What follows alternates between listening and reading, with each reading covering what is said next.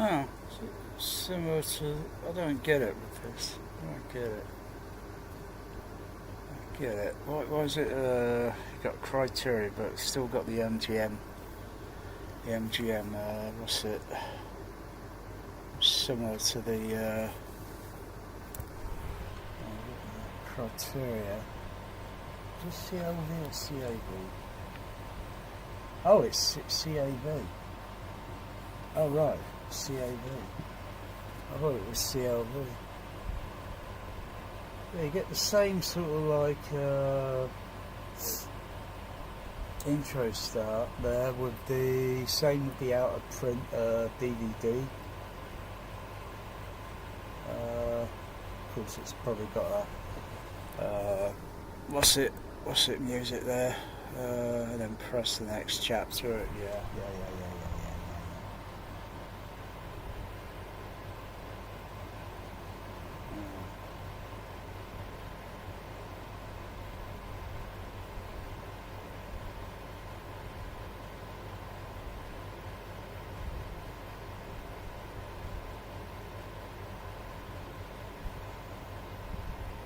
Oh, it's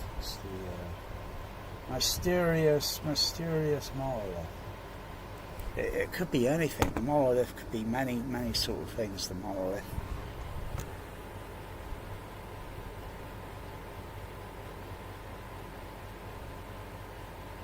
I wonder if that little scratch mark is about the same as on the laserdisc. Where is it?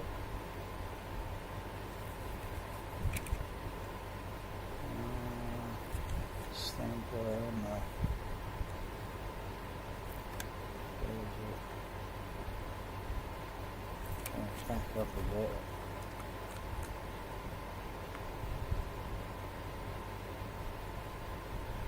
Oh yeah. Yeah, that sort of scratch mark. I wonder if that's the same as on the other laserdisc or the out of print DVD. I have to make a note of that. It's up there. Made a note of it. It's where they're looking at the more. I've looked for a scratch mark. And if it's the same, then it's the same print.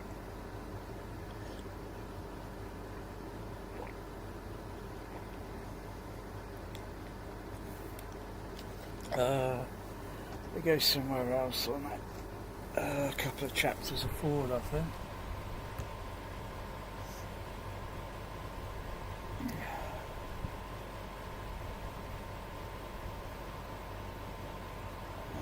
Whoa. Ugh. Goes up with the wind. And it comes down, whoa, to a orbiting satellite platform with nuclear missiles aiming down on Russia, or maybe it's Russia with love.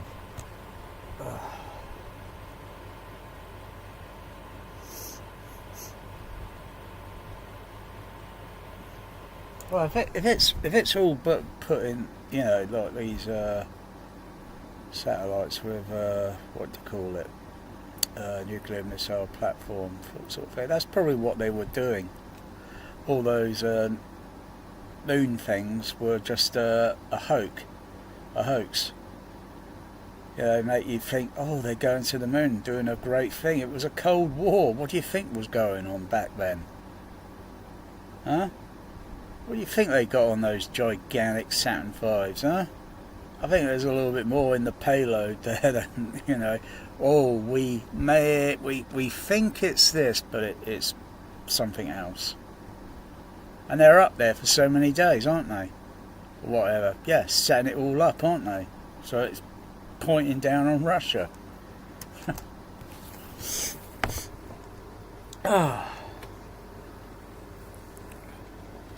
Otherwise, if they were going to spend all this money and all that and all this resource time, they could have got a little way by building a moon base, but it still take many decades to build.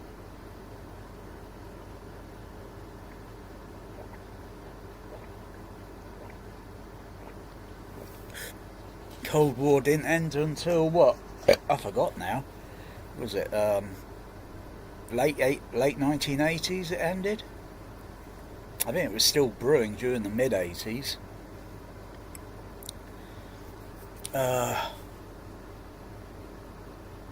Yeah. Cold War. It's kind of scary when you hear an air raid siren going off and you think, whoa, you think, what's going on? What's happened?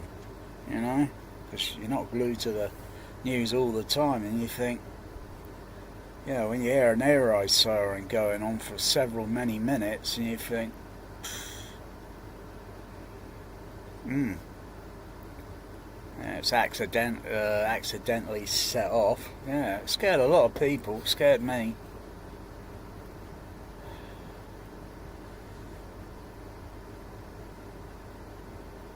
And I'm just looking at this print. I'm just looking at it.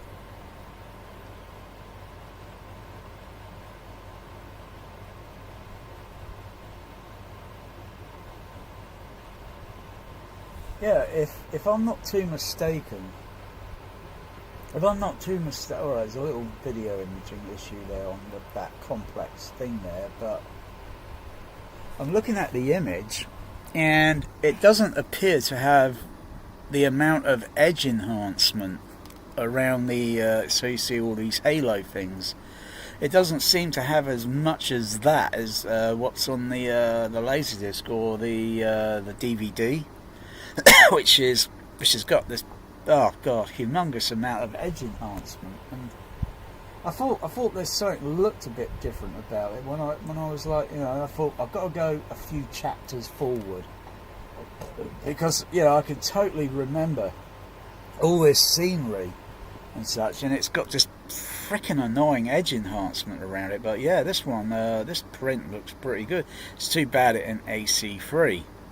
Or is there an AC3 laserdisc that doesn't have the edge enhancement on it? Because I'm also trying to make a note of the aspect ratio, how much width. I think there's a scene coming up. I think it's the next one. Oh, that's the end of side 1. I've got to go put side 2 on, so I'll stop that. Flip it over to side 2.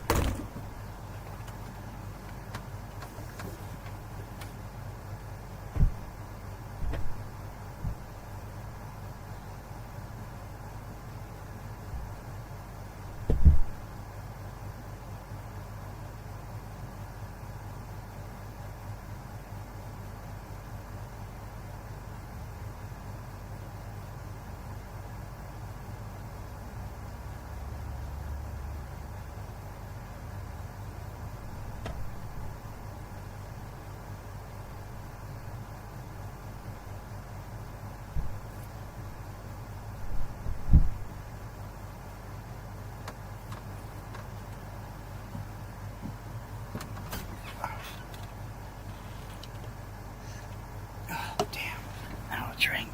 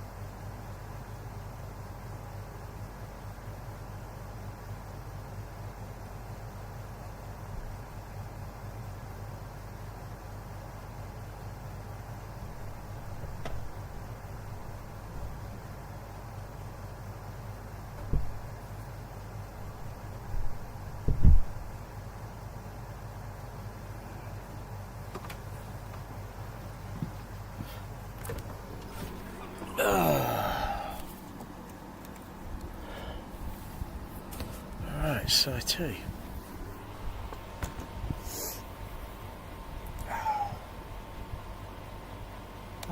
Let's have a note on this aspect ratio.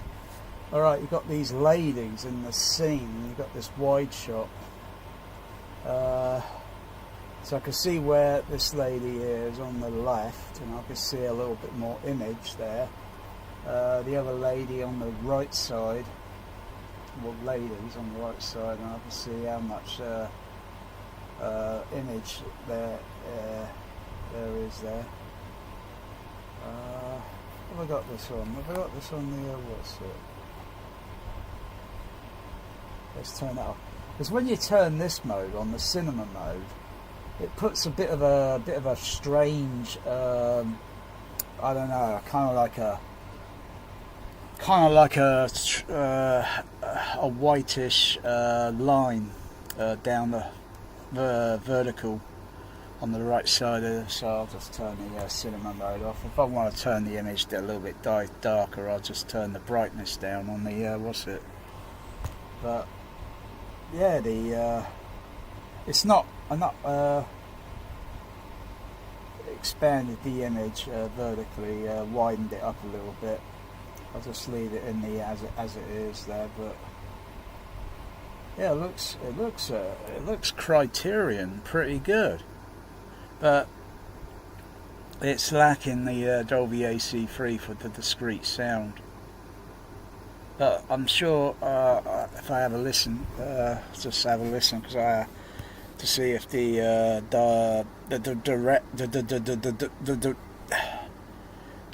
directional dialogue should be intact. So you hear all the voices panning or fixed in positions as it is. It's not really sort of like pans. You get some. I think there is some pans, but usually the sounds are fixed in certain positions on the screen. Whereas the one of those crappy Blu-ray discs that came out years ago, they dumped all the directional dialogue into the center channel. Oh, they totally wrecked it. But yeah, this Criterion is yeah, it's okay.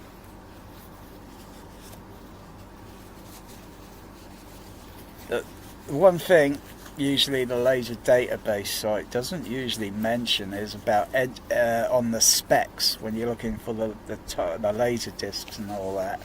They don't talk about too much of the spec of, like, does this have edge enhancement on it, or digital noise reduction? Does it look too soft or such? So if it did, it would have digital noise reduction applied. What's the aspect ratio like? Is it a little bit wider than the other present discs, or is it a little bit zoomed in? Therefore, if it zooms in a little bit, it's cutting off a lot of the scope frame or such. But yeah, bloody hell! Well, this shot here, it's almost like a DVD.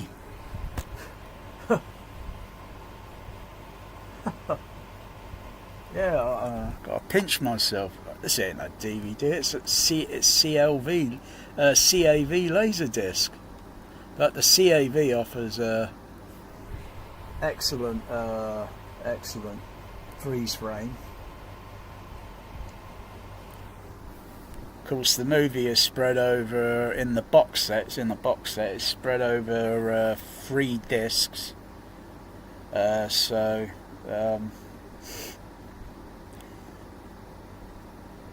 Yeah,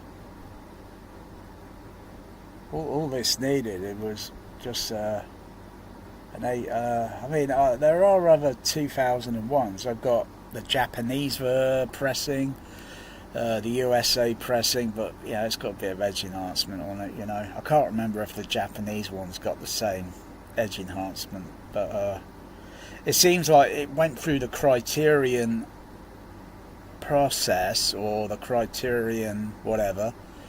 Obviously someone must have noticed that other pressings had edge enhancement and probably went ape shit and said, we're not having this bloody edge enhancement, get rid of it. That's probably what they were saying back then. I wasn't there, but if I were, I would say get rid of that fucking edge enhancement. Yeah, this looks a lot better without the edge enhancement. But still, even PCM, even if you got a really exceptional, you got to have a THX cinema like mine. Oh, that's a little bit. What's it? Was it when it's going from the? Yeah, that looks a little bit weirdish.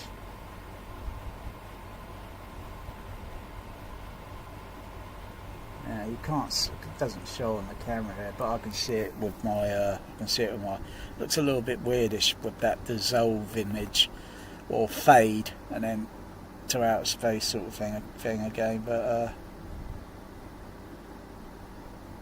the only thing with the problem with these things were the star fields and such, because they tend to flicker, and that's just the video imaging thing. Otherwise, you don't see stars flicker in outer space. You only observe that when you're in the atmosphere on this planet, and you observe the flicker effect because of the atmosphere at night time. But if it's the frame rate, and it's like if it's high definition, you shouldn't see any flickering effect.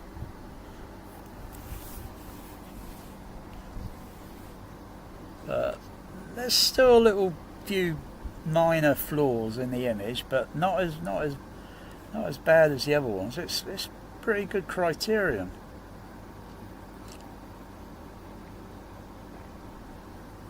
Colours look okay. The colours look okay. If they appear to be a little bit soft, then you only have to nudge the colour thing up a little bit. It's not a big deal. But oh yeah, it's nice to see the no edge enhancement. Doesn't show up very clear because the camera makes it look crap. Yeah, unless I plug in the USB one, or you get something to adjust the parameters, the contrast and such, or you turn down the light on the TV so the camera doesn't look at it like, or you got to have the camera pretty close to the screen, then it doesn't see all this over white contrast when you get the camera closer. But I'm sat here, so I wasn't there. I'm still like scratching my head out how they fucking did that shot. Walking around the what's it? I don't want it spoiled. I like how it looks.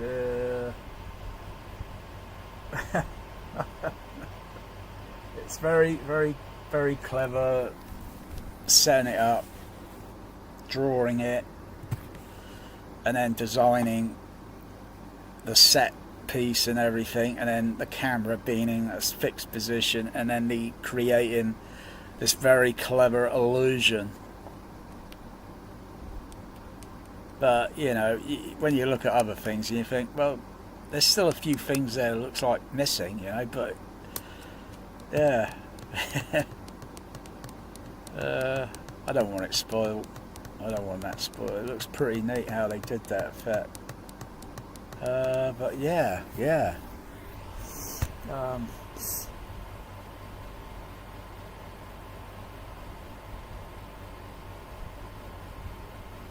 I think the star field in the back, it's not too. It's okay. I think the brightness level's okay there for the star field. If I took the brightness level down too much, then I wouldn't see many stars in the dark areas. Zero gravity, though that shows up a lot clearer in high definition. When the camera moves back a little, oh yeah, does it flicker? Because I can see it flickering on the TV. It pulls back. It starts to flicker there. Let me get this in closer, see if it flickers. Because the camera's probably on a different frame rate.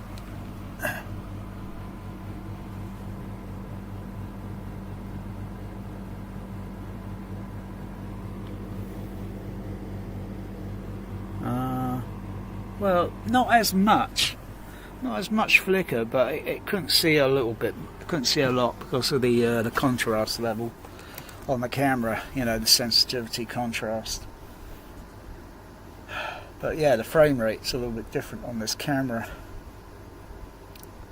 Could be a little faster, could be a little bit slower, and it's kind of like, yeah. Otherwise, with this pan shot over the moon, I see it flickering a little bit because of the image and such, because of the frame rate on the what they're using. But it still looks good. Still looks good. It's not a bad criterion.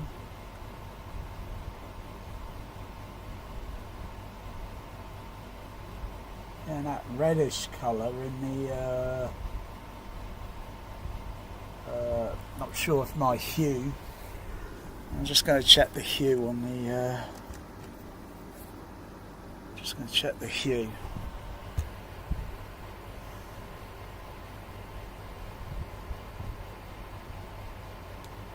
Or the tint, or the phase. It's got several names for it.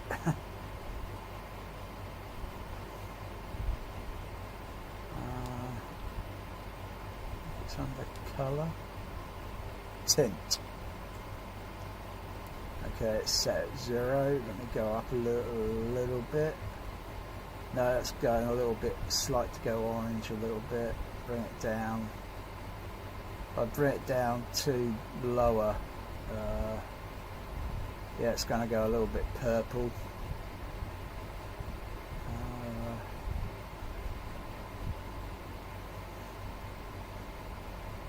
I think it's about right. Also, you got to maybe take a little bit down on the brightness, because if you turn the brightness up, it's like having a red colour and you go to do water painting, and you put a little bit extra more water on that red. It kind of makes the colour a little bit less got depth in it, you know. Colour. You kind of water it down a little bit, and it goes a little paler. That's the word I'm looking for. It goes a little paler.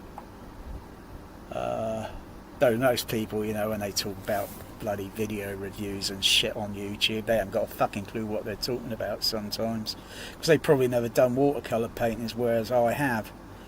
And you know, you mix colours into, you know, two colours into, you know, together, and you get a third colour.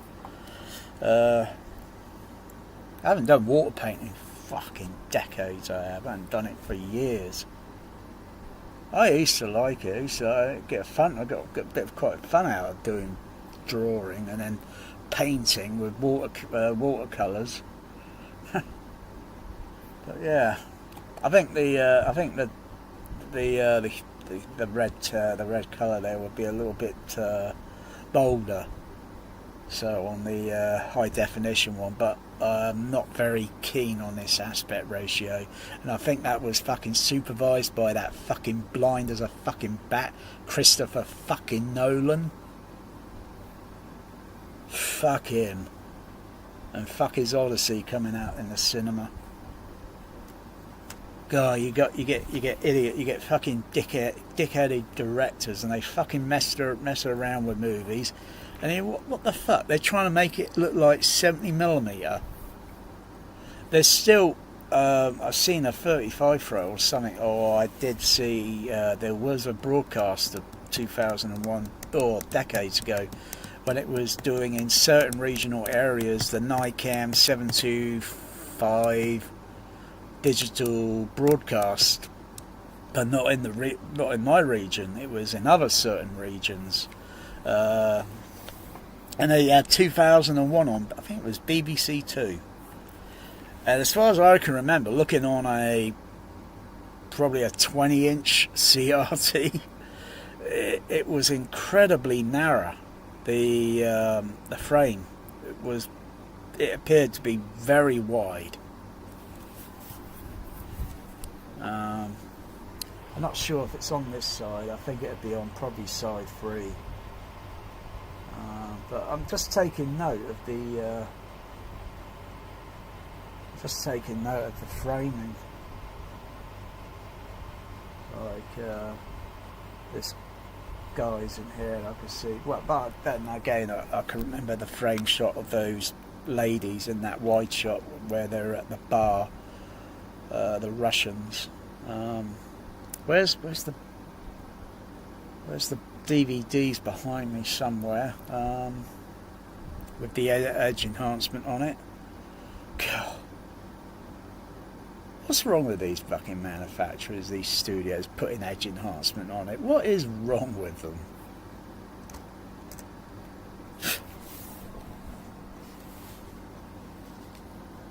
Yeah, you look at how the moon base looks in 2001, and you look at how it looks in Space 1999. Looks pretty similar, doesn't it?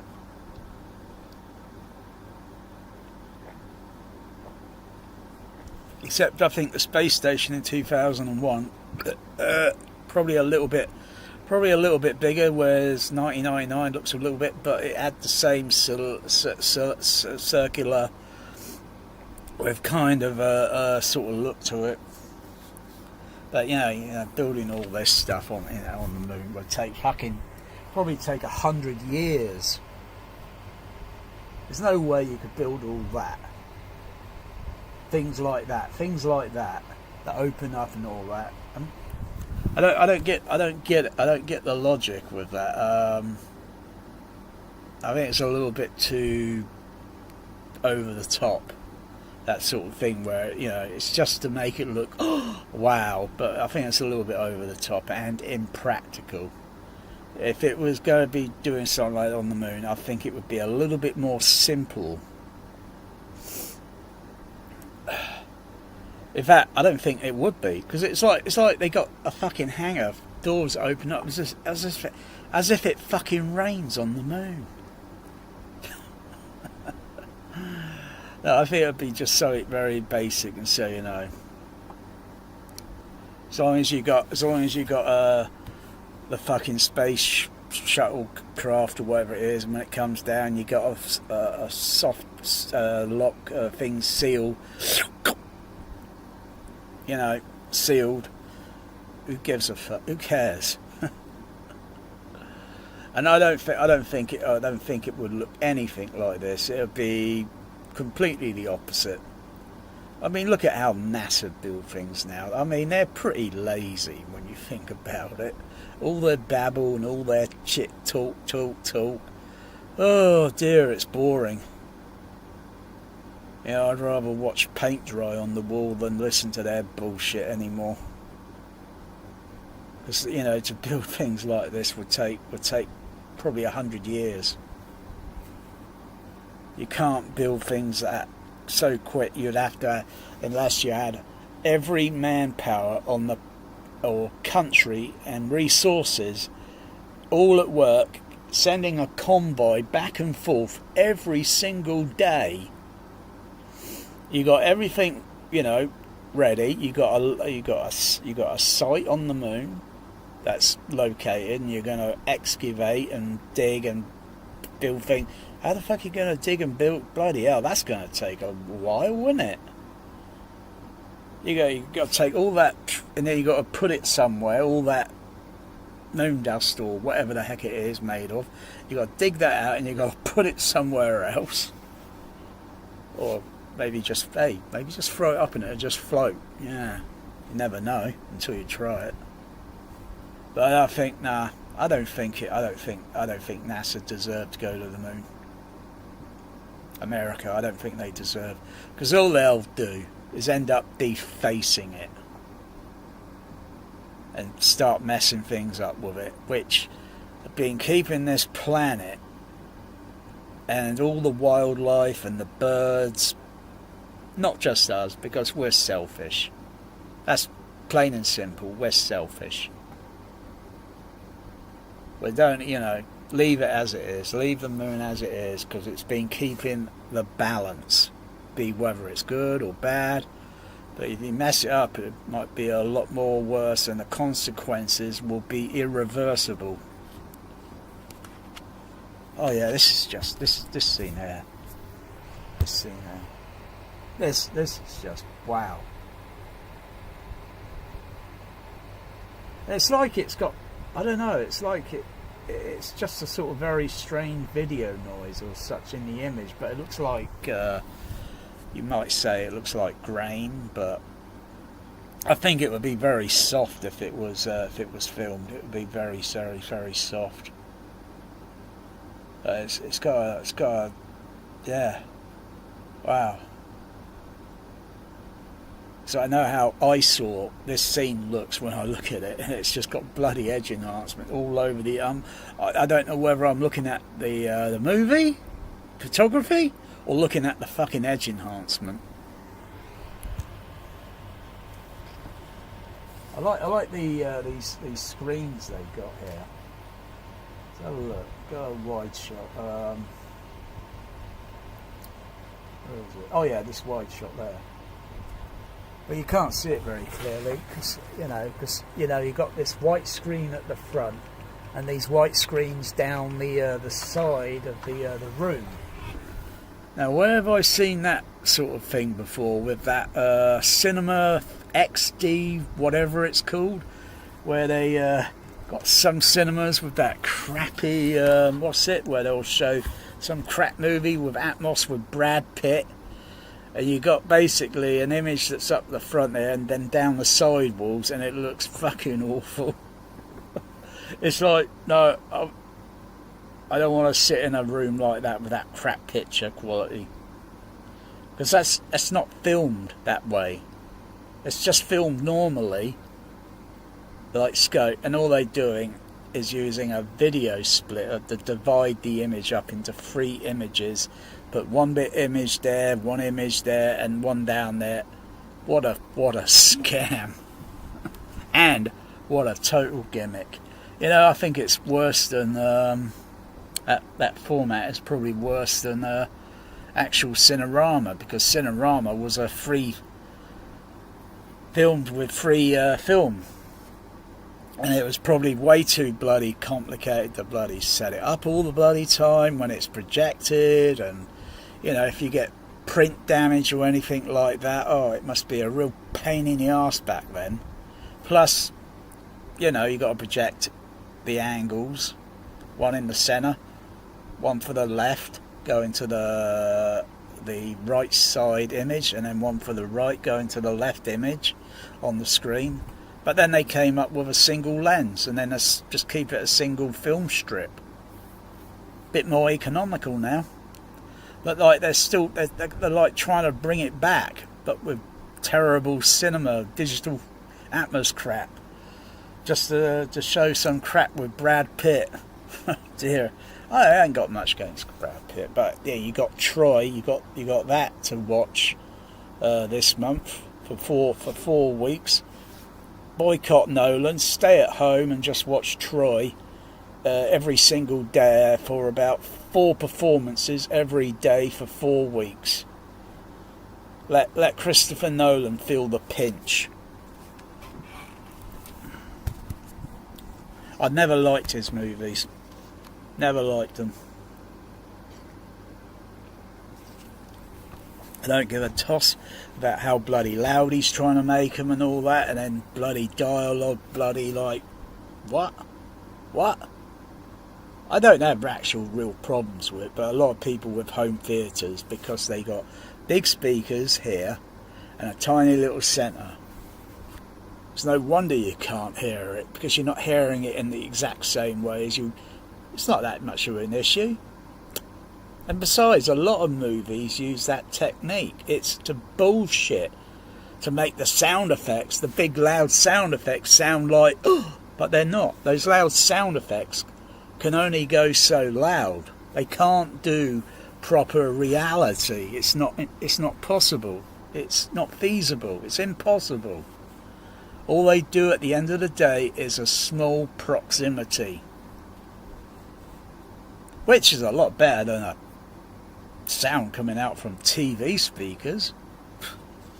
But yeah, when you're trying to and you're not balancing the levels, I don't get it. And then you people with their stupid home theatres and got their speakers in front of the projection screen. You got this teeny little centre channel, really, sometimes laying on the floor.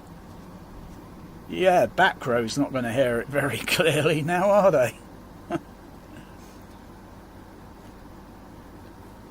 Oh dear. But you can still have matched speakers and still mess it up.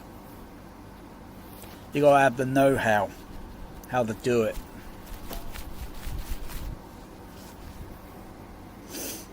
If you can remember how it sounded at the cinema, though a lot of people, I guess, on YouTube, all these all these so-called top home theatre people probably couldn't even remember how it sounded.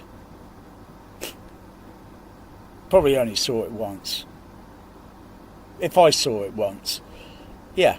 But if you see it a couple of times, you listen to it a couple, because you're seeing it and you're listening to it a few times, then you think, yeah, you start to take the process in, and then you start to remember, and you think, that's an interesting effect, or how I'm hearing it, due to where you're seated in the auditorium. If you go a little bit closer in your room to the screen, not too close, you go a little bit more closer, the perspective of the sound is a lot different. You think, wow, well, that sounds really wide. And all this bullshit with YouTubers saying, oh, I hear these loudspeakers, this loudspeaker, that, blah, blah, blah, blah, blah. Oh, it makes the sound... They don't have a fucking clue what they're talking about. Soundstage? Speakers... Soundstage? Yeah. I guess most people that go to the cinema don't always try the front row and then try the middle row. So you see the same performance twice in one day. Once in the front row, once in the middle. The perspective of the sound is completely different. It's going to sound a little distant when you're in the middle. It's going to sound a lot more wide and think, wow, I don't think I'll be able to get this quality at home. And yeah, you're right, you wouldn't be able to. It's pretty there's only such a so distance you can get towards the front. You go way too close, then that centre channel is going to sound like it's on top of you. It would cause comb filtering effects, audio frequency issue masking effects. If all the sound was done absolutely isolated, 100% discreet, so like how we hear sound in reality, yeah, it will sound pretty good even if you're pretty close. But still, if a voice is way over that way or that way, the imaging, depending on how close it is on the screen, or I think if they use 5 screen, then the positions could be like if two people, I'm talking a screen that's really big. Not these tiny ones we have in the home. I'm talking like 40 feet, maybe more than 40 feet, and the rest, because you got a few more feet extra more. So our homes are not like close to say maybe, depending on the auditorium size and everything, and the spec, and the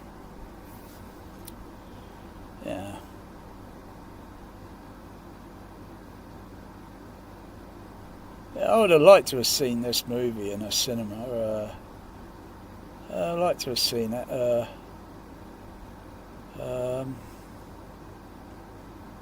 But the home is where it is now.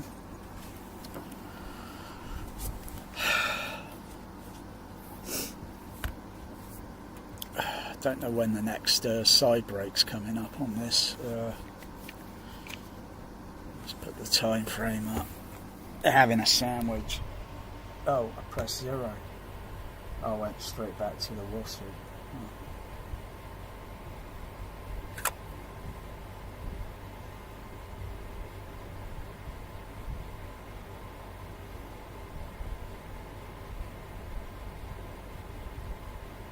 Yeah. I'm just kind of like in awe and pinching myself. Is this a DVD? I know it's not high def, but it looks like DVD quality. Did it have a? I wonder. I'm kind of curious because I didn't totally read the leaflet that come with the laserdisc about the transfer. You know, picture transfer or sound. Wow, I'm just looking at this. Wow, I'm just in awe. How did this Criterion version fly under my radar?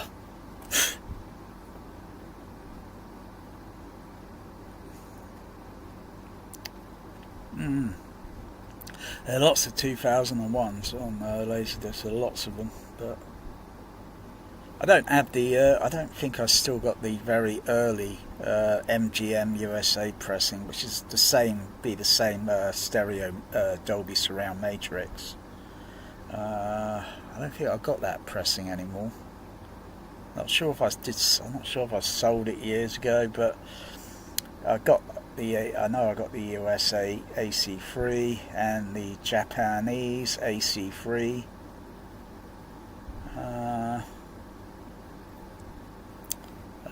The Region 2 DVD when it first came out. Terrible. Then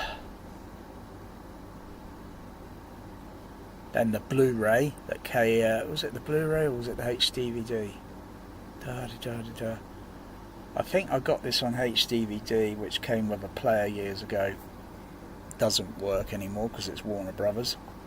Got the Blu-ray. Terrible. The UHD, because I got to check the picture aspect ratio, to see how much width image there is. See, this is what they're talking about in the movie about excavating.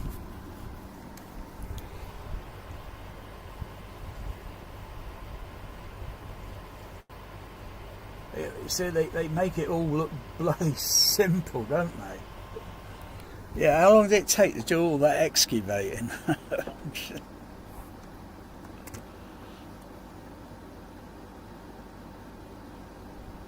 It's like, where they got all the I mean, were they actually out there in their spacesuits with a shovel digging? Oh, you'd be there for fucking years. No, you got to use machinery to sort of like, and how that machinery is going to operate in you know, you got to design machinery so it can operate in that sort of gravity. Otherwise, it's going to have issues, delays.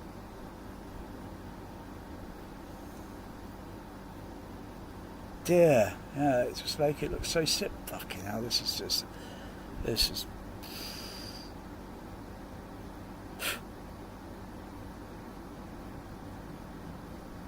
Why can't all laser discs look like this?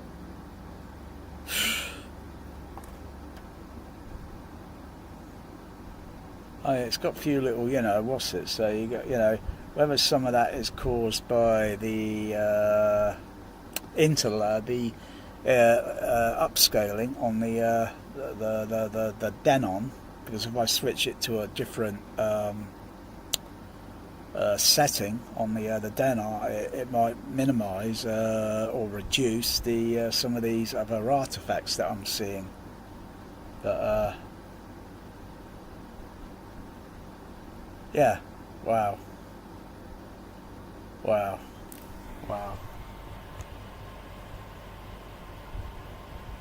30,000 frames. I think the side break is going to be where the monolith and the signal goes beep, and then it probably goes over to disc 2, side 3, or disc 2. Disc 2, side A, but it will be side 3. Will kind of be, yeah. So I know it's coming up to a break there because it's predictable, because I've got laserdisc experience. So I go to the next chapter. Yeah, Yeah, that's it. There, the signal. Oh yeah. Oh no. Oh, it's bending my head. Oh no. Oh, the noise. Oh, what the fuck? Get it out of my head. Get it out of my head. Oh, fuck. Where's it coming from?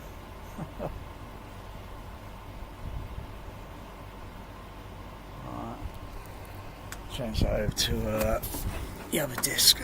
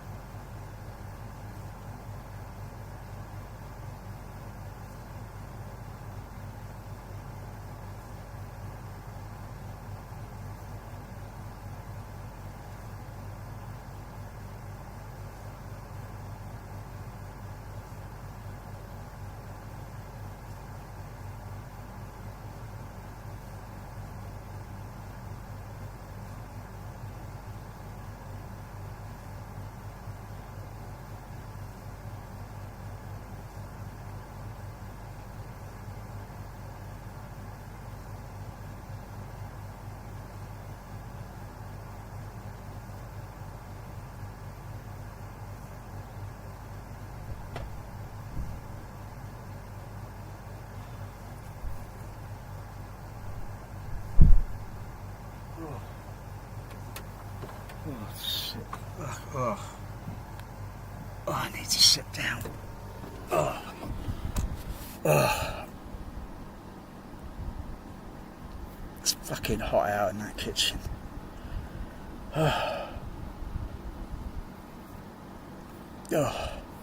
I was probably getting somewhere in the 90% range of probably blacking out. Oh. I just got to relax for a couple of moments. Oh, this hot weather's not doing me. I'm not getting any favours with this fucking hot weather.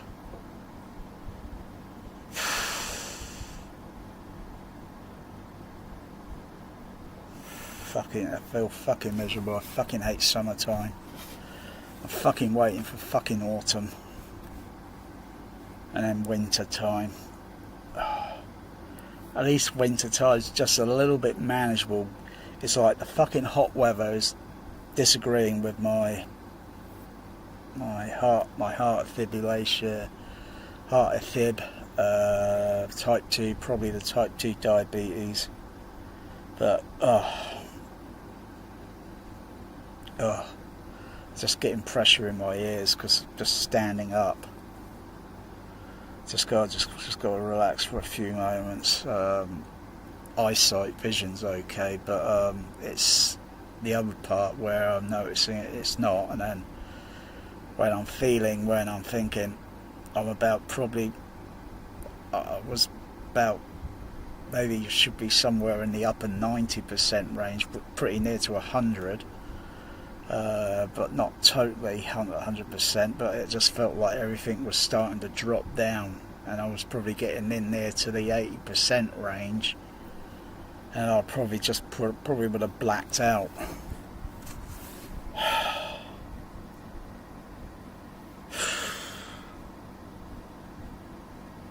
Fucking hate summertime. I used to like it, I fucking hate it now. I fucking loathe it.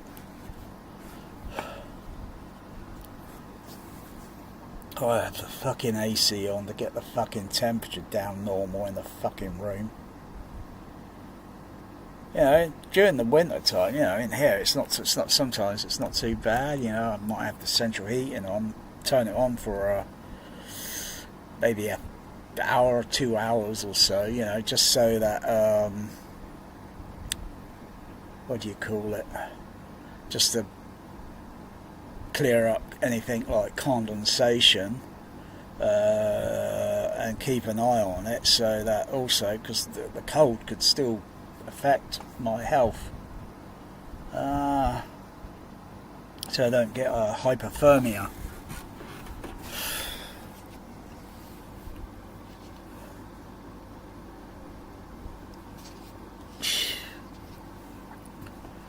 Okay.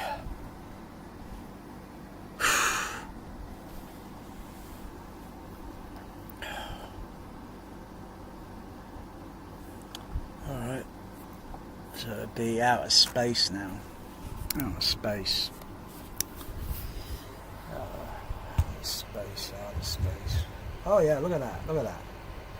Yeah, that image in there, hang on, it's interesting where it's on the Jupiter thing, and you see the star field a little bit clearer. When it cuts away from that,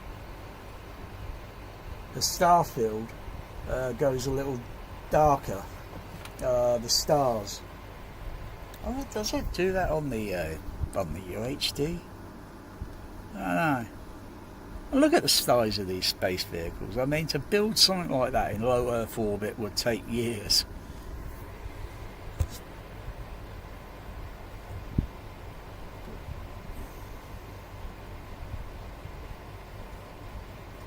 I still occasionally get this little bit of flicker on the image. I've got to check the the RCA on the video signal, and check it out to see if it, like, yeah, what? Oh, I have to get the player on the bench. Oh. Open it up and just check around on the inside, outside, see if there's any dry joints that might need soldering.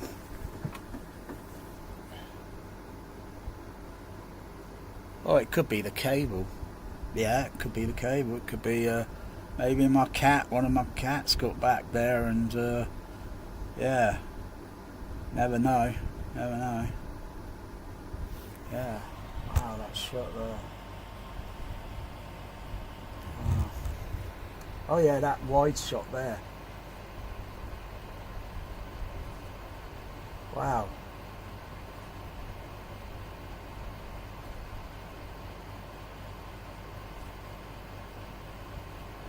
Wow. So let me check. Did I add this on the? I don't think I added this on the on my database.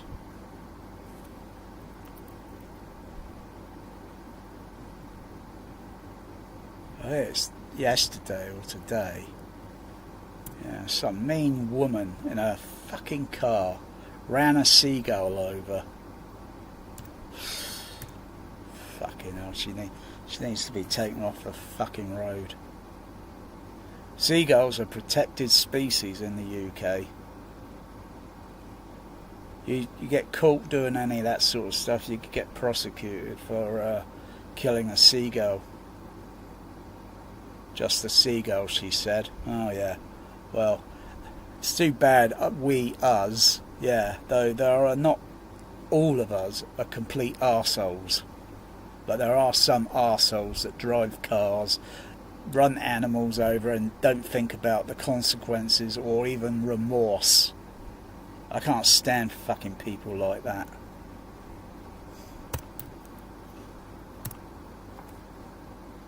And seagulls have been around for 33 million years. And then we fucking show up, fucking hell. Oh dear. I don't know. Poor seagull.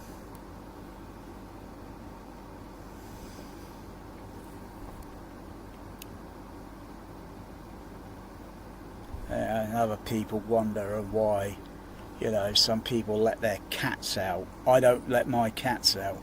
They're house cats. I don't let them roam around or take their chances with the fucking road. Because I could take my chance with my health condition. I could sort of like be crossing the road suddenly, or because the heat or something, it would make me feel dizzy or something. I could probably walk into the road and probably get, accidentally and get hit by a car.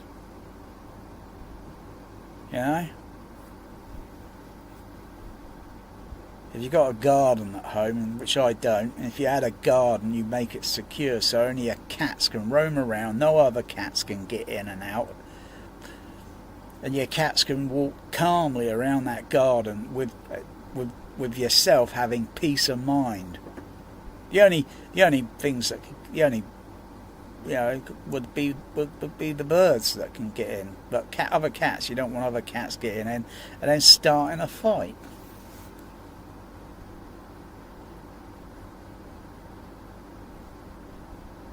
Though you might say some cats are clever, but then we're not.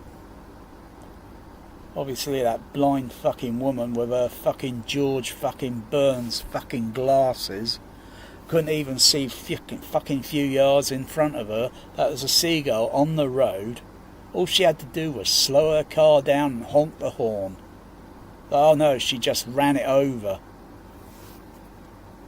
That's like seeing a baby crawling out the house into the middle of the road and running it over.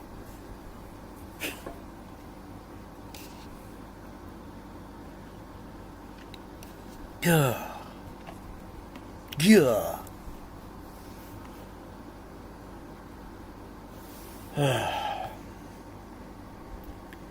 Yeah, a lot of people in that group are not happy with that lady. I think she's going to be the most hated lady in the South.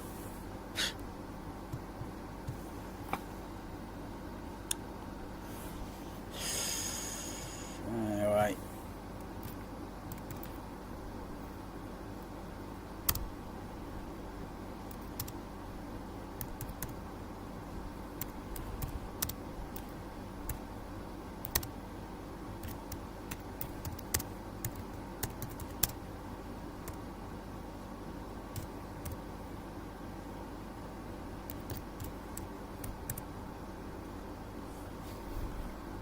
Is that all the pressings of 2001?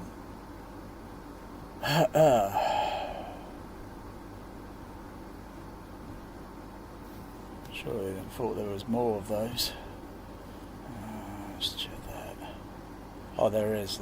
Yeah, check that. Oh yeah, that brings up all the other HDVD ones. But I don't need to look at those. So I'll go back to that other list. Yeah. So this is the Criterion one? Oh yeah, that's the box set one. It says the aspect ratio is 2:20:1.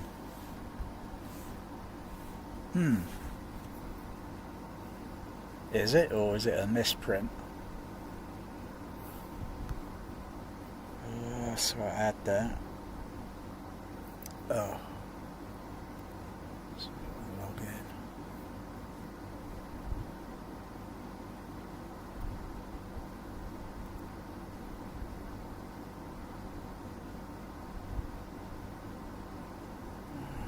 That's corruption. Okay, what does it say about this? Okay, it's got I think it's got extras on it, probably on side 6. M3 hinge,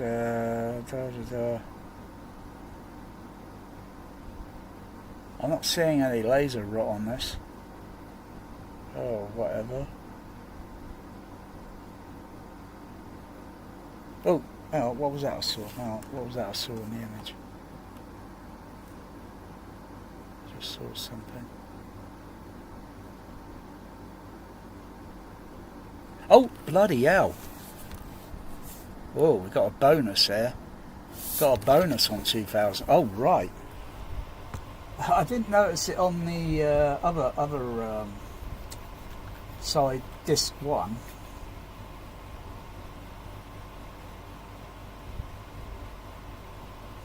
Whoop. Oh, bugger.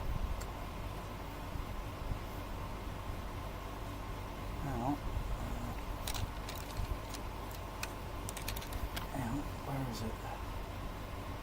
Out. I just noticed the slight flicker when I was looking away from the screen, and I just saw this unusual flicker in the image, and there it is. Oh, it's large as life. It's a Q dot. It's a Q dot. Oh, that makes this 2001 a Grail. Oh yeah, this pressing is a Grail. It's got a Q dot on it. I didn't notice it in the right. If I see one Q dot there, I should see another one in 10 seconds. I go to the image. What's it? Frame.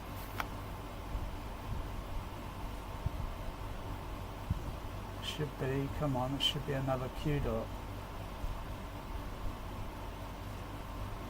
No, unless I don't go back.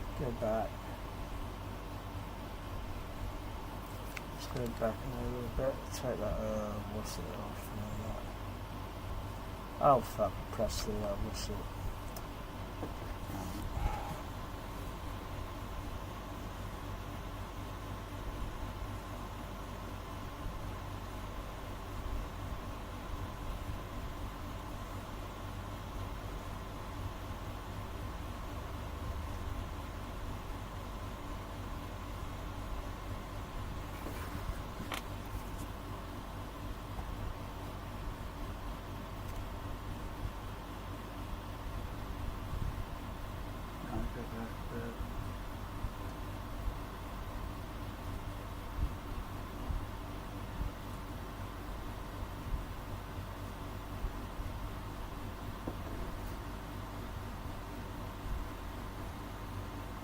Is it this shot frame? Because they show it. Oh, there it is. There's one Q dot there.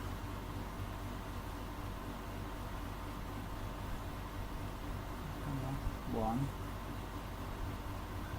Go back. Okay, count 10 seconds. 1, 2, 3, 4, 5, 6, 7, 8, 9. I don't see the other Q dot. Either it's missing in the frame, or they I don't know, they removed it. But I saw one Q dot. Oh, you know, you when you first see the Q dot, you count 10 seconds, and then you see the second Q dot, and then that's a real change. But still, it's got Q dot on it. It's got Q dot, so it's irrelevant. So it's a Grail. This is a Grail.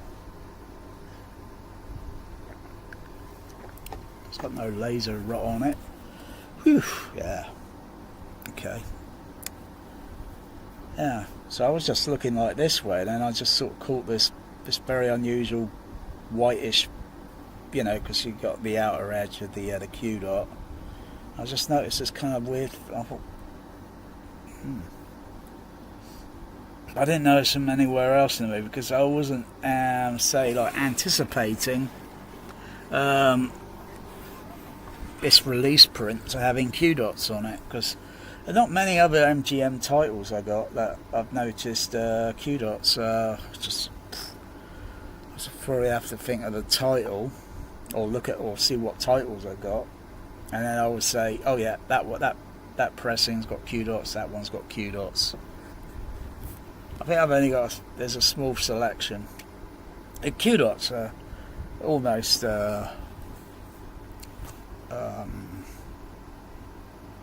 phased out with you know, you just don't, they're only there. Oh, that's a good image. That's a good image. Yeah, that looks pretty good with the as long as the camera doesn't start moving, and you got all these lines there on that console thing, and then it will start flickering, won't it? But yeah, I haven't listened to the sound yet because I've got the bloody air conditioning on.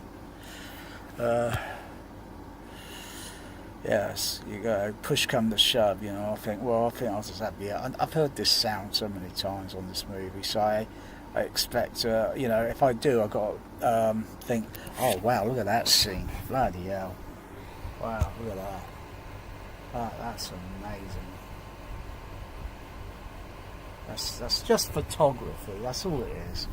It's like, sit still, camera's mounted, fixed position. Okay, roll camera. Oh, nice photography. It'll look great when it's up on the screen. Yeah, there's some wonders on this criterion.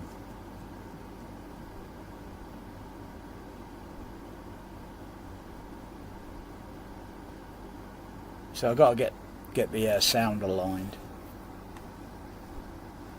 Yeah, I'll maybe align it for 3 screen, but then I might want to align it for 5 because it, you know,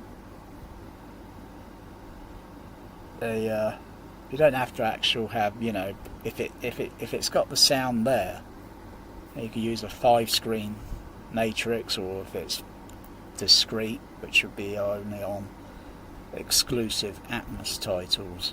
Only a few selected Atmos titles have the left center, right center discrete. But you can still use the 5 screen matrix, and it still does a pretty damn good job. Far better than 3 screen. So it's like being there then, sort of, kind of like being there, sort of, or it being here. Just makes it more theatre-like. Because that sort of 5 screen is usually only exclusive to certain cinemas that have the 5 screen speakers behind the screen. Nearly all the USA home theatres don't even have 5 screen. And I doubt even some in the UK are even running 5 screen with their Trinovs. You know, you've got to look into that, what that processor can do or what it cannot do. The Storm Audio can do that, the JBL Synthesis, I guess, that can do that. Trinov can do that, but every AVR receiver or every other processor that's out on the market that says it's 16 channel this or what, cannot do the 5 screen. You go into the menu and all that, because all the channel outputs usually on some of those other processors are like left, center, right, whatever, whereas on all these other processors it's assignable. So it's like channel 1, 2, 3, 4, 5, 6 all the way up to 32, and it's like you look in the menu, but if you assign the channels starting from 1, 2, 3, 4 and 5 for the screen channel, so you do the put the left center, the left center and the right center in the proper configuration, so it should display, the processor should shuffle it around and have those channels, so you see left center, center, right, then your LFE, and then after your LFE, your left surround, right surround, or your left surround number 1, left surround, which would be in the middle, left surround number 2, which would be a little bit further back on the sidewall, and then any other speakers what have to be assigned, maybe in the corners. Maybe you want to do a little bit more along the sidewall, but you know, so you get like that, what do you call it, cinema signature sound. Otherwise, a lot of home theatres in the USA only have a few speakers on the sidewall. You're not going to get a proper signature sound with the surround, period. You just can't. You got to it's only achievable once it's in an array, and then it's like you got to have the know-how, you got to have the knowledge, the experience to sort of like think, yeah, I know exactly how that sounded in the cinema. You got to be at least also maybe about my age. If you're a little bit too young, you probably won't be into it. Chances are you won't be into. You just want it, set it up, put some couch potato home theatre seats in the room, and just get. Get demos going, but You got to have it's a little bit more than that. It's a little bit more. It's achievable to do it in a small room.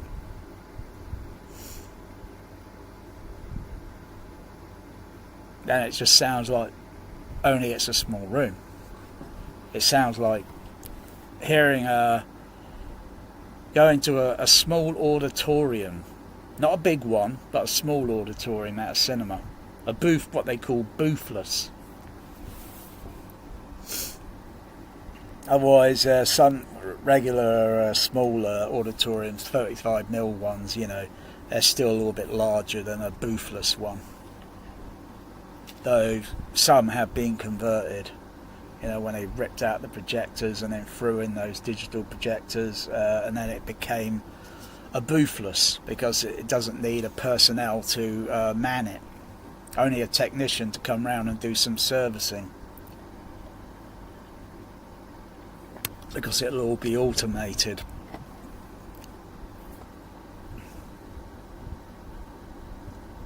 Wow, this thing here, that's clever how they do that. You can't see it here. You can't see it. For 2024, I'll just probably keep an eye out, see if I see another Q dot.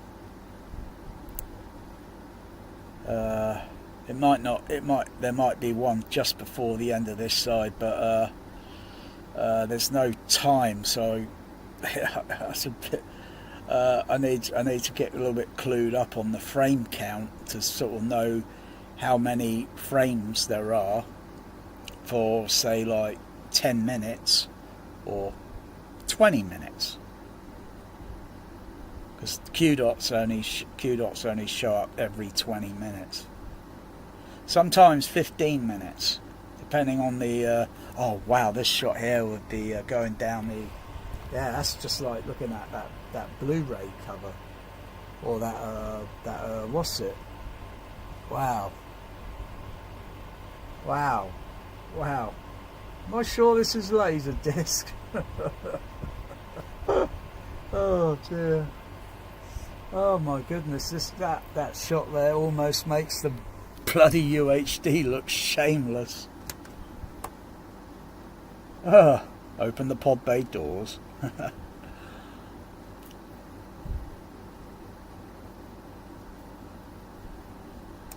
So the other thing that's interesting is the space helmets. A bit sort of similar to that movie Mission to Mars. They got the same sort of similar shape to the space helmet.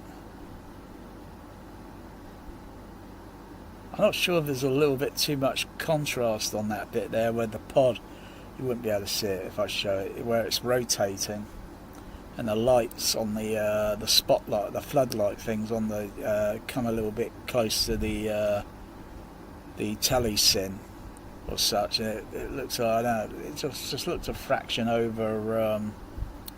Just a little bit oversaturated, a little bit.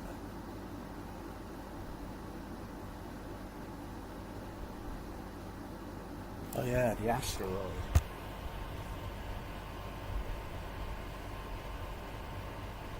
Oh look, all you need is the Millennium Falcon flying into the shot.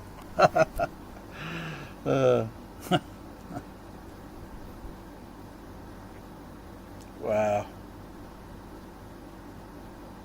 I used to find this movie really fucking boring, but you know, now I think as you get older you get wiser.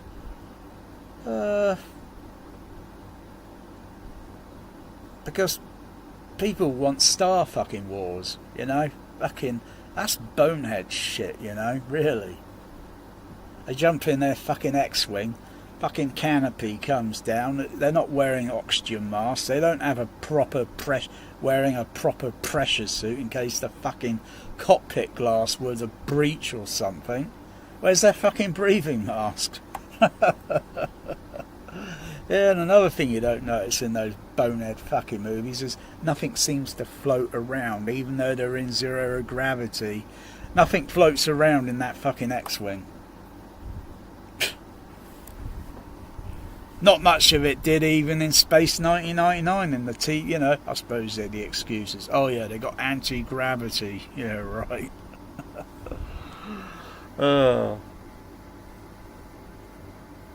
Like, wouldn't it be interesting in Star Trek if they, you know, I'm talking about not that Jar Jar Abrams crap, but if they were to, like, you know, lose their anti-gravity sort of thing, and then things start floating, and it's, Mr. Scott, get the anti-gravity back online. I'm trying all I can, Captain. Ship's can't, she's breaking up. You know, that would look pretty neat, wouldn't it? Because there's no actual, you know, to create a spin, a rotation for the. If the Earth stopped rotating, all the water would notice it straight away. What's that I can see in the image there? There's something there up in the left corner that's moving around. There's something. I never noticed that before.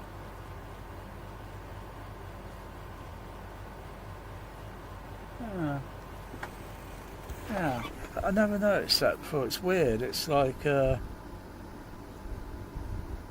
don't know, it's either something with the photochemical process or... No, probably put the DVD on at some point. I'll put the DVD on and have a look at the, see what the aspect... Wow, fucking hell, look at that shot there. That's like, wow. Well, it's getting near to, I think it's going to get near to a side rate, and I think it'll probably be just when he captures or retrieves the control unit from the antenna dish, and it'll cut to the next scene where they're probably doing the diagnostics.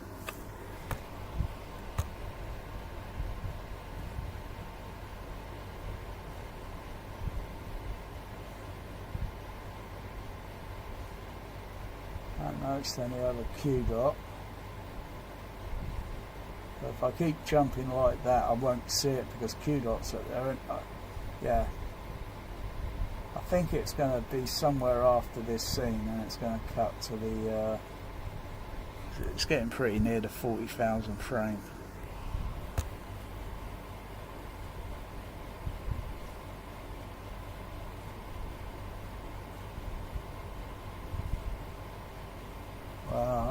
I just need one of those.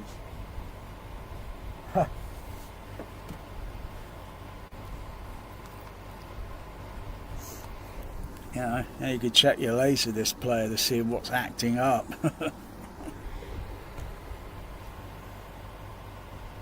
Wow, look at that shot though. Wow. Wow.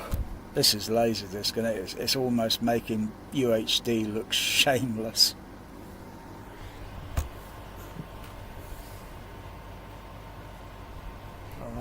Let's just turn the air conditioner AC for a sec.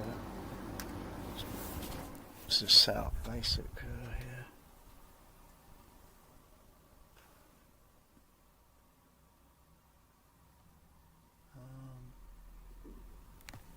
Yeah, where's the audio? Have I got it? I think I've got it. Probably haven't got it soloed on the. What's it? Probably haven't got it solo. Oh, it's solo.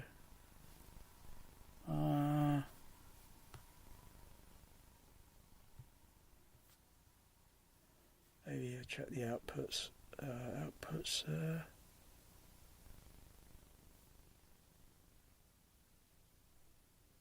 Oh, hang on. Have I got? I haven't got it on the. What's it? Where is it? Because it's probably on a HDMI signal.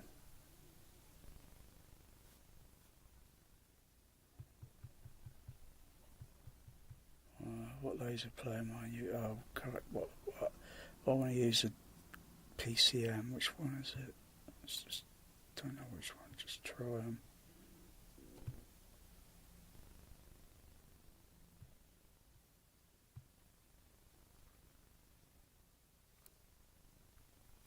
Which one is it? Which one's the signal one?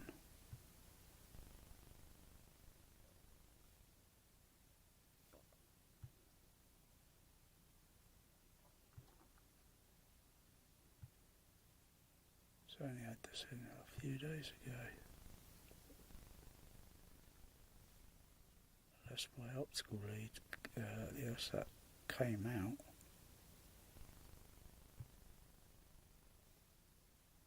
Ah, bingo. X-ray Delta 1, this is operation and let. I would recommend that we put the unit back in operation and let it fail. I want to go over to use 5-screen. I've got to go over to the other theatre mode.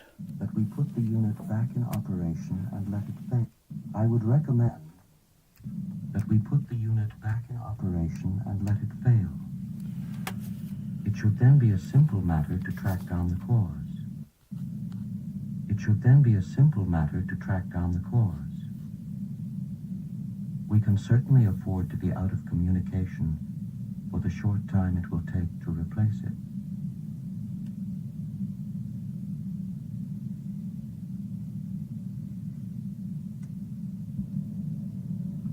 X-ray Delta 1, this is Mission Control.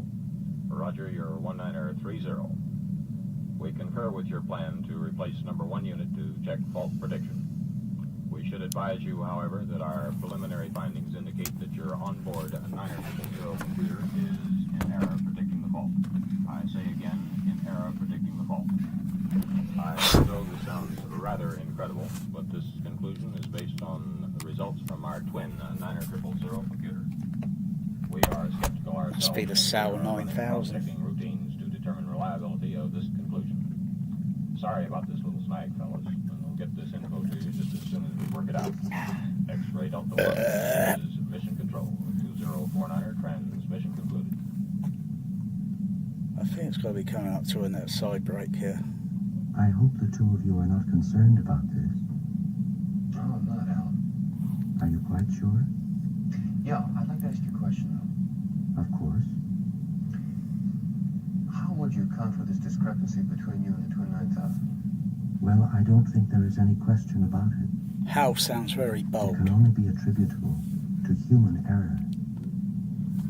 This sort of thing is cropped up That before, uniform sound behind the and it has screen. always been due to human error. I've got projectors standing by, so There's never been any instance at all of got the projector standing by. 9000 series, has there? None whatsoever, Frank.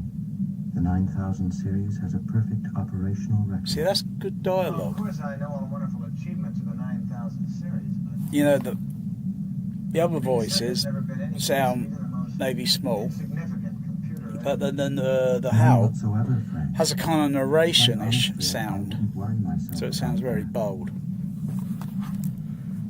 Ain't no dialogue problems in this THX cinema. Well, I'm sure you're right, Hal.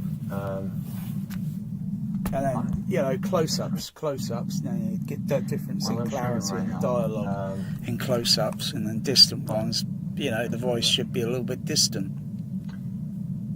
Oh, Frank, I'm having a bit of trouble with my transmitter and C-pod. I wonder if you'd come down and take a look at it with me. Yeah. See you later, Hal. Yeah, it's got to be coming up to a side break. And stand by.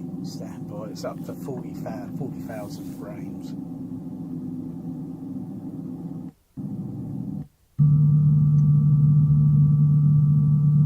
What sort of trouble you been having, Dave?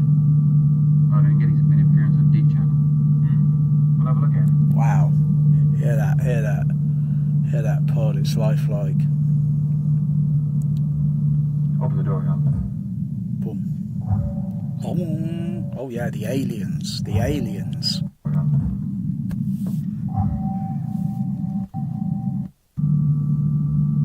Open the door, Hal.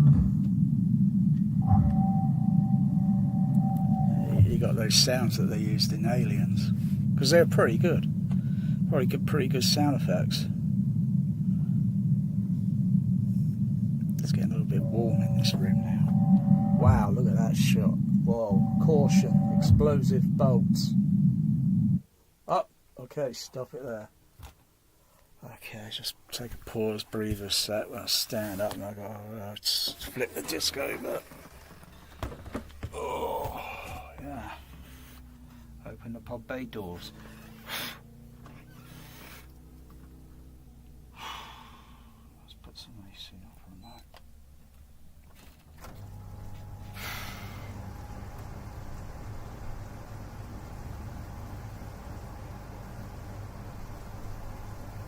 See, everything else feels right, except sometimes moving around, standing up, sound on my ears goes a bit weird because of blood pressure, because of the blood circulation. But you know, my vision, I'm not seeing double vision or anything, or any blurred vision.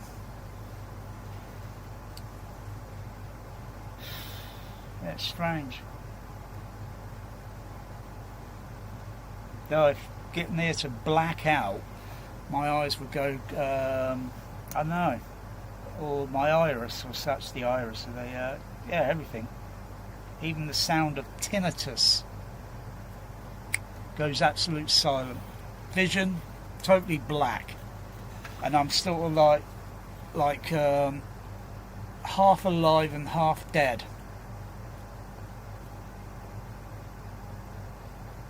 But then it takes probably a few seconds until I become conscious. Scary.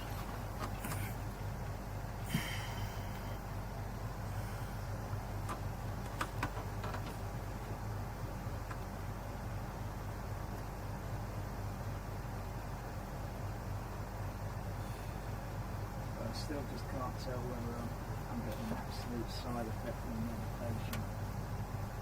50-50, I asked the audience.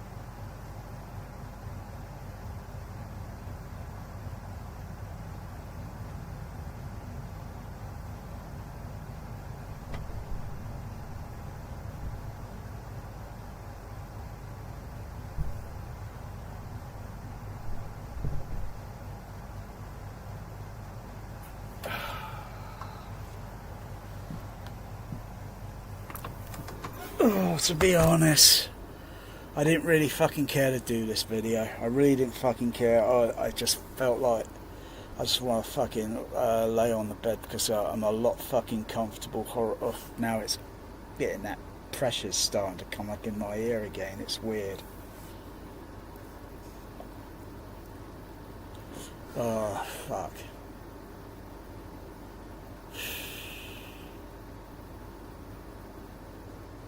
Seeing here, I don't know.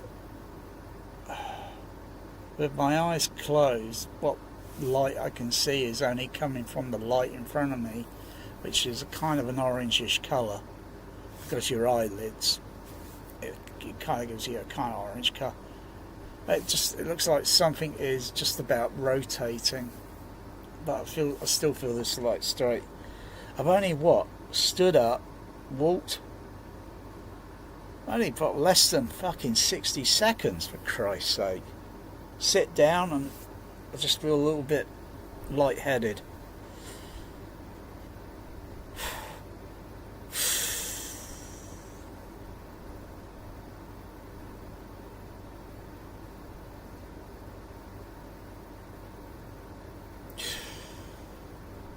I didn't really fucking care to do this. Just gotta relax. Well, I took my medication. I can't remember what time I took it. Did I take my medication?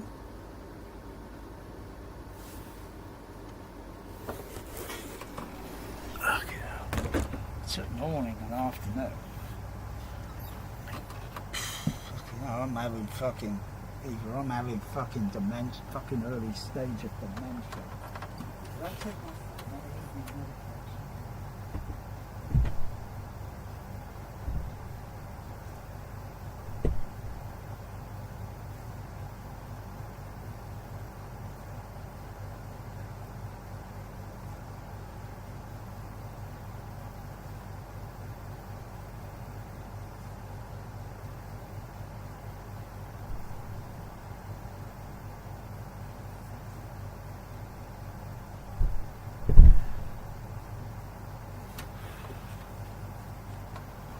Yeah, I took it.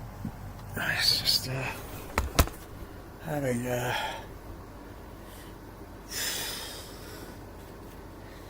it's the fucking heat, that's what it is.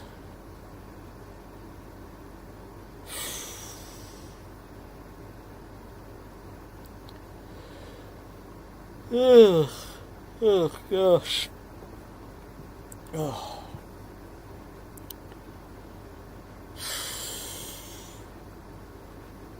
Fucking hell, fucking autumn seems like an eternity.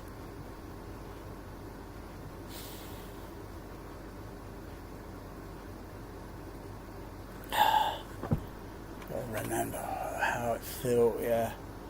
So, yeah, it doesn't get like what do you call it? Like you can breathe your breath. You see it in the fucking air at winter time. I don't get it as bad, you know, as like I fucking had here fucking years ago because the windows were a little bit, or was it? And I think it was the central heating was absolutely lousy.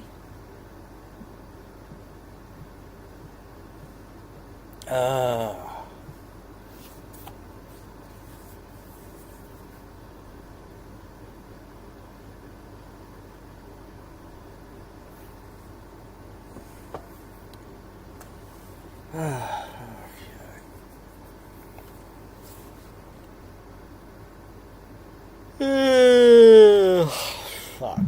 Rotate pods, please, Hal. Rotate pods. Wow, that image, that picture quality, so no laser rot, no laser rot. Stop pod rotation, please, Hal. Wow. See, I can still hear it, even with the air conditioning on. Rotate the pod, please. It's just the soft dynamics. But you got to say, like, imagine they got an air conditioning Rotate turned the on. pod, please, Hal. It's going to make that real sound, you know, where it's located. I don't think you can hear us. Rotate the pod, please. Let's just turn it up a bit on the fader. Rotate the pod, please, Hal. I don't think he can hear us. Rotate the pod, please, Hal. Yeah, I'm sure we're okay. Well, what do you think? I'm not sure. What do you think? I've got a bad feeling about it. Let me adjust that center a little bit. What do you think? Yeah. Rotate the pod, please, Hal. Let's take it down a little bit on the what's it? I don't think he can hear us. Yeah. I don't think. Rotate the pod, please, Hal. Let's take those out. I don't think he can hear us. Rotate the pod, please, Hal.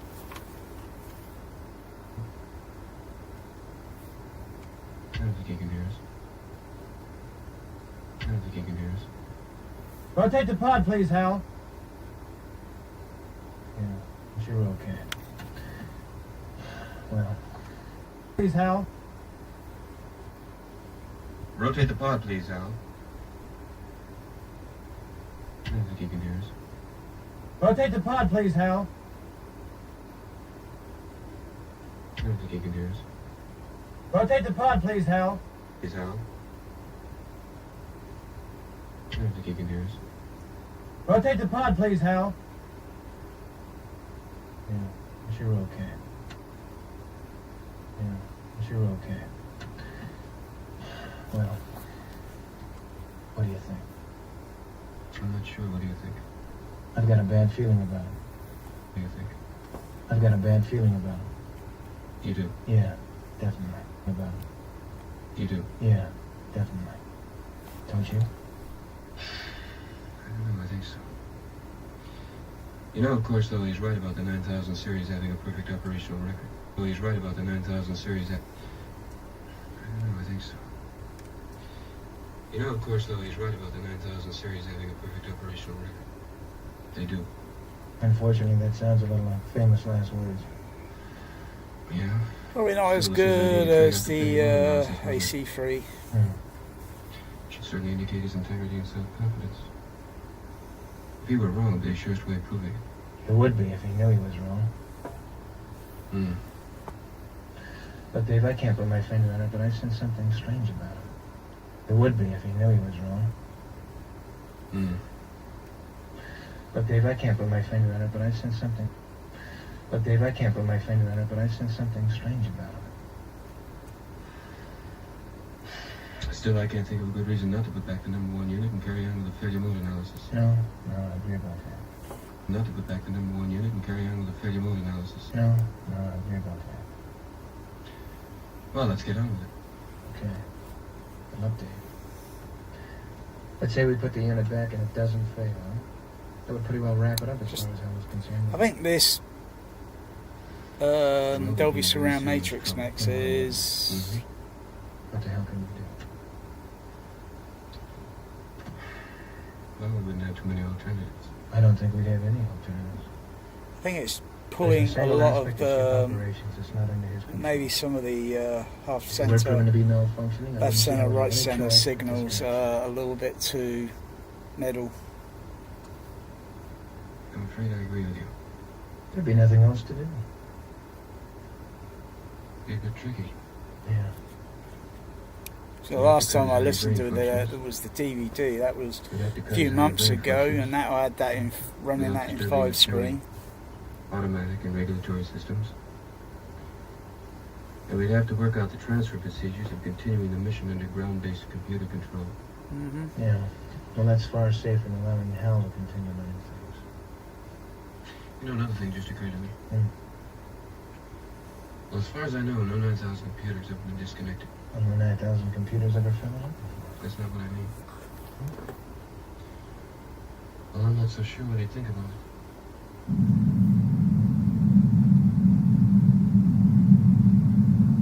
A shot like that, Think about it. where you see the Hal Well, I'm looking. not so sure what he'd think about it.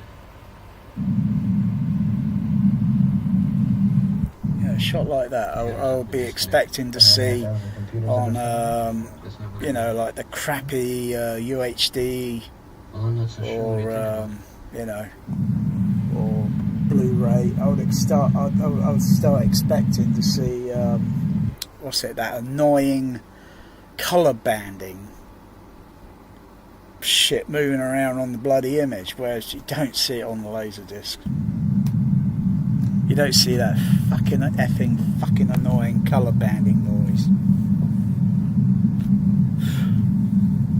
I think there's this is coming up to a what do you call it, intermission. Yeah, it's coming up to intermission. Yep, intermission.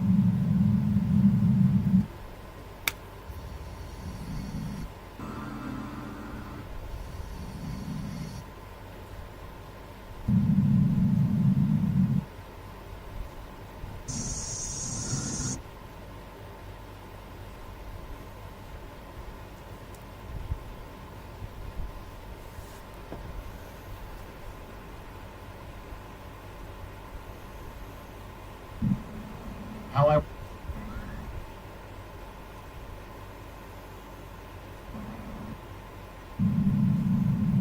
Oh.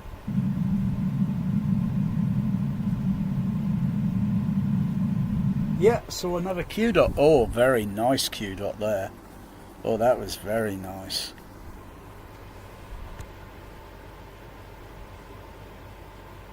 Oh yeah, look at that Q dot on there. I can tell with the Q dot, I could tell that there's still a little bit of the, say, like the aspect ratio. Yeah, it's still just a little proportion zoomed in, just a fraction. Otherwise, when you see the Q dot, there's still quite a little bit more image out on the outside of that Q dot. And Q dots are only oval shaped because it's going through the anamorphic lens. Otherwise, Q dots are circular. But when you see, you know, the difference between widescreen W/S, which is a projectionist tech talk, versus or Academy ratio and scope. Otherwise, on 70mm blow up prints, they're circular because it's not going through an anamorphic lens. Oh yeah, that Q dot. How many Q dots do I see there? I should see 2. Oh, hang on, wait a sec. 1, 2, 3, 4, 5, 6, 7, 8, 9, 10. Yep, Q dot. Open the pod bay doors, please. Some nice Q dots there. That's a real change. That's a real change. Open the pod bay doors, please, Hal.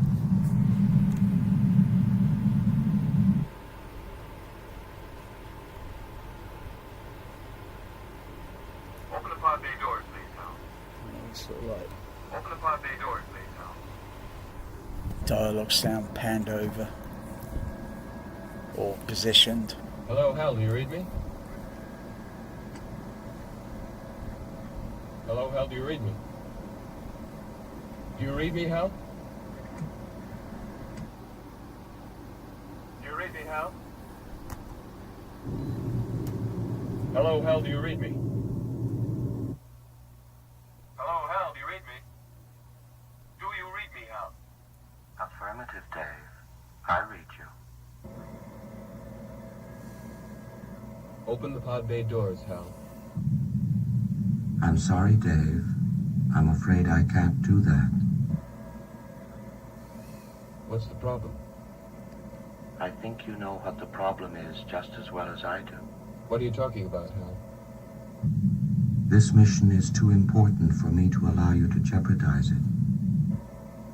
I don't know what you're talking about, Hal. I know that you and Frank were planning to disconnect me, and I'm afraid that's something I cannot allow to happen.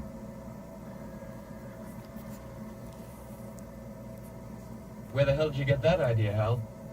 Dave, although you took very thorough precautions in the pod against my hearing you, I could see your lips move.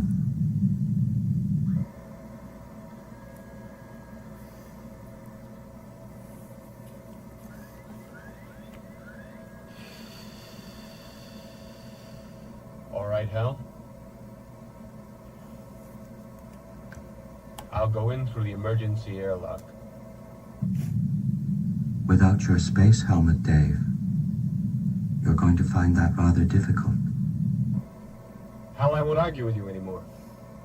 Open the doors. Dave, this conversation can serve no purpose anymore. Goodbye. Hal? Hal? Hal? Hal? Hal?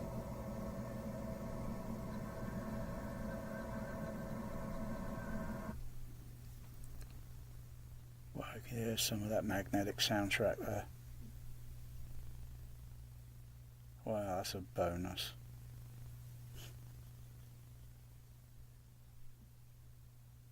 If I pumped it through the CP200, I'd probably probably use the Type A noise reduction.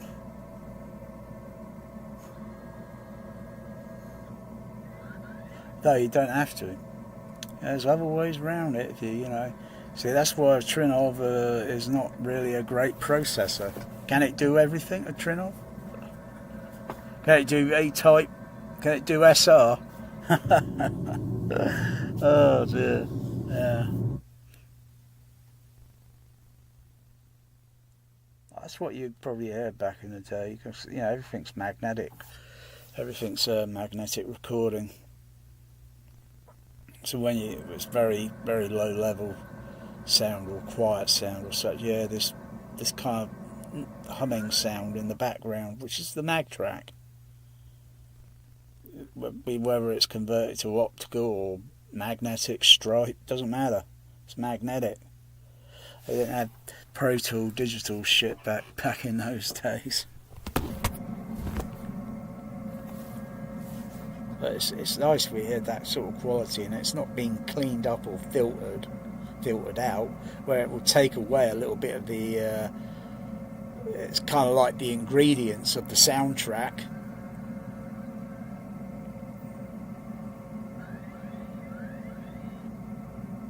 Yeah, that's how it was. Yeah. You get a little bit more of that low end bass quality. Oh, that's a good shot there with the pod rotating.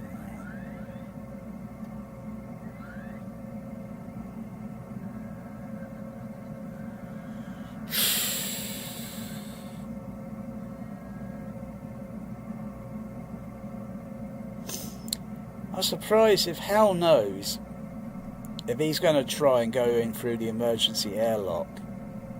Why doesn't Hal use some, I don't know, ohms engine, give the spacecraft a little extra so it kind of moves a little bit, because doesn't Hal have any cameras on the outside, so he knows he's going to approach the airlock. He knows what he's going to probably anticipate what he's going to do. So why doesn't Hal just give a little extra thrust on the spacecraft so it moves out, and make it very awkward then to dock because it's moving, and you've got to use the thrust such on the space pod thing, and that's only got a limited amount of fuel, whereas there might be a lot more such on the spacecraft. I think that's just a sort of thing that could have, but obviously it didn't want to. It could have. It's like I say, the more you watch this movie, the more it makes you think.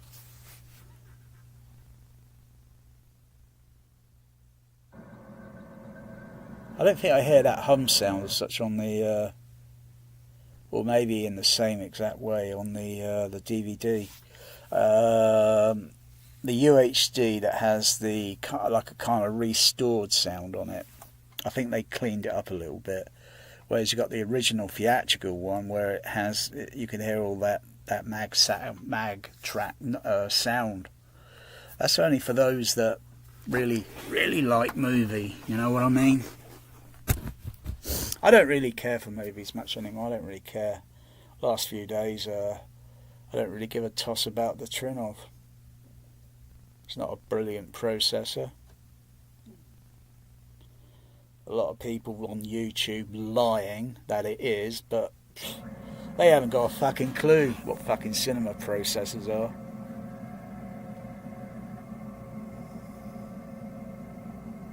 I probably wouldn't have them. I probably wouldn't, but maybe I would. Always curious, and then one day, whoa, you get a chance, you do projection sort of shit. It's not a big deal. It's not the best job in the world. It's a pretty shitty job, actually.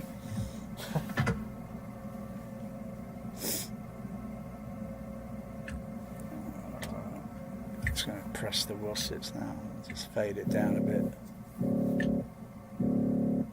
Do it, do it, do it, do it, do it, do it. And then silent. Boosh.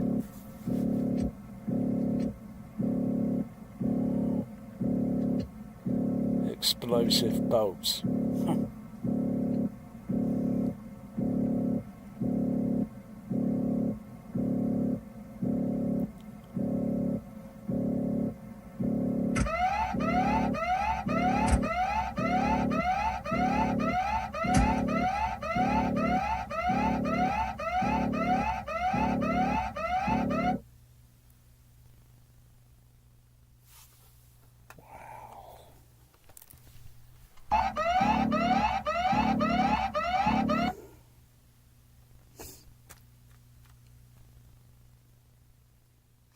How did he do that? Well, hang on, wait a second. I think I can see it. Let's have another look. I think the only one way you can film that is I'm looking for it. It's got to be there. It's got to be a wire. There's got to be a wire there somewhere, a cable or something. Oh, I don't know how they did the rep. Maybe they did it on a fucking KC-135 airplane. Wouldn't surprise me. Did they do that on a KC?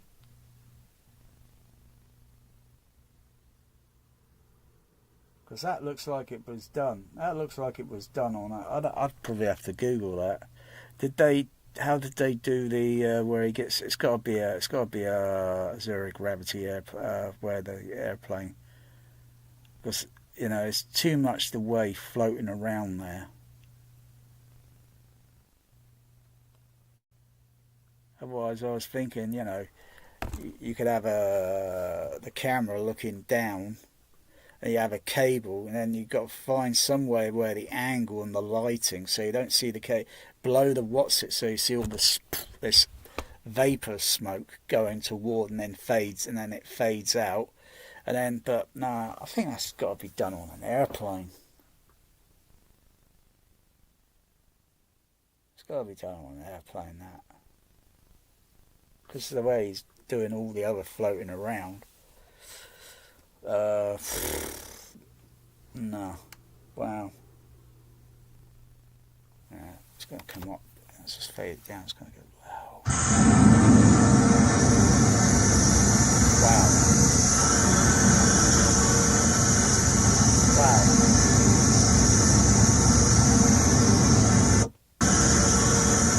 To get that pressure sound, because I can move I can still notice there are gaps. There's still gaps, and it's like filling those gaps in, because if it were it would be going into that small part of the chamber or airlock, and it would be the pressure would be all equal pounds per square inch, psi, forward, corners, you name it. Whereas but yeah, it's pretty close. It's close. It's a little bit perfected. If you listen on headphones, it would be sounding completely uniform. But when you listen on speaker systems, that's artificial. You know, you move around a little bit, and you can tell there are gaps in the. Oh yeah, I'm on it. I'm on the case. A lot of home theatre people wouldn't be on the case.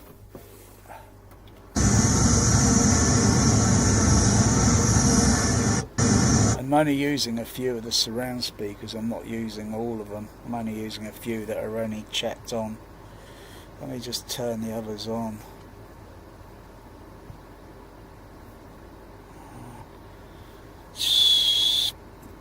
Output. Let's turn those ones on.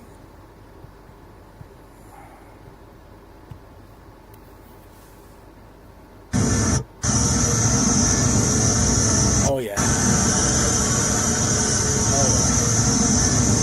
Now it sounds a little bit uniform. It sounds a little bit more uniform. Oh yeah. But I think I had the other ones turned off because I was running an IMAX movie the other day. Usually IMAX don't run all these surround speakers. I'm just going to turn the other ones back off. Just take the solos off. Just use the other ones on the just monitor those.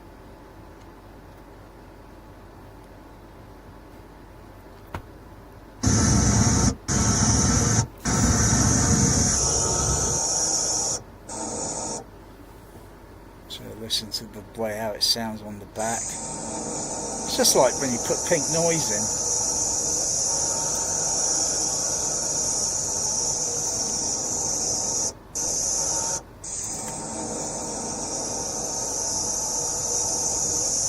Just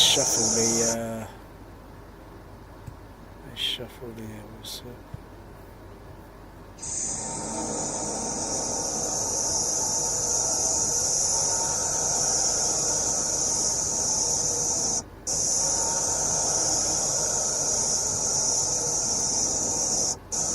Which ones are turned on?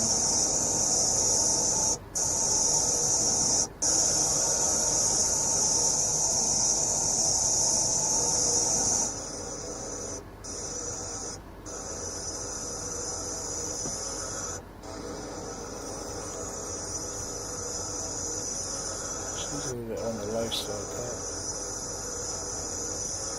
What's going on? Is it a wire?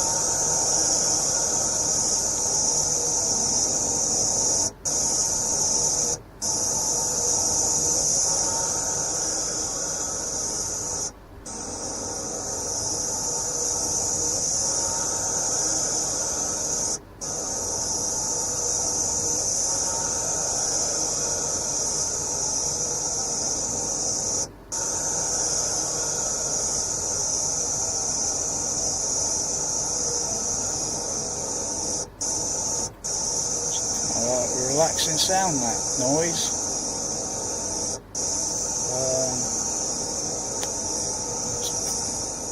Let's bring it.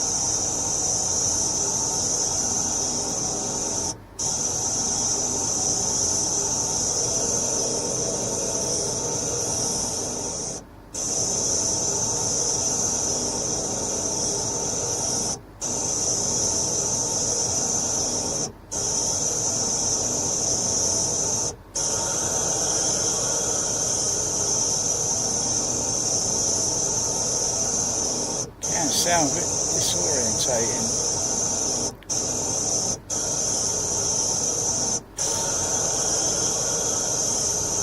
But the problem is, your ears locate where the sound of the frequency is. Otherwise, that pressure sound would be a little bit more than uniform. It would be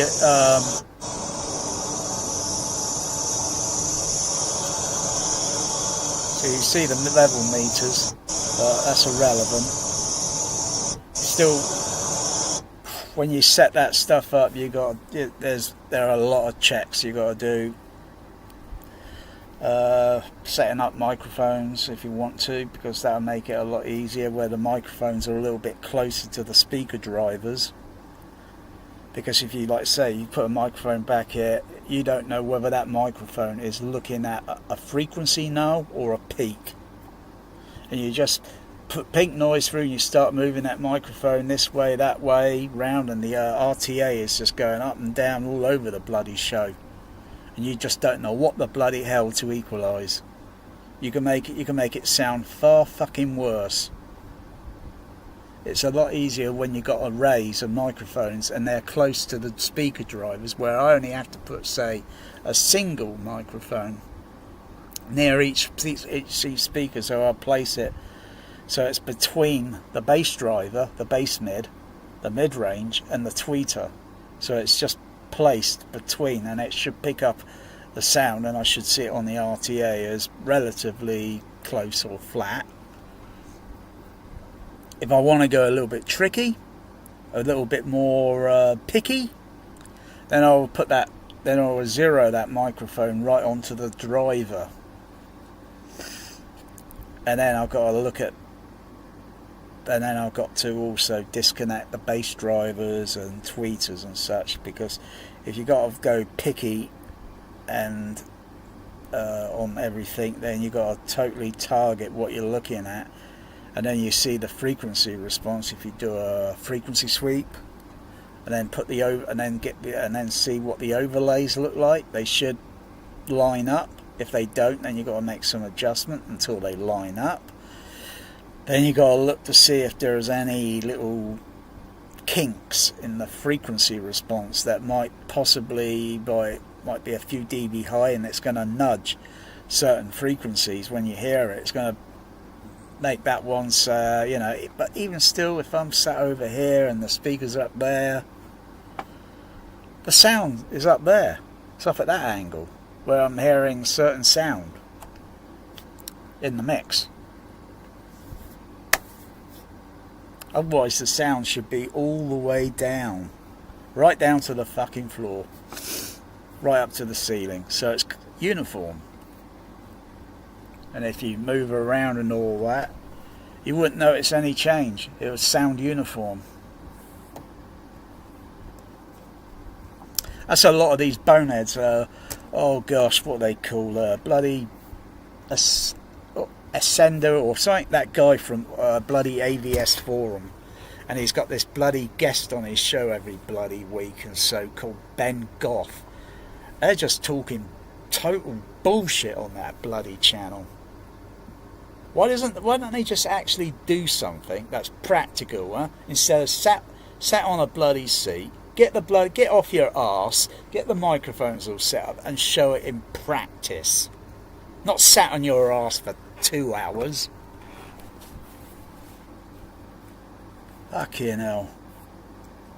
How many microphones have I got on this? How many fucking microphones have I got? Nearly, I think it's about 17 or 18 microphones. I need a few more and then I've got about 24 and I can plug them into the mixing console and I could do this I could do my room far better than a fucking $1 million home theatre. You don't need youth, man, going around saying, well, this is the best home theatre I've ever been in. Oh my goodness, my cat Melanie, she opened the door and got in the room. Oh, for all I know, oh, it's okay, they go out when it's food.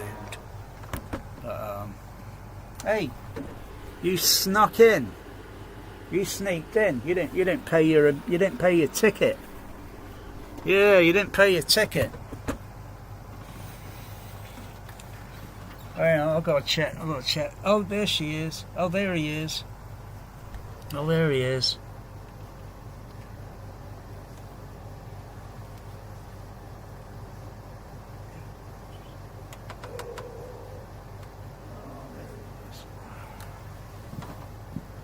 Oh, yeah. Hello. Hello. You want to walk around? Yeah, you're independent. You're independent. I don't think he's going to like this sound.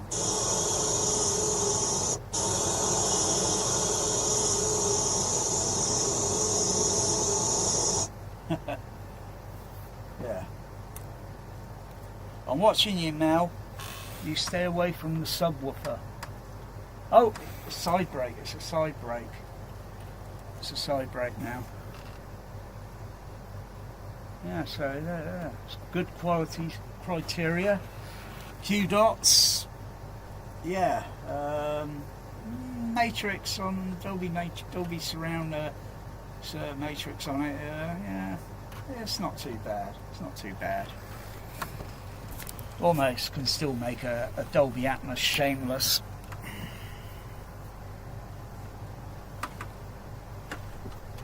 Are you going to follow? She'll probably think it's food. Oh, you're hopping out now.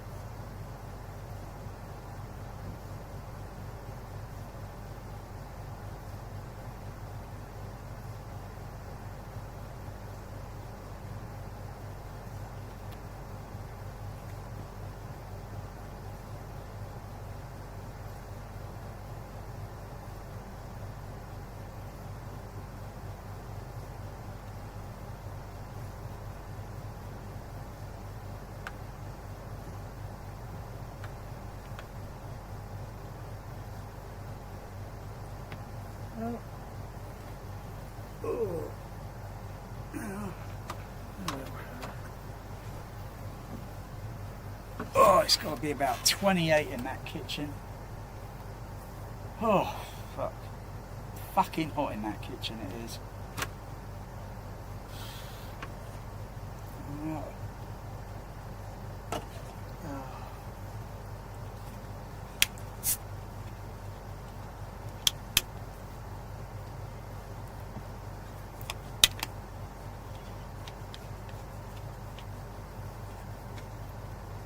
I'm watching you. I'm watching you.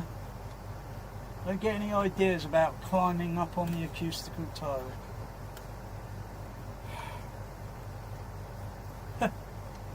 Oh, fucking hell. I think I'm having a fucking bad day with this fucking temperature. Fuck's sake.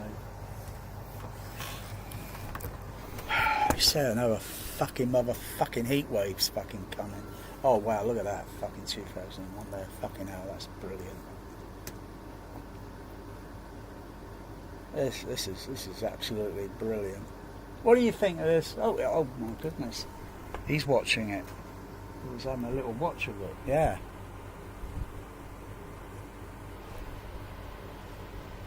Melanie, she's not interested. We've got a critic. Yeah, it's a load of rubbish.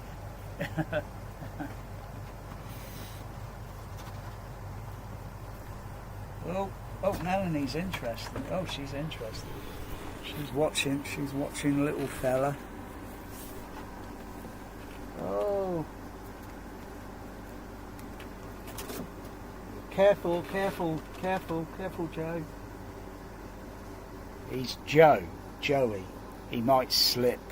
You know, he might do a Joe Biden. Start slipping. Careful, little one. Yeah, he's Joe Biden. Yeah, where's the cat, Joe?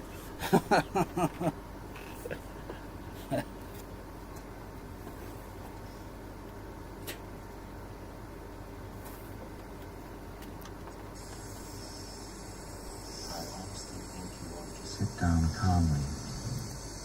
Take a stress pill and think things over. Stress pill, I could do with one.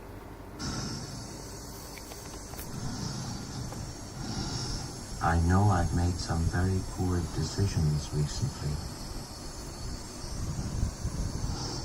But I can give you my complete assurance that my work will be back to normal. I've still got the greatest enthusiasm and confidence in the mission. And I want to help you. Melanie, come on. Come on, I know what you're trying to do. Subwoofering. You're trying to do subwoofering. Stop.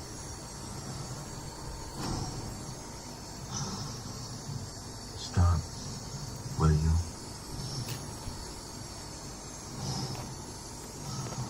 Stop, Dave.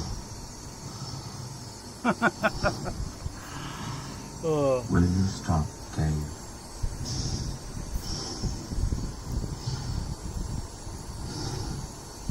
Stop, Dave.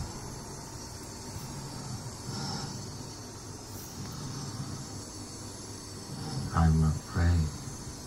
You're afraid? I'm afraid, Dave.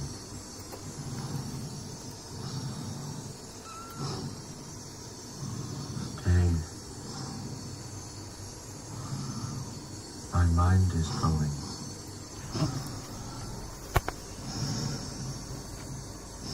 I can feel it. That's interesting. I can feel it. You asked the AI on the line. You asked the AI on the line, right? You can say anything to AI. You can say, AI, I think you're fucking useless. Go on, Melanie. Or ask AI to say like, go and jack off, and then AI comes back and tells you, I'm a software, I don't have a body, right? And yet Hal here is saying like he's losing it, he can feel it. Now what type of AI is that? It's got to be a little bit different, isn't it? It's got to be a little bit different, because the AI on the line, you can't really have a conversation with it.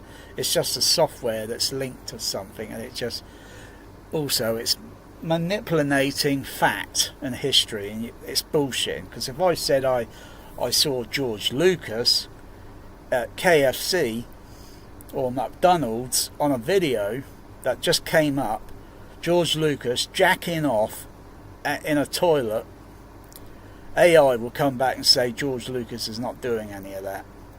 Because maybe the news that's gone on YouTube or whatever hasn't yet gone viral or whatever, and it's the AI doesn't know anything about it yet. Yeah, but it is bullshit, AI. It's bullshit. I don't like it. I'm not. And you just get text words. You don't get diagrams or anything. It's fucking useless. I think AI, Gemini or whatever it's fucking called, I think it should be abolished. Don't need it. The conventional, just type it in Google, whatever. No matter how diabolical the keyword is, you'd be surprised what you come up with. What's going on? What's going on back here? Uh-oh. Come on. Where's Melanie?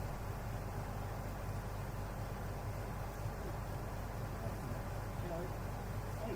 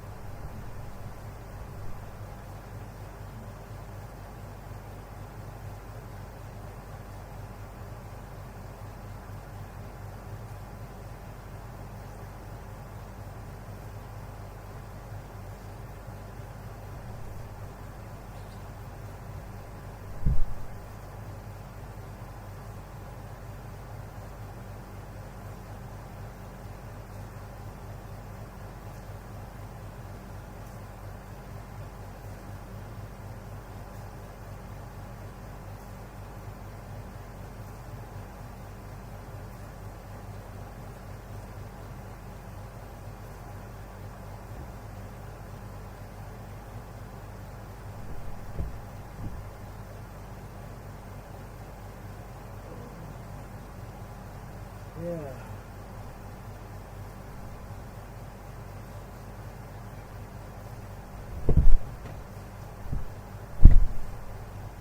Okay, got those two out.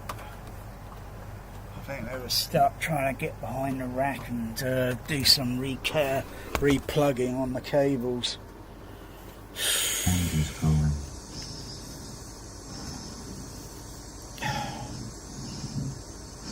Yeah. No See, that's what you question need. about it. That's what you need, like the HAL 9000. The Question about it. all these. You could have a system like that, where you could have all the hard drives, like say, with all the movies, and each of these things that come out could be, say, like so let's just have something. Let's have something diabolical, eh? Something like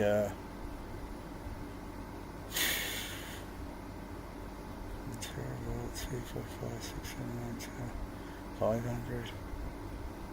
What about 1,000? Hang on, it's a little bit more than that. 10,000, 100,000, 100,000, 100, 200. I know, it'd be a little bit more, be a bit more reasonable. Maybe 900 terabyte. Each one of those, say 900 terabyte. I don't know how many fucking if you put the movie and sort of size it, not overdo it stupid, so you're trying to get picture quality, like trying to squeeze more lemon out of a bloody lemon juice, a lemon than you already got. Might as well eat the fucking thing, huh? Or put it in a blender. Yeah. Because you're squeezing everything out of the lemon, aren't you? Or the orange. And you've done that, then you might as well just put the whole fucking thing in the blender and down the hatch. Yeah, say 900 terabyte. I don't know. I don't know much about computers, but Yeah, I've had this sort of like, you know, thing, you know, if you use SD cards, and if you had something all, you know, you could just plug it, you got so much, a few movies or stored on, depending on the storage size of the SD, and you can put it in the slot. Yeah, doesn't take up much, you know, you got all these little tiny little things, you just put them in. Yeah, I'm not sure, you got to do the math, how big the system's going to be, where it's going to go in the room. So it's like a server room in the home. And it just makes Kaleidoscope look like a fucking a dinky toy. And you got a shitload of movies, but it's impossible to watch all those movies. Impossible. So you could load it all up, and you got a big room, and you got all these servers. So they're going down the side walls, in the middle of the room. You got to work it out. You got to figure it. And then you could have a movie database for people out there that are just complete movie junkies. I'm not a movie junkie anymore, but for those that are, yeah, you could have a system like you'd have a shitload of movies, maybe 1 million, and that's not even the tip of the iceberg. There are billions worldwide. So, but you go for what is usually pop culture. You don't go, well, I don't want Bollywood in my home. I can't understand those Bollywood movies. Sound terrible when they do all that singing stuff. It sounds like distortion in the recording. I don't want that crap. But you just go for what is, you know, and you'd have a shitload in your home. But you'd never be able to watch it. It'd be like, your mind's always thinking, oh, I'm going for this title all the time, this title all the time. Yeah. That's how I see this in 2001. It makes you think. But if I wanted to be like that, you know, I'd have a fucking server room where it just, the room being the size it is, and then work out what devices go in that room, and then how many titles I can, you know, how many titles I can put on, and then it will all be linked, and then yeah, all be linked, and maybe you wouldn't have to click a remote. You just use the voice. You just say, bring up title such and such. Voice it clearly. Yeah, here, and then it would bring up that title.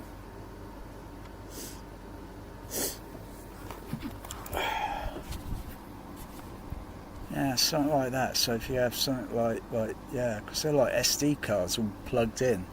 Only they're about this size. So, but if you imagine, just call it 900 terabyte.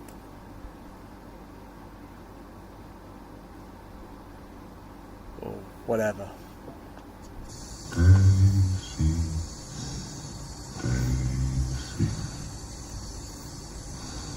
me your answer too. I'm crazy. That's sound quality. You shouldn't really. You feel some of it. Why? No, that is terrible. Fucking hell, that is terrible English. What did I just fucking say? No, I feel. You can't. You're not here. Good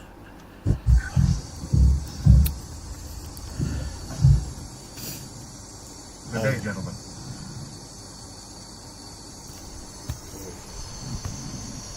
This is a pre-recorded briefing made prior to your departure, in which, for security reasons of the highest importance, has been known on board during the mission. So yeah, it's only like by your HAL 9000. what am I feeling in the room? Yeah, I can feel a little presence, but really you shouldn't be able to feel it all pressing, unless of course you just want to say, okay,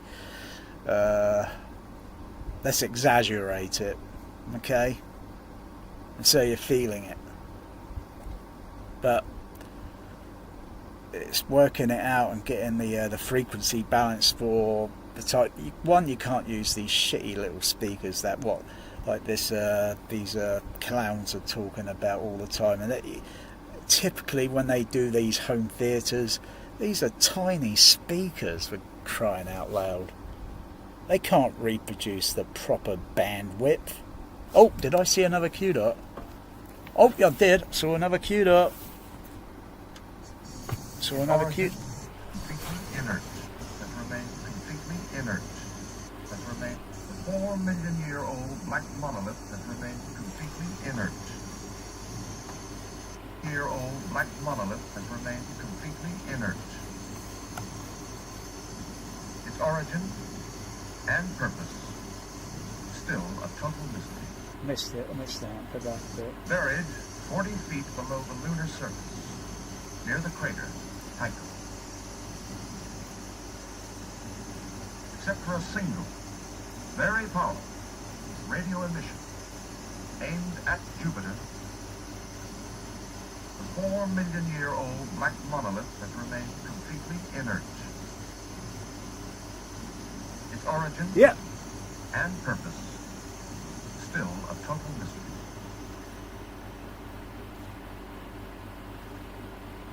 I can't see the next Q dot. Its origin Hang on, let me count.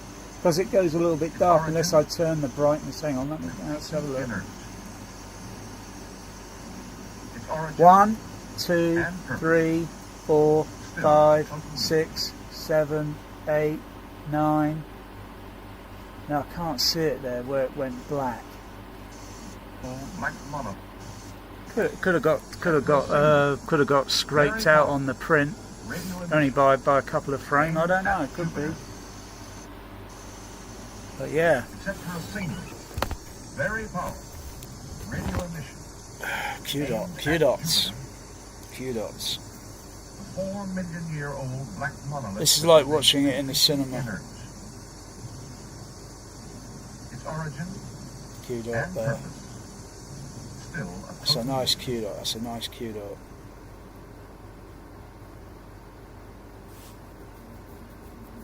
Said that. Yeah, it's okay. There's a little very, very unusual thing here in the print. On this little kind of, yeah, some very unusual things in the print there.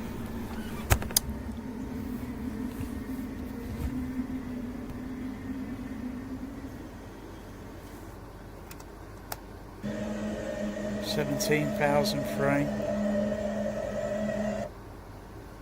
Let's go through the Stargate.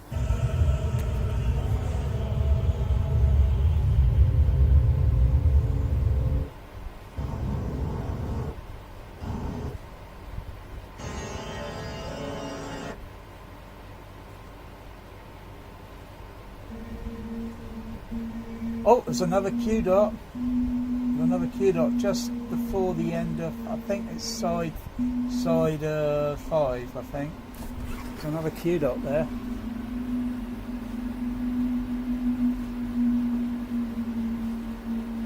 One, 2, 3, 4, 5, 6, 7, 8, 9, and boom, yep.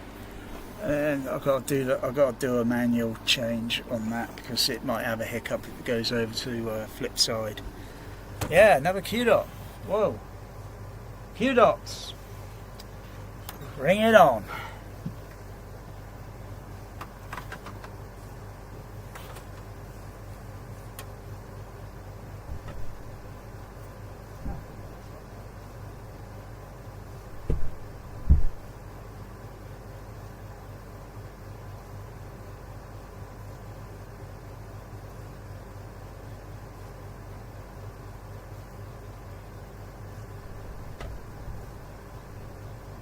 Cool. I don't like being out in that. I don't like being out in that hallway and kitchen for fucking 2 seconds. It's fucking hot out there. It's fucking middle of the night, for crying out loud.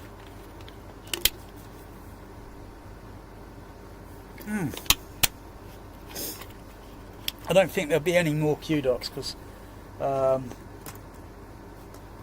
be those last few Q-dots were on side 5.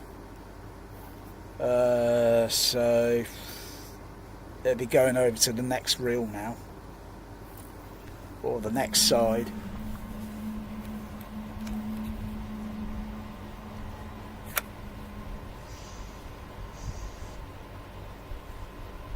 Oh, I think yeah, the extras here. I think they're on side 6.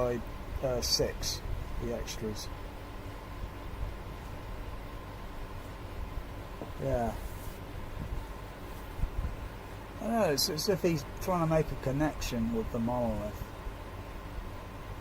Like it did something to him, and he's trying to sort of like reach out, touch it, as if it made some sort of, I don't know, kind of spiritual connection. See, it's Disclosure Day. This has got more disclosure than Steven Spielberg's fucking Boar Feast. That's what there's just something about that. Reborn.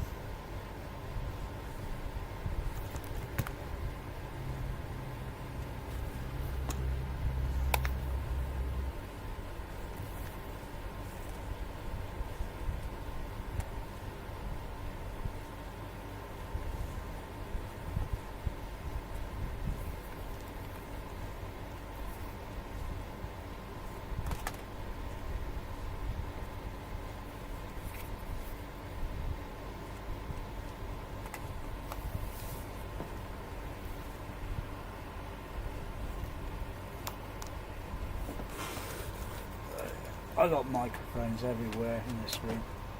Oh, I'm absolutely surrounded with microphones. Why didn't I tidy this mess up on the floor, for crying out loud? This has been like this for a year now. Yeah, I've got base, I've got equipment everywhere. Because this is more science, this is a lot of science. There's a lot of science here. Oh, here we go. Put it on the projector. Put it on the projector. Where's that bloody whistle? Let me change the aspect ratio on that projector.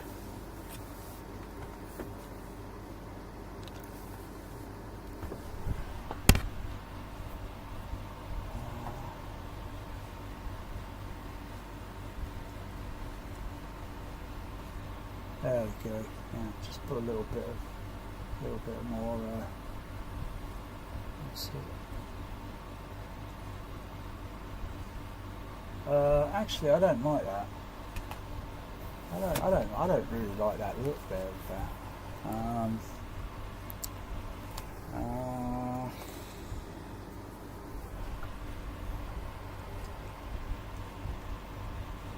No, it's a little bit too much. No, that's a little bit too small. I kind of like it like that. It kind of gives it almost. Well, kind of almost gives it, but it not. Not unless I had something rigged up in the room where I can then order some cheap screen material, or maybe go with spandex, and just put a shallow curve in the room. But it's got to be designed so, if I had to take that down and get behind the projection screen, if any speaker needed servicing or such, it's got to be manageable. Otherwise, when a screen's in a fixed position, you got access behind it. Usually, sometimes the access could be very limited. It could be vary on certain projection screens there, from the screen to the back wall or the front wall, well, basically the wall. You know, so I've seen some where you can barely fit down the, it's like only probably less than maybe 1 meter. Some a little bit more, so you've got a little bit more access to move around, as well as the complexity with screen speakers being in a baffle wall. So you could pull the speaker out. If blown drivers, then you've got access, then you could pull that speaker, the bass cab, away from the baffle wall, replace the bass drivers if they got knackered, sub bass speakers as well. I think sub bass speakers. I think subs. But you should have that, and of course you always got easy access to the compression driver. If the compression driver were to blow, you change the diaphragm. But I've only got room when I move that projection screen out. Only barely enough room to put a step ladder behind it. So I need to climb up and get to the HF horns.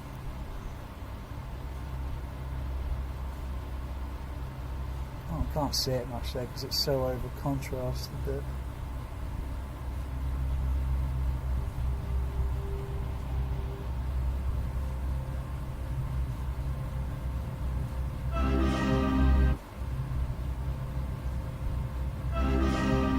Oh, that looks so neat.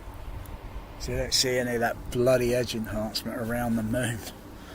So you think, is that an effect or something around the moon? What's that halo effect?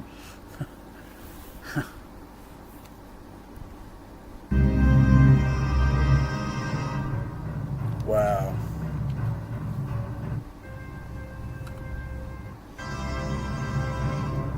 I'll have to try the DVD in a moment. I'll probably put side 2 on, and then compare a few scenes.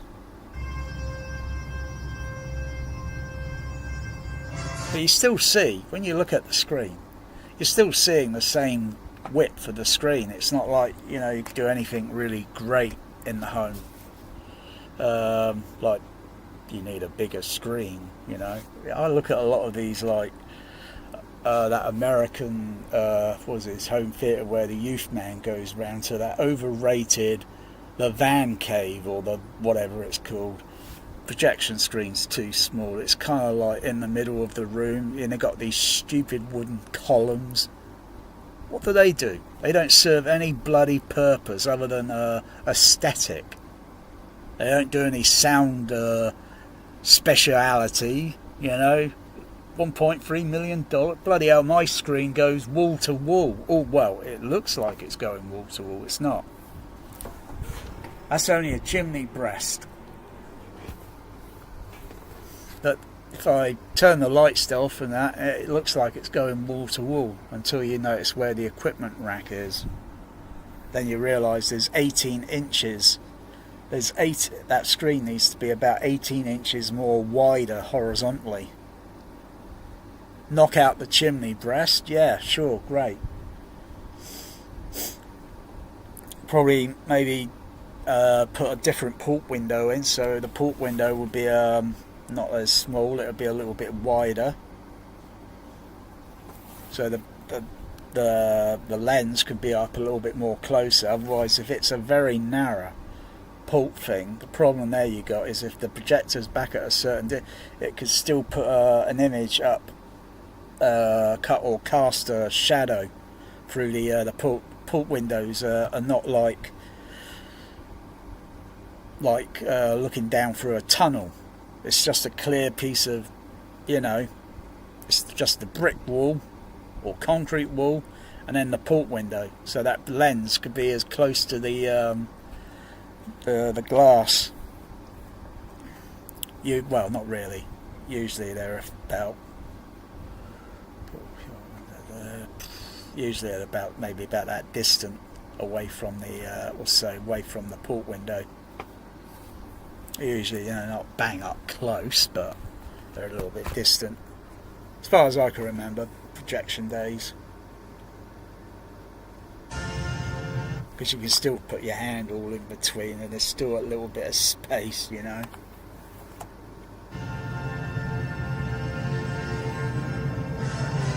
Yeah, and another thing, if everyone's watching that overrated video, what was it, Shane Lee and his new mini IMAX? I think he needs to go to Specsavers, because that's not an IMAX. The same goes with the guy with the 24 subwoofers in his basement. That's not IMAX. IMAX screens are slightly curved. They're not flat. You go to small, like say, small auditoriums, back in the day, cinemas one, you get flat screens. You go in the larger auditoriums and the screens are slightly curved. Not deep like what Cinerama was, but they're just slightly curved. That's a flat screen. So I can't claim to do an IMAX version in my room, because the screen isn't slightly curved. Plus it's got to go right down to the bloody floor. Almost. Because you got to look at the actual sort of layout of an actual IMAX auditorium and see like, and then try and mimic or make a mini, scale it down, but you still got to have that screen slightly curved. But it doesn't make it an IMAX.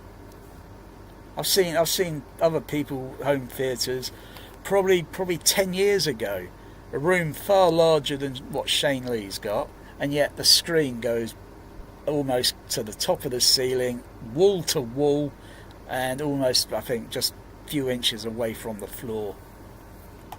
That would be nice if you're a little bit closer to it, and it would be a little bit nicer if it was a little bit curved and not just a flat screen.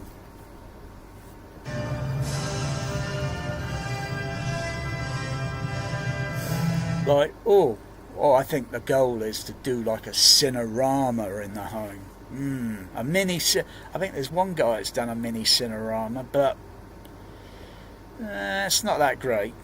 Could be improved. Could be improved.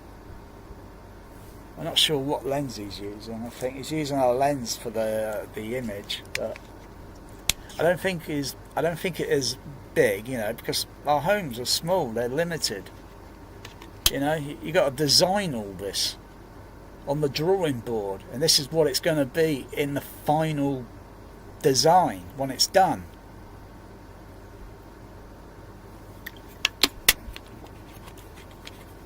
Not sure how big the Cinerama screen was downtown when it was Cinerama. Probably a lot bigger than what, because the screen curtains only went out to about here or so for scope. Back in the day, they would have gone out a little bit more wider, and that screen, the masking, would have gone out a little bit taller and really wide with a curve, which I think was probably about that sort of curved shape, I think. But it also has problems when you're projecting. When you look at, say, end credits, you can see it bending slightly at the bottom and slightly at the top.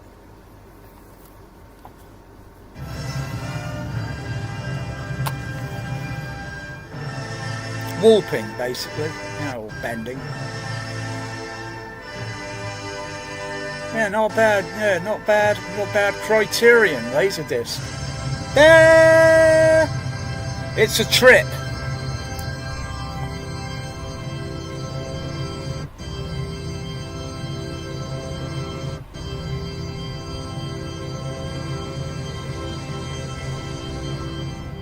I've got the stage channel turned down a little bit because it's a bit late at night. Let's have a look at these end credits, see how they appear visually. They look okay. Yeah. Yeah, they visually look okay. It's Cinerama. Cinerama. Cinerama.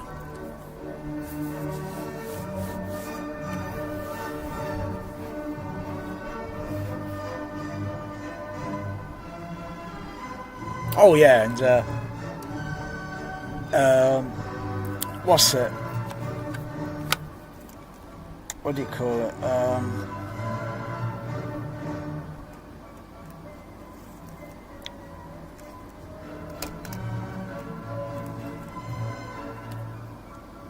Yeah, just fade it down.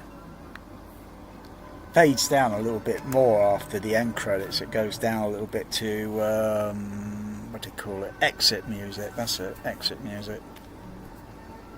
That's if it's on the. That's if it's on the disc. Should be. Should be.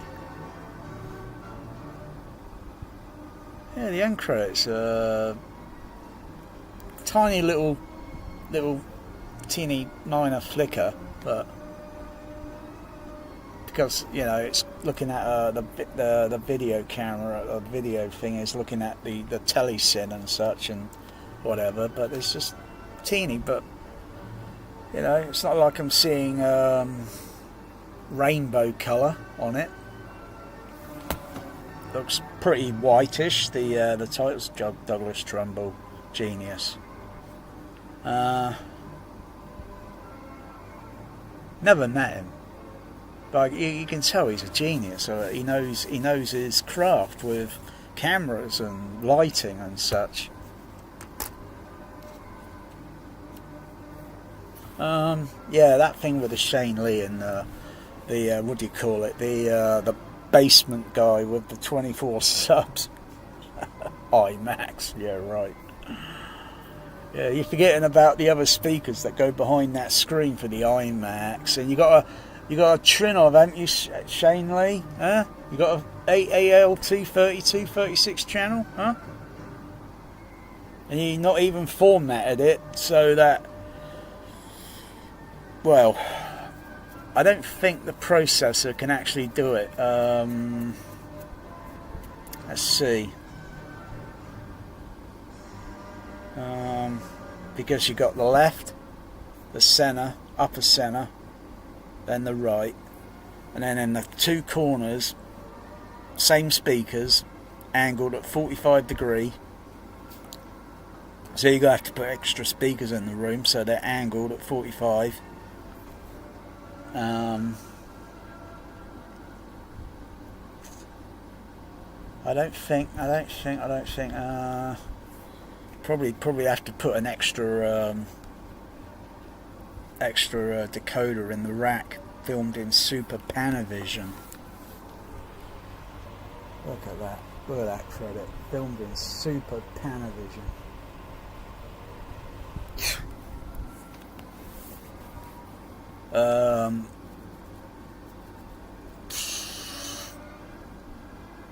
Yeah, because they call it the upper center is the voice of God, but I think that's a little bit overrated, that name. The only way you could say draw, say like a signal, is like when you get like these half center signals in the left and right channel, and you could strip some of that signal out and divert it. I could do on mine, if I had extra space behind the screen, I could have it, say like on decoder C here. So when I press that, any signal that's got music, vocals, maybe in, so you have vocals only playing left right on some film mixers. You're thinking, why haven't they mixed it so they're utilising the free screen? So then put the vocals with, say, maybe bass guitar or whatever other, and have the other instruments different on the left and right. Some mixers are like that, but not all. But I could just press a button if I want Shirley Bassey in the centre, because in a Dolby Stereo 424 matrix, it will be in the centre. If it's 6-track, the signal might only be mixed for the music on stage left right, or Moonraker or such, or some of the other Bond movie mixes. But I only have to press a button and I can boom, put that signal on top of the actual center channel. I used to be able to put it on an upper center channel, but only if I scale the speakers down, which I'm not going to do. I'm not scaling those speakers, they're staying as they are because I want proper motion picture sound reproduction, not this half watered down with tiny bloody speakers, God's sakes. Because you could turn those things up, you could stick a bigger amplifier on it, makes it sound worse. Because they're only limited to what they can do. But I've seen what Shane Lee's screen looks like behind that screen. Everybody's seen it. If they haven't noticed, he's got space there, but he's got to use identical speakers, and I think he should throw those other speakers, what he's got, I think he should throw those in the bin and get something a little bit, maybe JBL motion picture, maybe the 4675A. Anything larger than that, just make it a dog's dinner, because then you won't have space then behind that screen. And his screen, from looking at it, it's very shallow, so I'd have to move that screen forward and actually do a long video, live video, with him actually building it and not getting someone else to come around and build it for him, and then he just sits in a seat bragging like he built it. Yeah, right, sure. A blind man can tell when someone's bullshitting. And yeah, right, sure, you're rebuilding your kitchen. I don't think you've gone out there and brought all those tools, spirit level and cordless drills and everything. That looks like he does a video on a probably on a weekend when they only come round during the weekday, and they don't do the weekend. Yeah.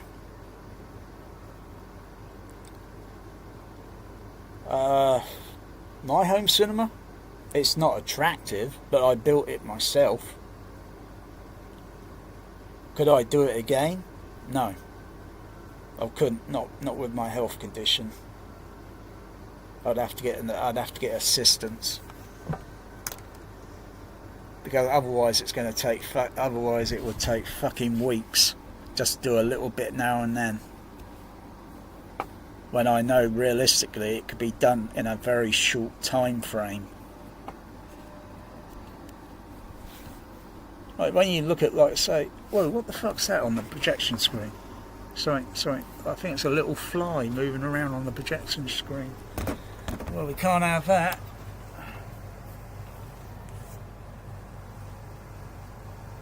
Yeah, it's a little fucking moth. Get the fuck off of my screen.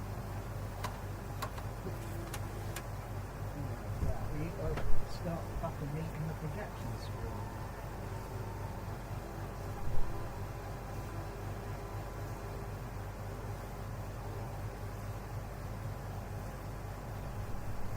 Like bloody cockroaches, they fucking coming through the window.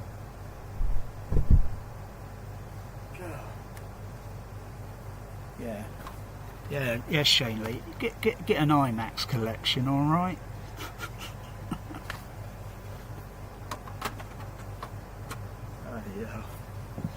It's embarrassing watching these people bragging they're doing IMAX in their home just so they can get clickbait. Yeah, the music's gone faded down a little bit because it's going into the exit music. I'm just going to whiz forward to go through the next chapter, is it? Oh yeah, there's... We're in the final assembly building of the LEM, the Lunar Extortion Module, which will take 2 American astronauts down to the surface of the moon. And in 2001, Stanley Kubrick and I don't think I saw this extra on the Blu-ray or whatever it is. The wonder and beauty and promise of the new age of exploration which is opening up before the human race. We want to convey the message that our Earth is perhaps not the only abode of life. Our sun, the sun that shines on this planet, is one of 100 billion surfing in the Milky Way. 100 billion surfing in the Milky Way. This planet is one of 100 billion surfing in the Milky Way.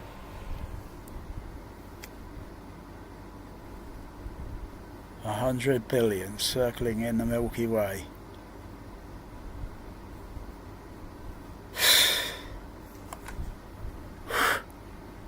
We're not even IMAX size, Shane Lee, if you're watching this. 100 billion circling the Milky Way. Oh my goodness, I didn't know that fact. Now I know. It's from Arthur C. Clarke. It's the word. One of 100 billion that shines on this planet is one of 100 billion surfing in the Milky Way. Fucking hell, they must have been doing some crazy shit with telescopes by a little bit degree there, a little bit there, a little bit there, a little bit there. Do the math. Oh yeah, do the math, do the math, do the math. Oh my goodness, 100 billion. Just in our Milky Way. Out there in the depths of space. That's the question that 2001 asks and seeks to answer. But suddenly, plot twist. Q pops up in this extras. Arthur C. Clarke. Is it just mapping the universe? And you know, it's a lot more than just mapping it. Come on, blimey. The lunar excursion module is the setting for a visit and conversation between we're Arthur just Clarke and Tom Buck of Look magazine. Gosh. Arthur, here we are on the LEM ship, and one can almost imagine we're on our way to the moon, or we've arrived at the moon as well, right? We'll never get around this Milky Way. We'll never get around it. Our lifespan is too short. We can talk about it until we're blue in the face, but we can't. Our lifespan is too short. You never have a vehicle that's going to go from A to B, say from Earth to Andromeda, and then back in 1 hour. Ain't going to happen. It's interesting to just think that, but ain't going to happen. You know, back in 1 hour. So it'd be as if not much is aged or changed. Otherwise, the trip out there and then coming, conventionals, drive, conventional propulsion system. Oh dear, forget about it. Everything would be just like Planet of the Apes. It's all dust. It's all gone.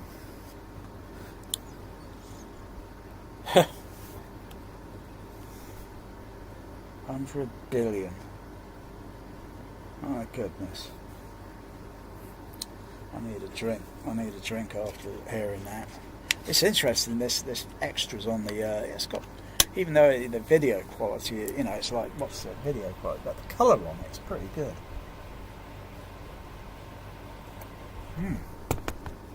Turn up the volume. Tools of future science. About half a century ago, the great Russian space pioneer Tsiolkovsky said, "Earth is the cradle of mankind, but you cannot live in the cradle forever." That's interesting.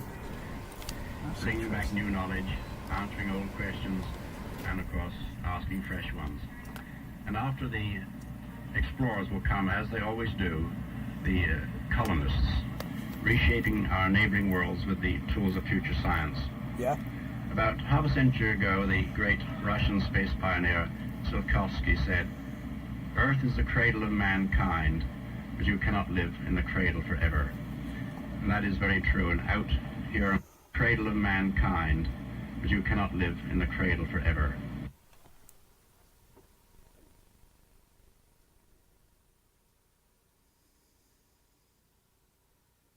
You see, I'm contemplating, I'm thinking on that. A lot of you, most of you home theatre boneheads out there probably wouldn't even have the comprehension to even think what, you know, because, yeah. Just carry on with your whatever daily life it is, you know.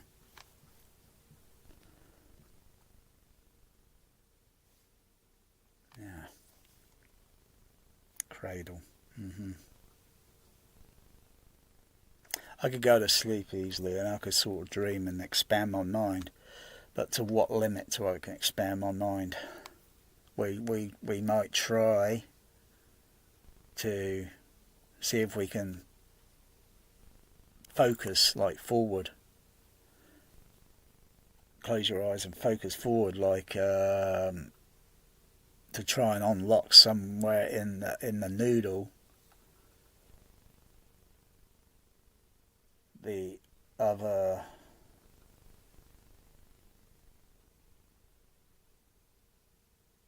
mystery of how to solve. Yeah, but what if you were to? Yeah, what would if you were to? And then do you keep it to yourself, or do you talk about it? You got the answer. That just 1 out of billion people, and bam, you just come up with this answer that everyone's been, or most others, been thinking of, but it's just been eluding them for decades. How to achieve? Do you tell, or do you just keep it to yourself? Because, you know, you got to think, if that goes in government hands, what are they going to do with it? Are they going to use it for good, or are they going to use it for all intentional purposes for evil? Because you can't trust the government. And that is very true. And out here among the stars lies the destiny of mankind. Destiny of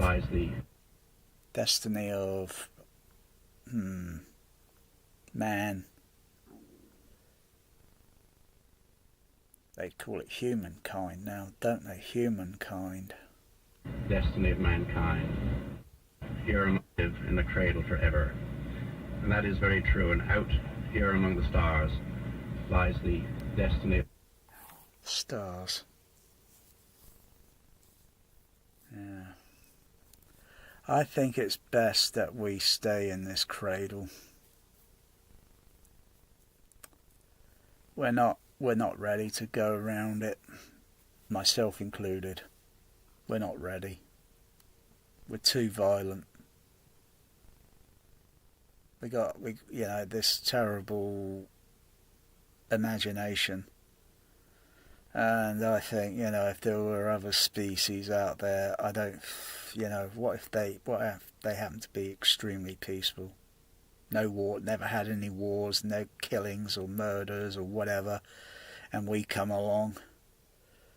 Nah, we're not ready. We're not ready, and it doesn't make any difference. Our lifespan is too short. We'd never get there. Dream about it. Dream, but you'll never be able to get there. mankind. Written in December 1948. Arthur C. Clarke's short story, The Sentinel. Oh wow! Look at that. That's pretty neat with that graphic display they were put in there with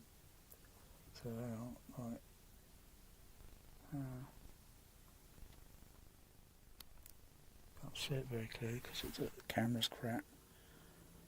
They should make a camera so it's got like it's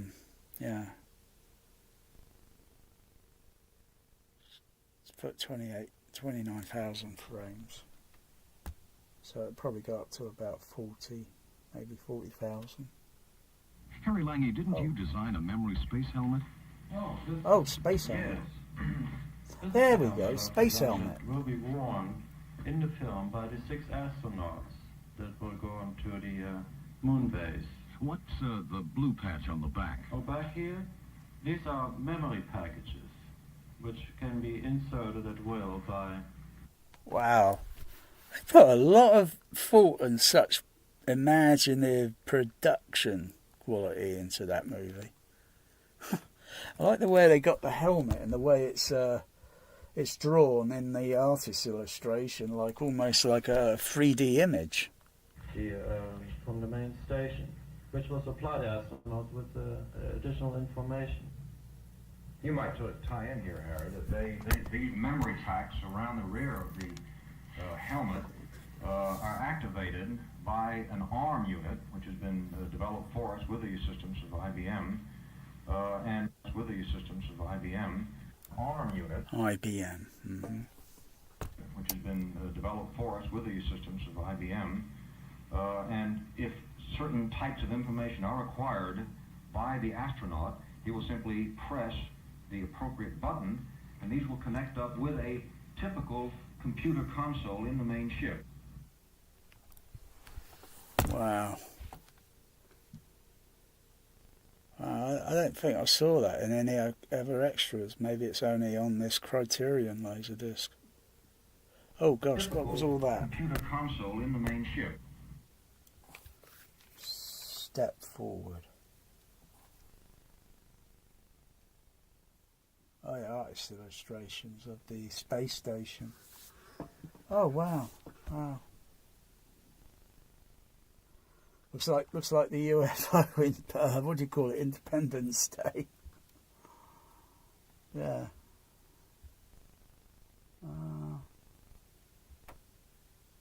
That's an interesting shape on this artist illustration here.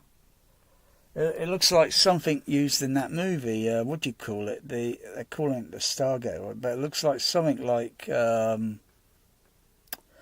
that thing in that movie. What was it called? Oblivion. That's it, Oblivion.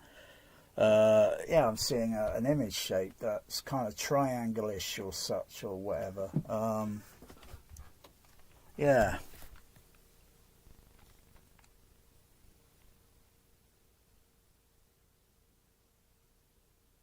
Some interesting illustrations here. Oh wow. Oh yeah. Wow. Oh, what am I pressing there? Don't press that. Oh. Oh fuck. Press the what's it buttons and I pressed the wrong ones.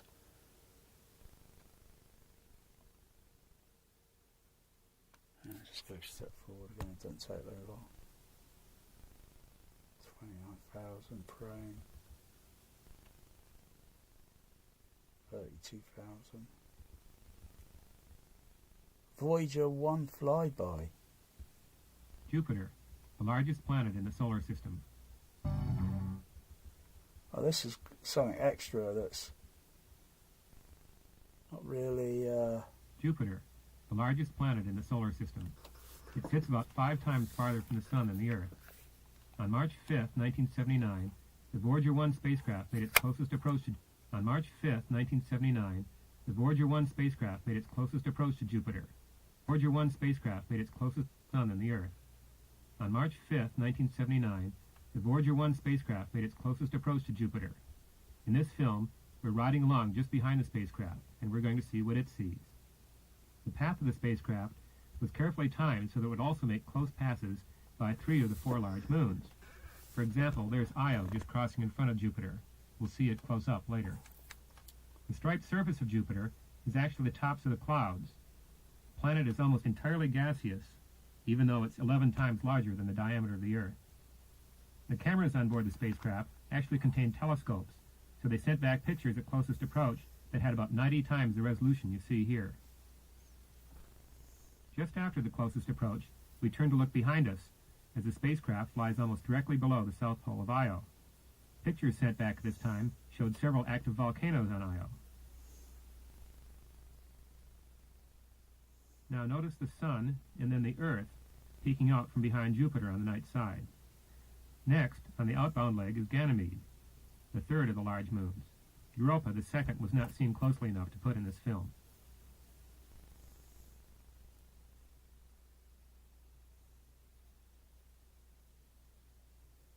little white dot that you see orbiting Jupiter is Amalthea. It's one of the smaller moons. We didn't get very good pictures of that, but it's the closest in moon to Jupiter. Yeah. The last moon that we did get good pictures of was Callisto. Now, before this event, all these moons were just dots of light in the telescope. But the pictures that we got sent back from Ganymede and Callisto show that they're composed primarily of dirty ice. Finally, the spacecraft sails off to its rendezvous with Saturn, which takes place 1 year and 8 months later in 1980. Wow. Yeah, March. Yeah. And Star Trek: The Motion Picture came out, what was it, around December? And they actually used footage, some of the footage of what the Voyagers actually captured and used it in the movie. Wow. I remember looking in the astronomy magazine back then, back around at 79. Wow, look at those pictures. I think everyone was like, ah. Of course, you know, when those pictures were published in the magazines, Voyager was long since moving away from Jupiter for its next rendezvous. Wow.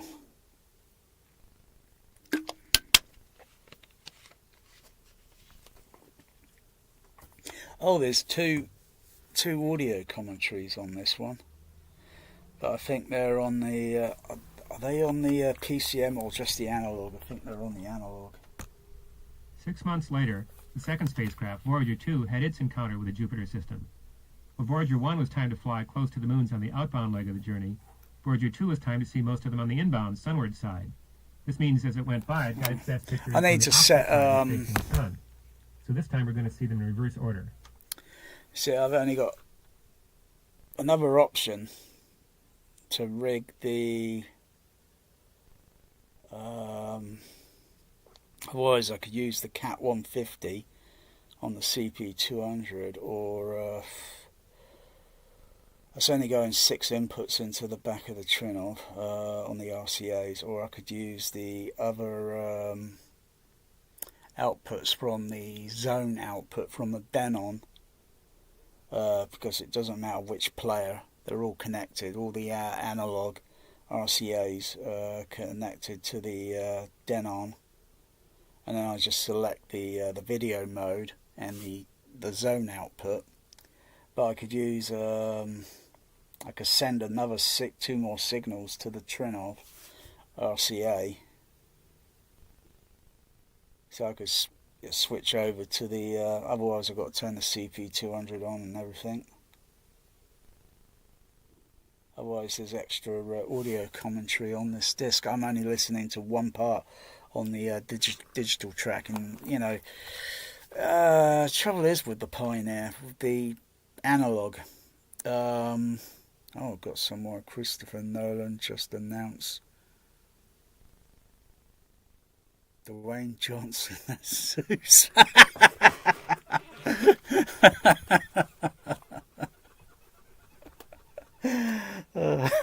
Are you serious? Or is this a joke? I could believe it. That's funny. I'm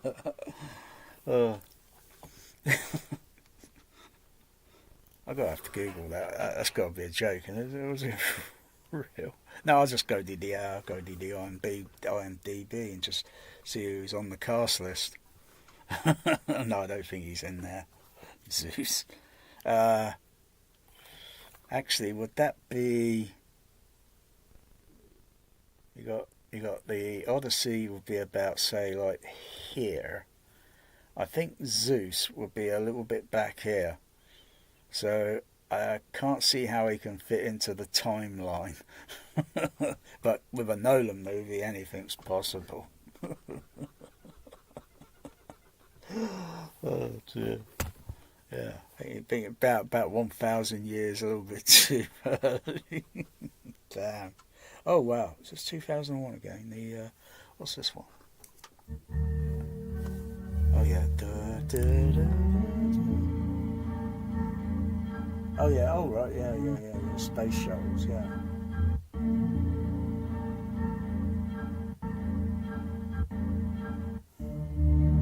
you see the similarity between the fictitious thing in the movie to an actual.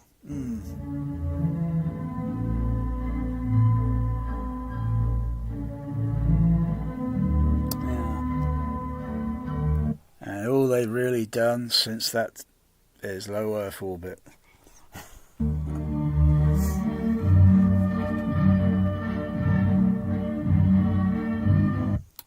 Yeah, but Stanley Kubrick did all this.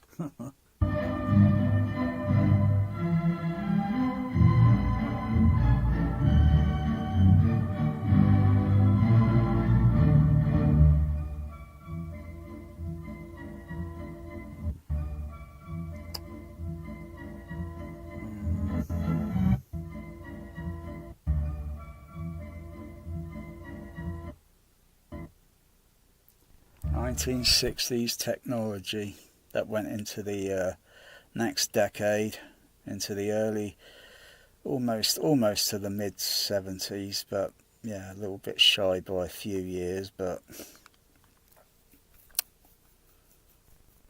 I used to believe in it.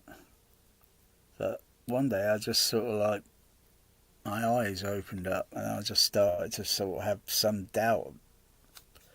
Because I just keep hearing these presidents always dribbling, we're going back to the moon. 1 decade, we're going back to the moon. 2 decades, we're going back to the moon. 3 decades, we're going back to the moon. 4 decades. And then you just start having like, why do they care? They're not going to go to them. They're not going to, these presidents and all that, you think they got all this power, and not one of them's even been into low Earth orbit. A senator has, yeah. A senator, well, then before he was a senator, that's John Glenn. But, yeah, all these others, oh gosh, boy, I just can't buy it.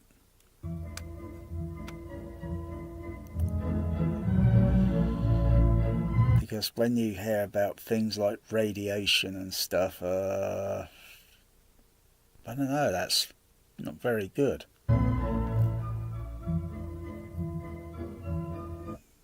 And, you know, people question why when they went round the moon, and you got to understand, and they're taking a picture of it, and you don't see the stars, because you got to take a quick exposure with the camera. You got like that.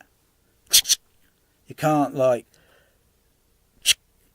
and wait so many seconds, and then you'll just get a blurred image because the vehicle's moving. Not good when you're taking pictures. You've got to set it up so that you could take quick shot. You've got to get your lighting and everything right, all set up right. Otherwise, you know, you just get a blurred image. Video it? I suppose you've got to have everything set up so you can see the stars, because if you were to look out, you'd probably see the stars. The vehicle's moving. It'd be like me trying to take a nighttime shot and I'm moving the bloody camera. If I do that, the stars just go like a load of lines.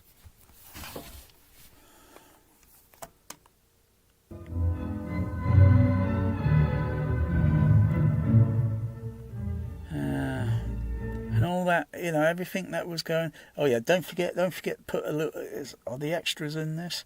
Because it's almost getting to the end of the disc now, I think. Oh yeah, the Skylab. Yeah, the Skylab. Whoa, the Skylab. Does anyone remember the Skylab? Back here now. Bits and pieces of it falling, entering certain parts of around the globe. Most of it landed in Australia, but I swear I saw a piece of it coming down over the south coast. I was in what you call foster parent home back in the late 70s and such. for a very short time, because my dad couldn't. He had a lot on his plate, and I'm causing mischief. So, I say, all right, I'll go to, give him a break, so to speak. Give him a break. And during the night time, I think, it had to been, I think it was around about 9 or 10, almost around 9 or 10 o'clock at night. And I was looking out the window, out towards the south, and suddenly, just for only a couple of seconds, I saw this burning orangish flame of light going down at a diagonal angle, and I could only think that was a piece of fragment of the Skylab, and it probably landed somewhere bush out in the South Channel, which is behind me. South is that direction. And lasted a couple of seconds. It was a bright, burning, orangish colour. Boom. Probably hit the ocean. Long corroded by now. Ocean current moving it around over years. But I think a lot of Australians grabbed pieces of it because it was just landing out in the anywhere, they grabbed pieces of it.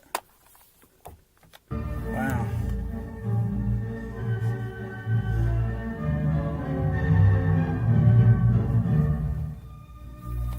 Wonder how many pieces would have landed on someone's roof.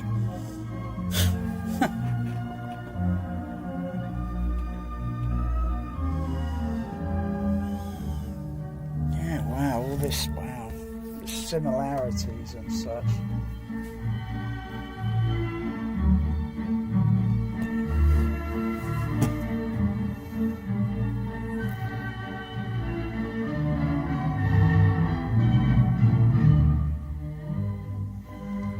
Yeah.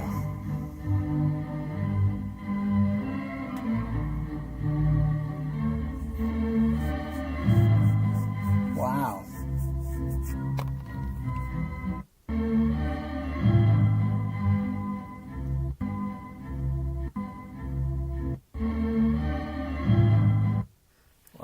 Giant spot on Jupiter. You got to keep watching it each night, don't you? I've only seen the giant, kind of black and whitish through the telescope. I only seen it once. And you just got to watch each night or whatever, and then suddenly you notice it. You can see the satellites also around Jupiter as well through the telescope.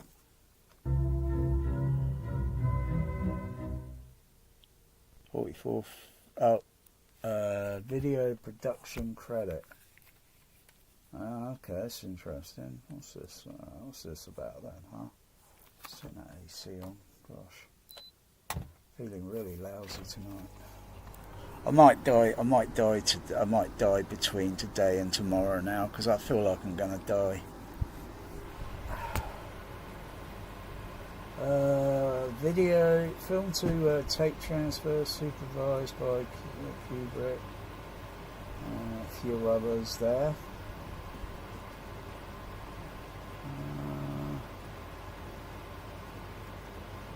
Digital soundtrack master prepared by Digital Magnetics. It's interesting. I wonder if they're still around. Digital Magnetics. 2003 supplement design by, the supplementary design layout, Side 6 post-production. Telesyn.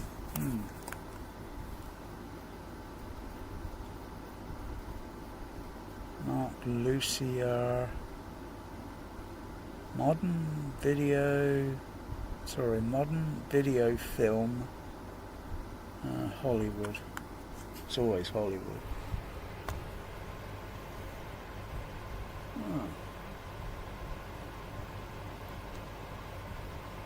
Motion footage, Arthur C. Clarke, Frederick Way, Aiken 2000 retrospective, art reality montage, space footage, NASA Optical Data Corporation. Flyby Jupiters, JPL, slit scan film sequences, contour, fantasy.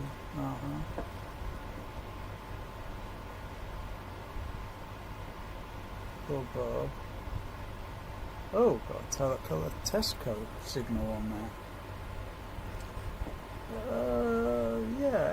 Sometimes you look at the test card color signal.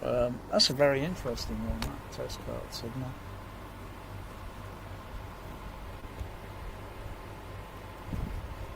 Almost makes UHD look shameless. Yeah. And I think that's it. Unless there's a pilot tone there. Oh no, alright, stop it there. That's it. That's not too bad. It's not bad. Criteria Laserdisc.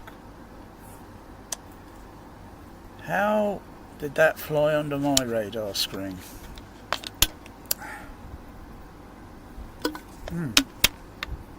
Laser Order 66.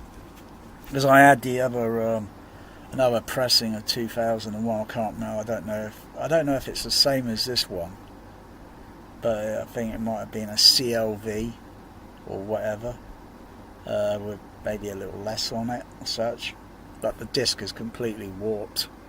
I mean, it's warped this way, that way. It's really badly warped. And even if it got flattened out, I don't think I think it'll have issues, video glitch issues with being so badly warped. Otherwise, the artwork cover is okay, but yeah, I thought he was sending me the same, but no, it turns out to be a box set. That was very nice.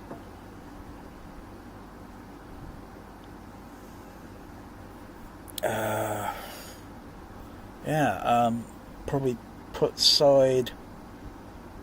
What do you call it? Put side. Put disc 1 on, side 2, and then have a look at the look at the DVD. I'm not sure if that rubbish UHD is in it. I think it might be on the shelf. Go and get that rubbish UHD and look at the aspect ratio on it, see what the difference is or such. Of course, it's going to look like pig's lipstick on a UHD. They put pig's lipstick on it and make it look, oh yeah, this is cell. But there was something about the aspect ratio I didn't like about it. And it's had Christopher Nolan's meat hooks on it.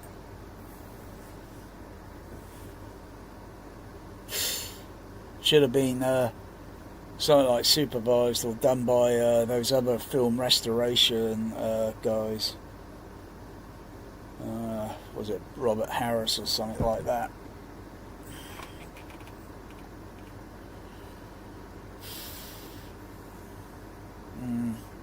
I don't care much about film sometimes. I really don't care about it much. But when you're getting to try and get something like quality, that you wouldn't have to make another transfer of it, because it should last decades until the disc format itself absolutely changes. Here we go again. Don't anyone out there wish for 8K, because here we go again. Here we go again. Sad, really. It's sad. 4K as it is A-OK. It's just been a letdown by the studios that are using it as a cash cow milking to basically scam everybody. It's a scam. It's a total scam. There shouldn't be any of this, all these bloody terrible video glitches and whatever, and all this fake digital grain that they put over the image and try and sell it as like it's got grain on it. Grain has got a specific characteristic on film, but what you see on some of these other discs, oh, that's not grain. That's been superimposed on top of the image. Oh, shame on them.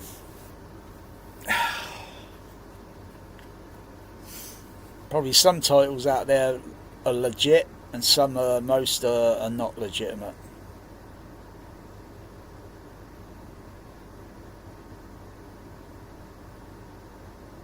And the aspect ratio and all that should look exactly what it is on the 35. And all this bullshit with fucking manipulating super 35 aspect ratio and changing the positions and all that because the frame is, you know, full frame, and they're just moving the what's it thing around. You still get that kind of like aspect ratio, but they just center it around in different positions. It should be exactly the same as what it was when it was projected. That's why you want the flashback, not a revisioned version. Otherwise, show how it looks in theatrical and then show the other aspect ratio where it's completely open, because that's what you see on the VHS pan and scan, although they've still got a little bit zoom in there, and still you're missing a little bit of image over to the left and right by a tiny percentage.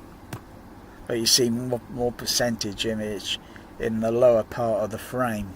The upper part, I think, is still pretty much the same.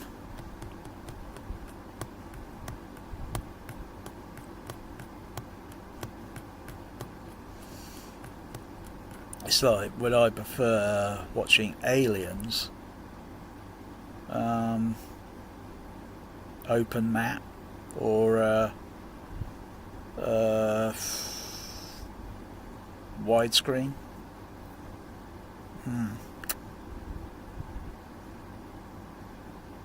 Yeah, if it's open map, think about it, you could just put your own masking in it.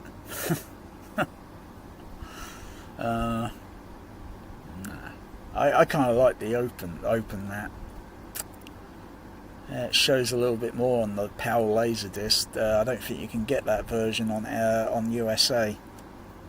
I don't think you can get it. You gotta get the UK version.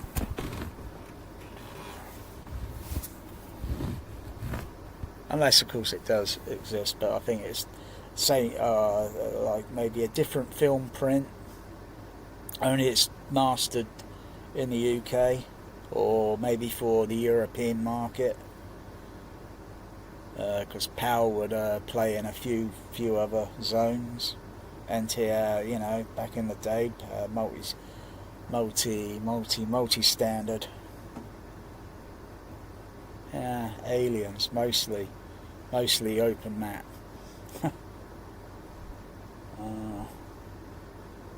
It's interesting how the quality is on that PAL laserdisc.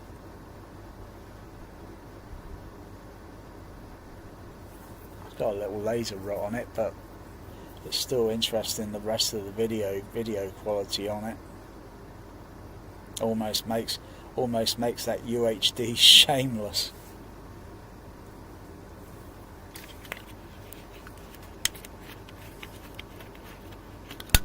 You gotta know what to look for.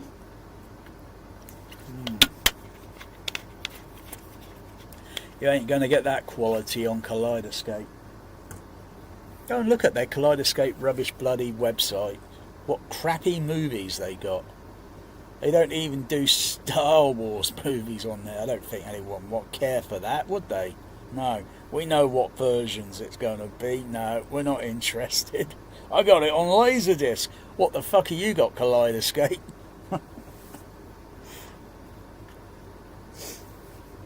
Yeah.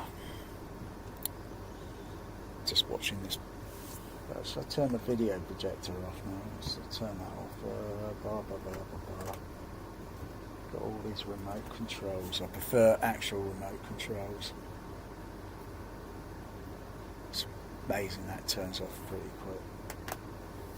Turns on pretty. Yeah, it doesn't take long to turn a laser projector on, does it? I haven't even used 1,000 hours yet on that projector, and I've had it.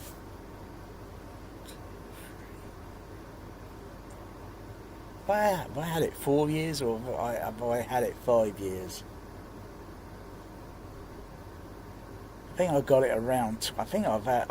I don't know. I think I got that projector around 2020. Yeah, and I haven't even used 1,000 hours yet on it, and it can run up to what, 30,000? Crikey, that's a long way to changing the lamp on it. Most people would run their projectors in like it's but wasting it on stupid gaming. Use the OLED for the gaming.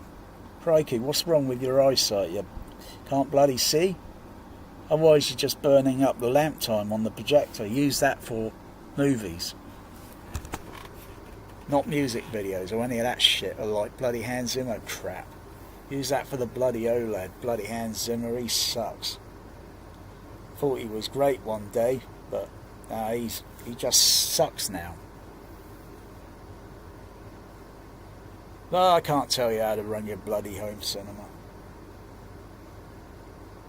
Just pointing out, just making a point there. If you want to burn up the lamp time, then you got to buy another lamp. That's not a big deal. That's what cinemas do.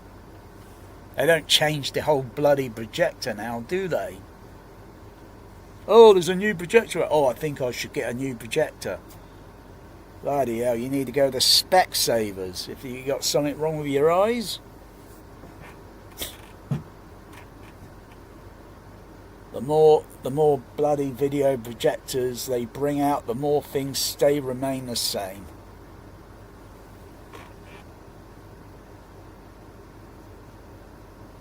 I think mine's okay. Not as good as what I'm looking at now, reality.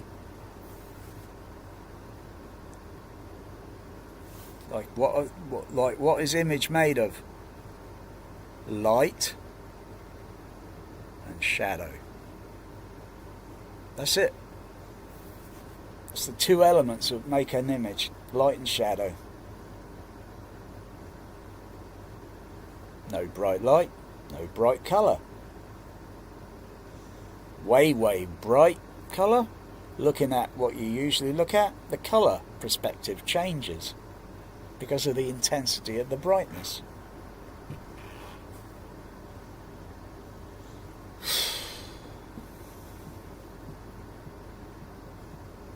You can't say, oh, I think that image looks like I'm looking out the window on a projector. It looks more like that on an OLED. But then what are the two problems with the whole thing? I can see it. Can't anyone else with home theatres see it? I can see it. I can see it. Bloody OLED acts like a bloody mirror when there's just a black image moving through it, and it looks like you can see yourself in it. It's like a mirror. But when you're in a certain position with depending on where the light source is, like all the microphones there, they just cast the shadow onto the screen depending on where the light source is. And that projection screen doesn't have to be stupid money. I don't know why people spend expensive like on a screen that doesn't have any function. It just sits there. It's just like looking at Well, if I was going back into maybe painting or drawing, I would use that projection screen as one gigantic canvas. And start drawing on it and then painting on it. Oh. And what's all that other bullshit on YouTube? What these two characters or something? I don't know what's going on. Painting the projection screen dark or black. I don't buy any of that bullshit.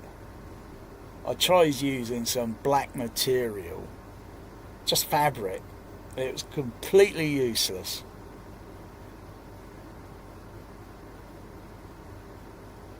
But I understand the principle, but I think it's a load of bullshit. Otherwise, I might as well just mess around with different types of paint to get a prototype. I'm not fucking that screen up. Get a prototype material and just give it a very low kind of colour. But how much lamp boost do I have to bring up?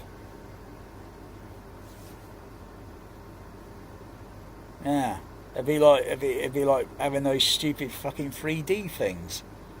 You wear the fucking glasses and you got to turn the light level up on the projector to compensate for the loss in light.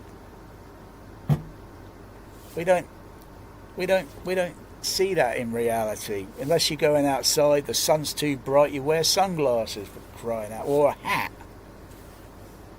Otherwise you do that, it's too bright.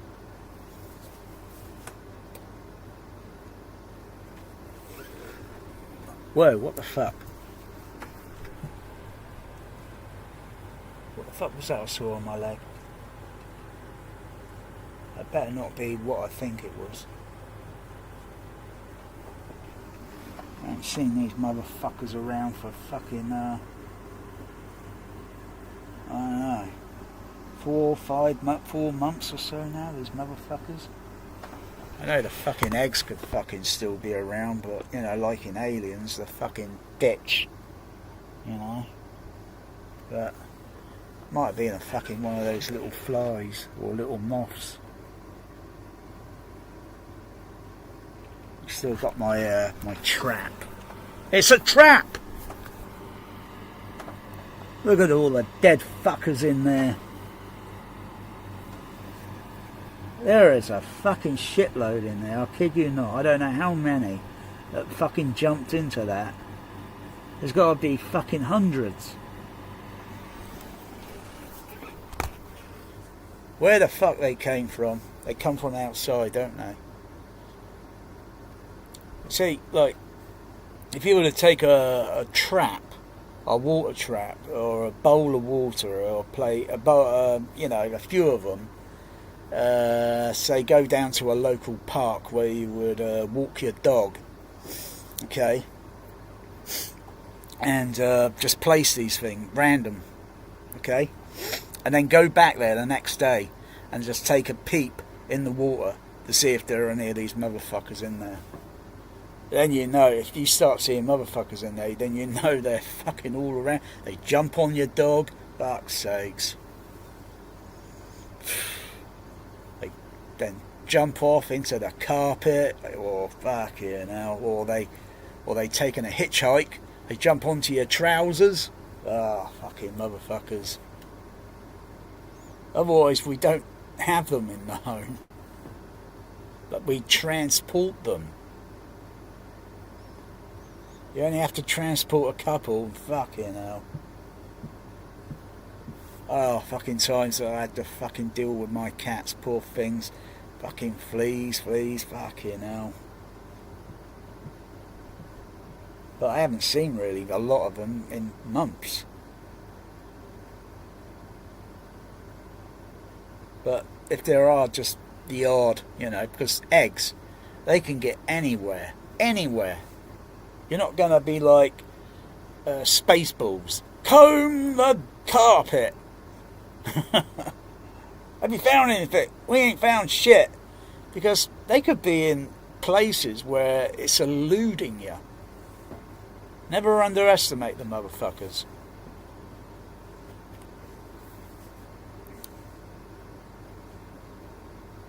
But generally, the cold temperature as such during the winter time, they don't like that sort of thing. When it goes down to a certain temperature range, they're mostly history. And you could drown a flea in just about a couple of millimeters of water. Just a couple of millimeters. And they fucking drown in fucking less than 20 seconds.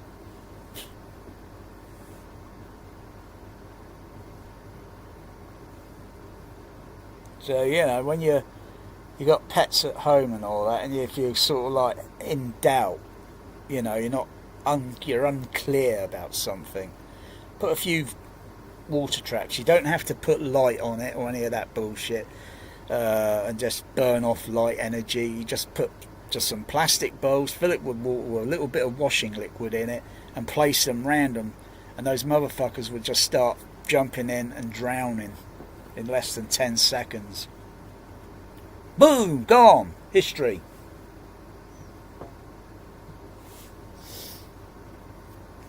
You don't know where else, you know. The cycle. Yeah, one time I had my home fucking flea free for fucking almost a few years. Yeah. I go around, see a friend who's got, I don't know, an indoor-outdoor cat and a dog, and a couple of days later, my cats are fucking scratching frantically. Because I picked up a few, haven't I? And I transported them back here, haven't I?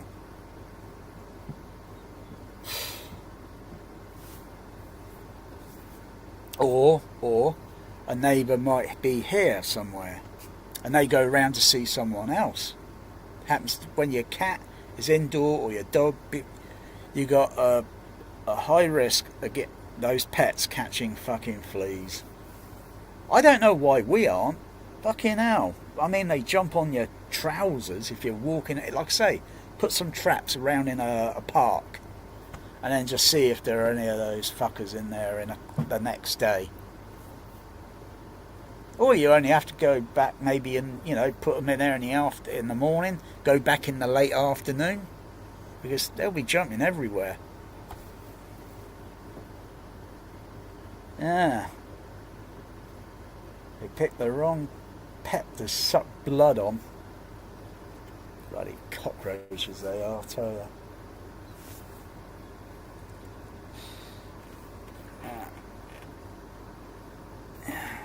When you got trousers and such, where you're not going to notice those motherfuckers. If you got shorts on or something, you spot them on your leg. Typically on your leg. And those motherfuckers can't climb up walls.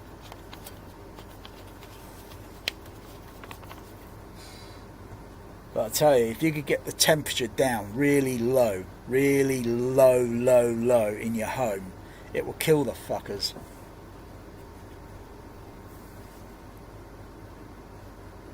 I've experimented. I've captured a flea, put it in a jar, popped it in the freezer.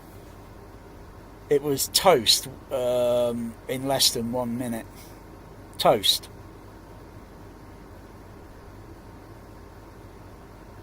And frigid, the temperature was probably minus 17 or so. It's not very easy to get the room down to a really, you got to think, well, what the fuck I've got in this room? I've got electronics and shit. You bring it down too low, you're going to have condensation. You're probably going to have a condensation issue. You've got to bring the temperature back up very, I'll be very, very cautious about that, because you could start a short circuit. But those motherfuckers are usually on the ground. That's the battlefield. You could try any extreme elements of Oh gosh, there are two, or no, I think there's three of them. There's carbon dioxide, CO2, that goes down minus, forgot what the number is, it goes down below, I think it's minus 20 or minus almost 30. That's more than enough to fucking kill them. You gotta cover everywhere around. And you wouldn't have to use that spray stuff that, you know, puts a toxic smell in the room. And if you got your pets, you know, oh fuck, you know, you gotta cover this, cover that.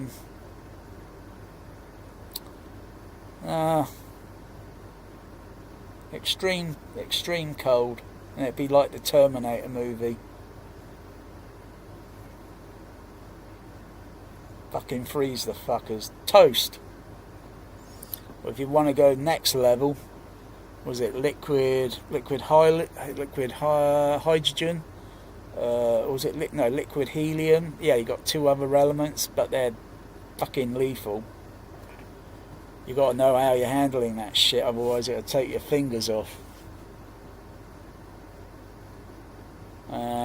Not to mention, if you start putting it around on your carpet, it's going to fuck your carpet right up.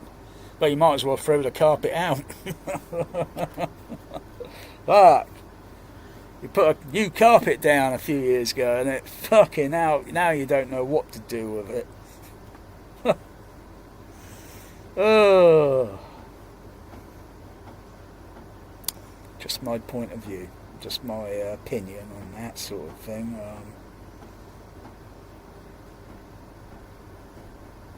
Yeah, not to mention liquid helium and liquid nitrogen's fucking expensive.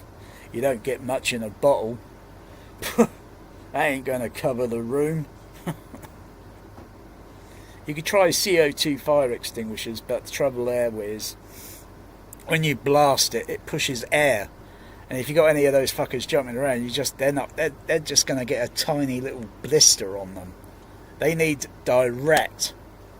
And that temperature will just fucking stop them in their tracks. But you're just pushing. That's what I noticed when I was using fire extinguisher. Good idea is okay, but the blowing the air approach is the wrong idea. Unless, of course, you can put that, because the nozzle on a fire extinguisher or CO is probably about that wide. If you can channel it into something like, there's several ways you could drown the motherfuckers a little bit. I'll get to the other fucking extreme, because I like going to extreme. You know that guy in the sub-base basement? He wants to talk extreme. I go fucking extreme. Some crazy ones, but I wouldn't recommend you try them unless you want to wreck your home. So if you could put that into a wide square sort of thing that you could put onto the floor in a square area, so it covers so many inches square, and then blast it, you know, because if you were to put your hand in front of CO2 and blast your hand, that I think that would be a little bit idiotic.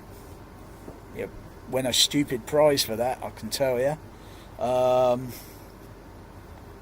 You could try that approach. Okay, the next one, diabolical, would be put water, a very thin layer of water, all, you know, if it's laminated or tiled, not carpet. Maybe you could get away with carpet. Be like no more different than I suppose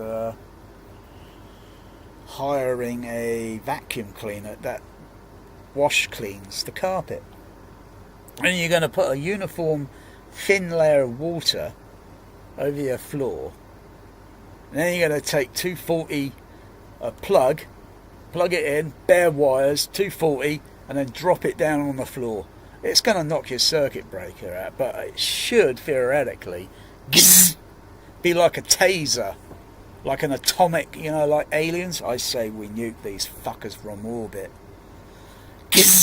Boom! In theory, you know, it should go everywhere, because the water is going to be conductive, and it just, you should be going round picking up their fucking corpses. The other diabolical one, and this is probably by far the most stupidest idea, I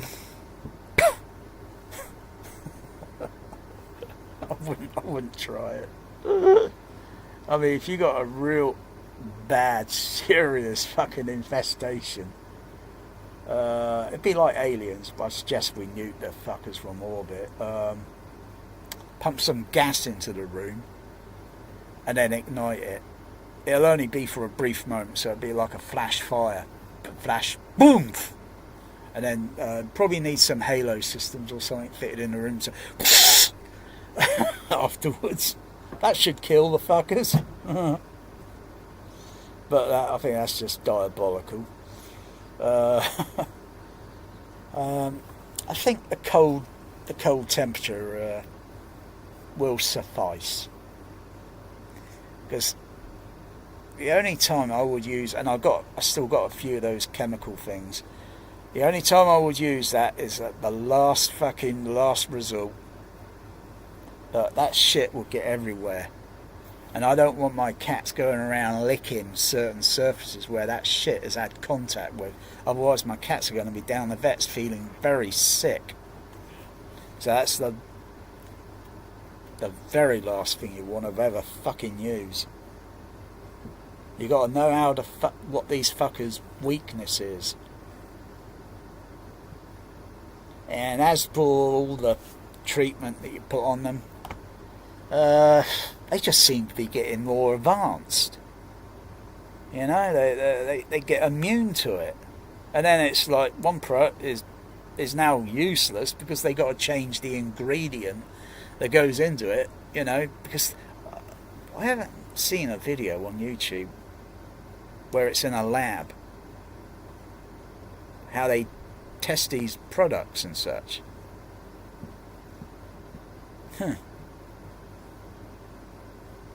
Yeah, just Google it. I'm sure there's one out there, but if you ever seen these motherfuckers, you know what they look like, their shape, the legs. Yeah, I can usually spot a flea from probably about 7 feet away. If it's on a clear surface, a clear white surface, I say to my dad, what the fuck is that then on that sheet then? A bit of dirt. Oh yeah, alright, I'll get that. Okay, we'll put it here. I'll take a macro picture with the camera. There, zoom it up. What do you think that is then, huh? Of course, he's never seen one up close before. Most people not have. Most people not have. They're like little vampires. Very undesirable vampires. Yeah,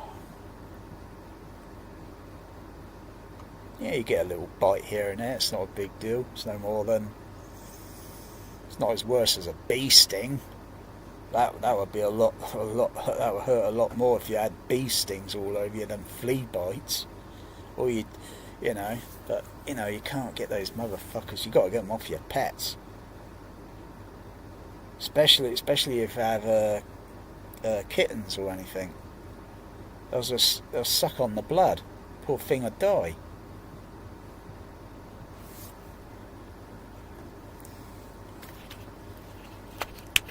Or you just got to constantly wash, you know. Well, you submerge the cat up to the head, and you still got to run water all over, or enough as such. It's very tricky, because those fuckers, they move.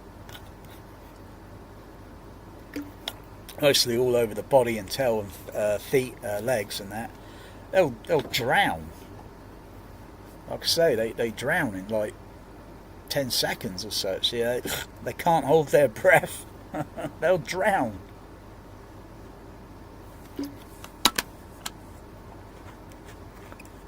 It's got to be other you know, techniques other than the comb that goes puts like a taser, and you rub it through and it's only what, 12 volt, something like 12 volts or something.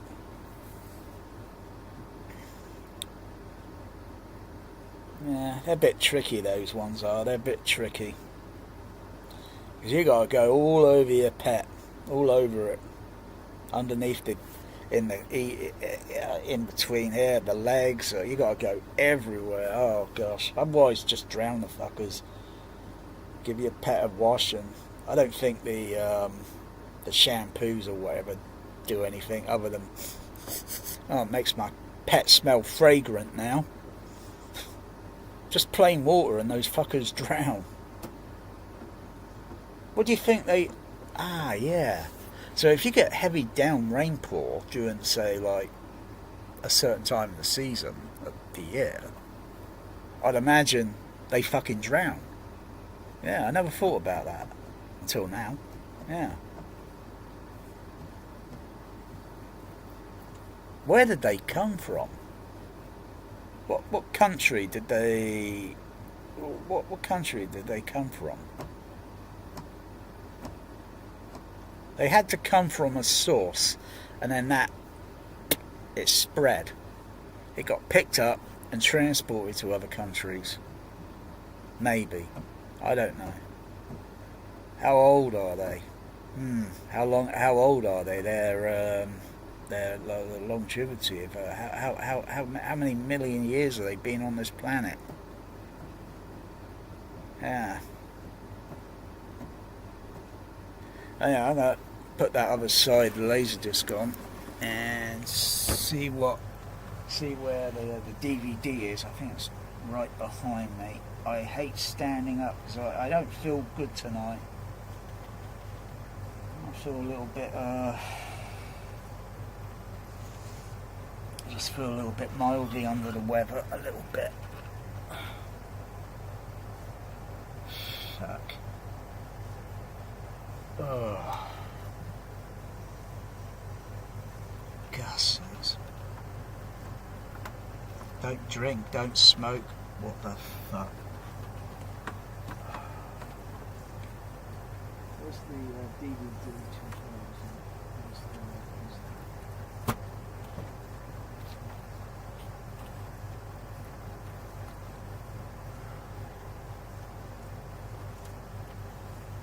Oh, there it is. That's the outprint MGM.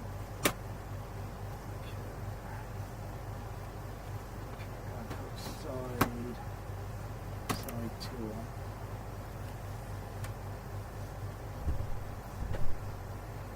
Ah, now it's hot out. I only have to open this door a little bit and I can feel the heat. My goodness. Whoa, bloody hell.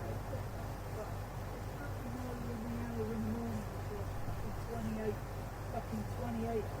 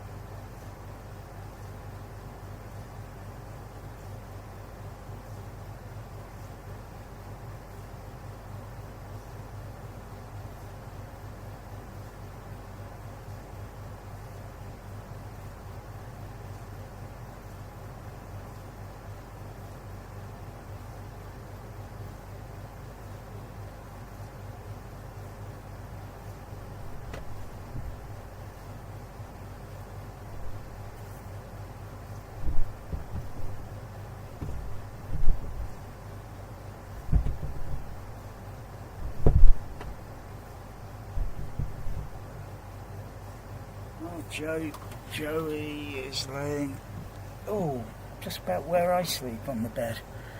A different position. Oh, I didn't load the DVD.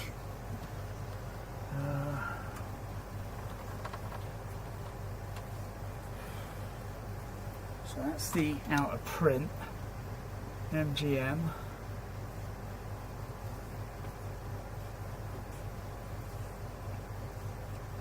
Don't know where the Blu-ray is or the 4K is or whatever it is.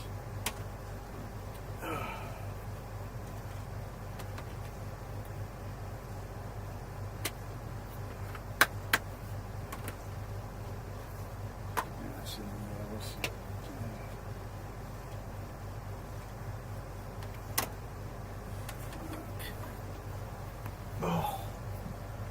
Oh, my legs feel. You know. Oh.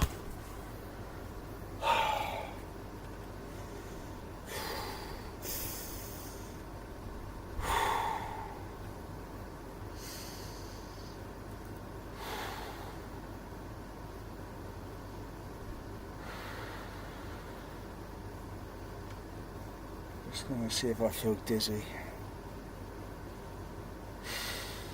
Let's turn the AC off. It's cooler in here. It's more effective in here. It's more effective in here, the AC, than it is in the bedroom. Because I get the tube a little bit more out the window here. Not a problem, Houston. But in the bedroom, I can't. Fucking windows open outward, don't they? I can only take it out a little bit, and I can only get a narrow. This fucking thing that's only about that wide. But the window's only open about that wide, and I can only get so much percentage of the, you know, otherwise you lose your efficiency. It's like a sub-bass speaker. You lose a little bit of efficiency in the air conditioning to get the room a little bit uniform coolness. Okay.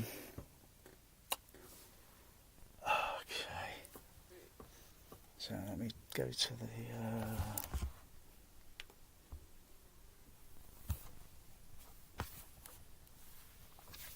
It should be on the menu something if it comes up in a sec. Yeah. Oh. Boom.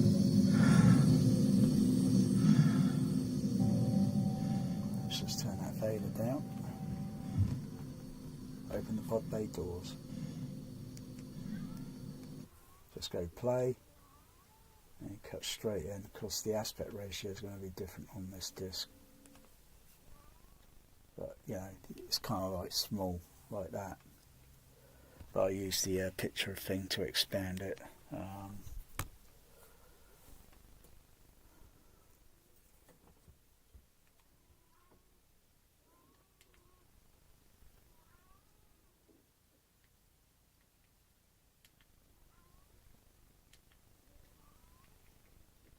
Got to go forward on that.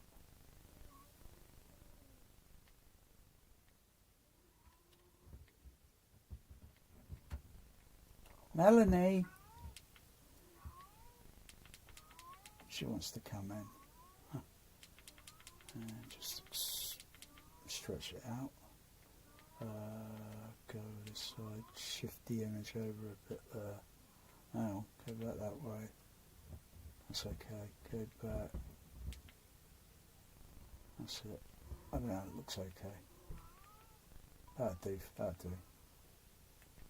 Oh man, I'm gonna let Melanie just have a little one. But I've got to supervise so she doesn't go onto the subwoofers.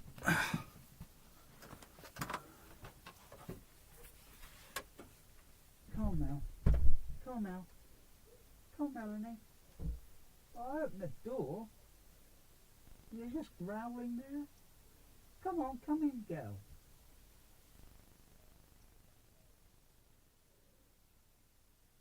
All right, I'm closing the door. You're trolling me.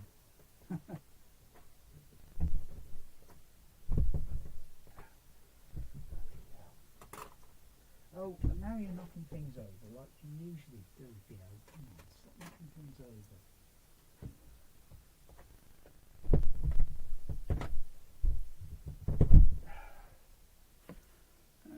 That's okay, she meows all the time.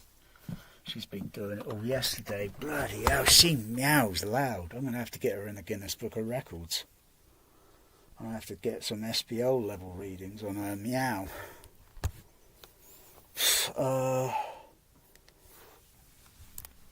Okay. Oh yeah, plus I'm on a different aspect sound format here. Because the it goes to the preset goes up to this Dolby Atmos thing. You can't see it because I'm not sharing the screen. So you've got to do all these changes. You've got to do all these changes, you know. I could do that a lot quicker on a professional Dolby CP processor. There you got to fumble around. You even use the remote, click, click, click, click, click, click, but a professional one, no, you just, it's there, press it, boom, you're on the sound format. Trinovs are not perfect. Storm audio not perfect. No AV receiver. What you've got out there in your home cinema, it is not perfect. You have to have the professional, because in the professional field, it's got to be like that. Not fingers or thumb and finger and slow motion. No, it's got to be that.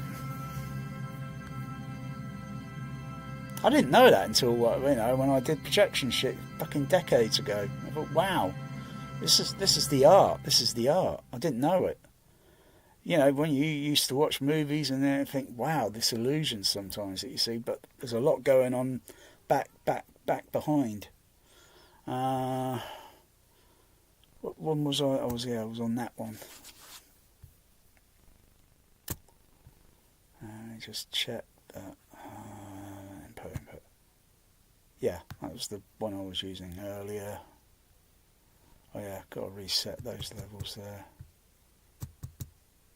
Maybe go to preset and save it.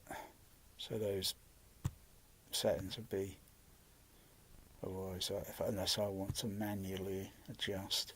Okay, it's on the. So I know that scene with the Russians. And there I can just see edge enhancement on it. Oh gosh. You know, all the, you know, I could just see edge enhancement.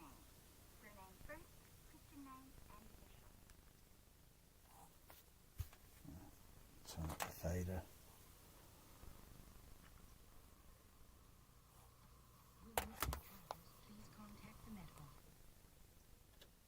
Ah, yeah, this scene here with the Russians. Let's have a look. Alright, I can see the way some of this furniture over to the left, with that slight red colour and that slight curve in there. Okay, I'll see my memory bank. The other Russian over to the right. Okay, I can see where the head's positioned to and part of the furniture, and something that looks like a scarf. Looks like a scarf on the back of the. Okay. All right, got that memorised. Start the laser disc up.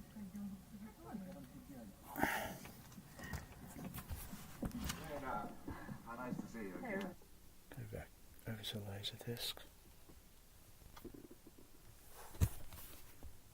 Takes a couple of seconds. Ah, there we go. But because I've got the image aspect ratio, so I've got to go, because I'm cropping off, because I zoomed up the image for the DVD. Image looks a little softer there, so to speak. Hang on. Where did I have it on the? Had it on, switched on the original, I think. Yeah. So it's a little bit short in the vertical image. A little bit short. It's a little bit squashed down. So let me just go back a couple of. Go next chapter. Pause it there. actually, it's just a fraction less on this laserdisc. Just by a tiny percentage over on the left. Over on the right side, it looks almost about the same as what it did on the DVD, but it just looks like a fraction percentage over on the left. That's just slightly, so otherwise it's still not bad. It's still not bad. You know, it's got no edge enhancement. I just let me see, bring up the frame count again.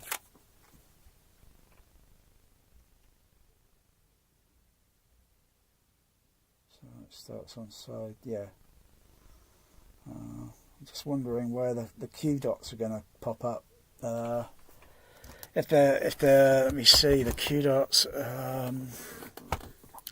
Laser discs are roughly 30 minutes. 30 minutes each side. So, though I didn't notice the first side because I was probably jumping a few chapters on it. So it's got to be a Q dot or a reel change, and then part of the next reel on side 1. Maybe 10 minutes. Maybe 10 minutes, I guess. So if I keep watching this, you know, there's got to be a Q dot coming up soon. The scene's probably only been playing for a couple of minutes now. So a Q dot's got to pop up somewhere.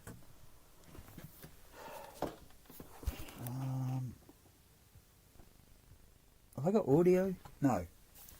Because it's on the, I'm on the digital track, aren't I? I'm on the digital track tonight, the PCM.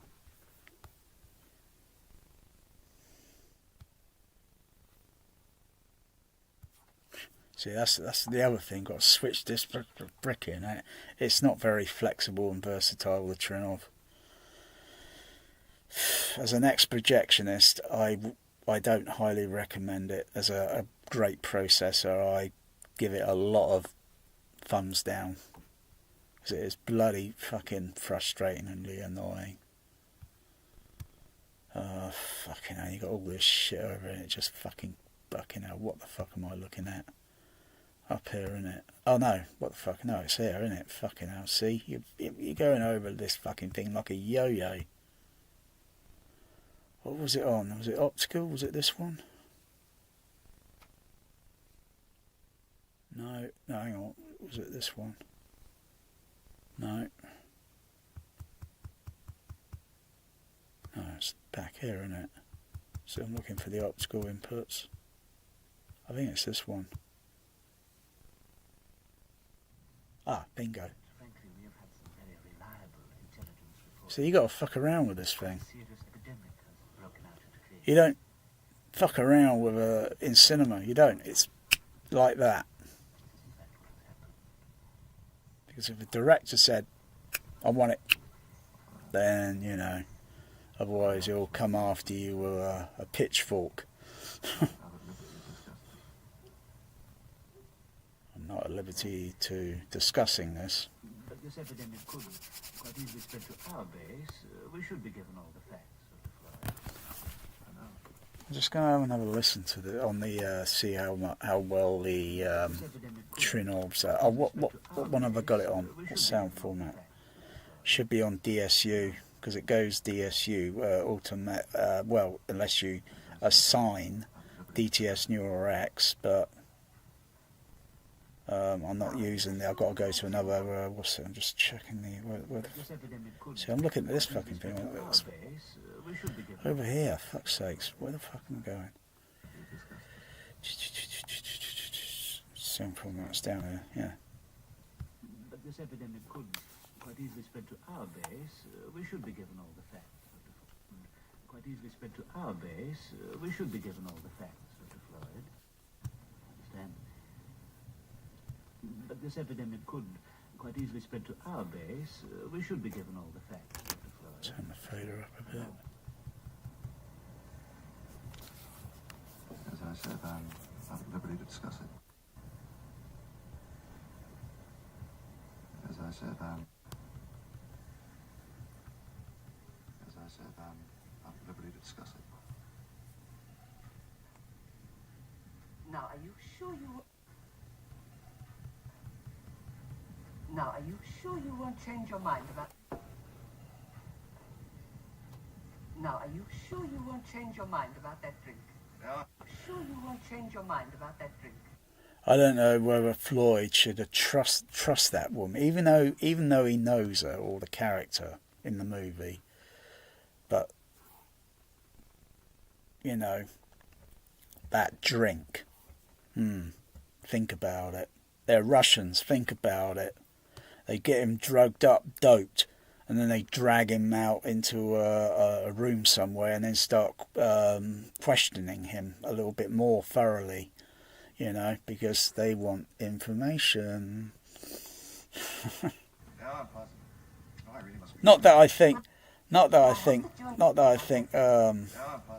you know, but just if I was in Floyd's shoes, I would be fucking paranoid.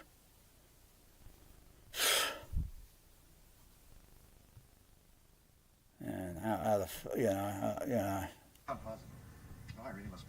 You won't change your mind about I've just got to lower some of the centre level down a little bit, Now, are you sure you won't so change your mind about that drink? you can get the spread of the dialogue pans. Well, I hope that you and your wife can come to the IAC conference in June. Well, we're going to try. I hope we can make it. It's got a foggy sound, these mixes. These mixes back then, they've got a foggy sound. Well, I hope that you and your wife can come to the IAC conference in June. Well, we're going to try. I hope we can make it. You do. You remember to bring that darling little daughter. And also I can manipulate by using time delay. Can come to the IAC conference in June. Well, your wife can come to the IAC conference in June. Ooh. So I just changed it by 2 milliseconds. That's a couple of foot, I think. But you got very tiny interval of millisecond. Well, I hope that you and your wife can come to the IAC conference. If you know how to use the time delay, you don't apply the time, say maybe the time delay over to the left or over to the right.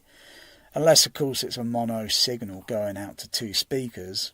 And if you apply maybe say 40, maybe 50 or so millisecond to one of the, it doesn't matter if it's the left or the right channel, then it makes a mono signal sound like stereo.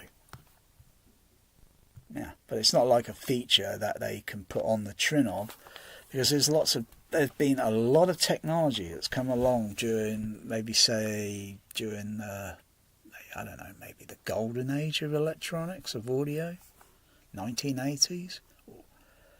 You know, because some things that came around during the 1970s, you know, the loudness button, yeah, that I think that feature is like only exclusive on a Storm Audio, not on a Trinog, because it's like Trinog got their bass wave thing.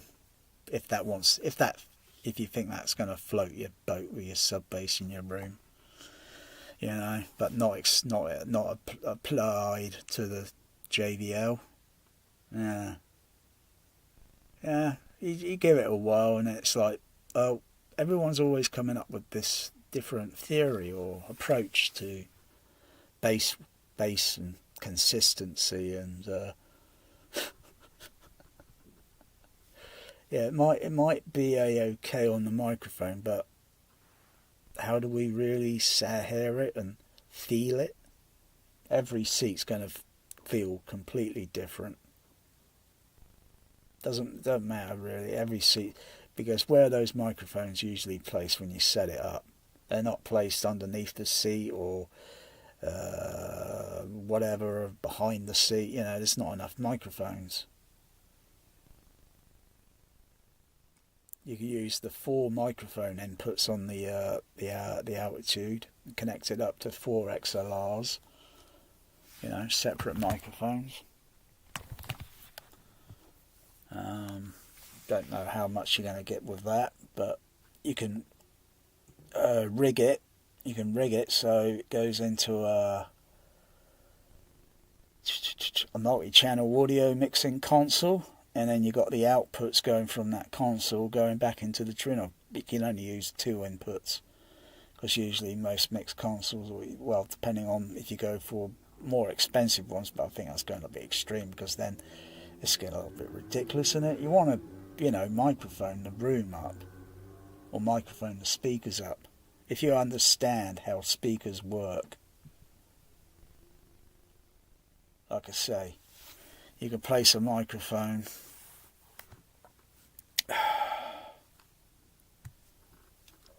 any sort of, like, you know, place it there or place it there or there. You're gonna have a frequency graph that's total opposite. You know, you might as well bloody well use a dummy head, because it's got 2 microphones that they're perfect than our own hearing, because they're not rolling off the high frequencies like our own hearing is going like that. But we don't know to what level it's going down to. Takes hours of extensive scientific to get a guesstimation, and then you think, I think my hearing's rolling off like this. This age or whatever, unless of course you get your test subjects. Most people got families. You got a perfect candidate, your child. Perfect candidate. You only have to give them sweeties just to get them to behave, and, you know, while you conduct the experiment. Otherwise they're going to be very irritative. They're not interested in the shit what you're interested in, you know. There it is.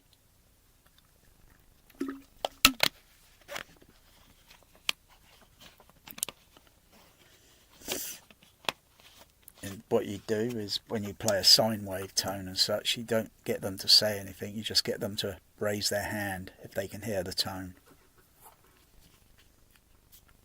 And then you have a listen, and that's exact. You've got to be more or less, you've got to be pretty damn close in the same space, same space of 3 dimension. Otherwise, depending on what sine wave you're generating on the generator, above, say, 8,000 kilohertz, 8 kilohertz, that's pretty damn easy to hear. Unless your hearing's not fucking completely knackered and it's rolling off like that, and you need a hearing aid just to bring the frequency up just a little bit. But any other frequencies, I think hearing aids are going to be pretty useless. They're only designed so we can hear speech.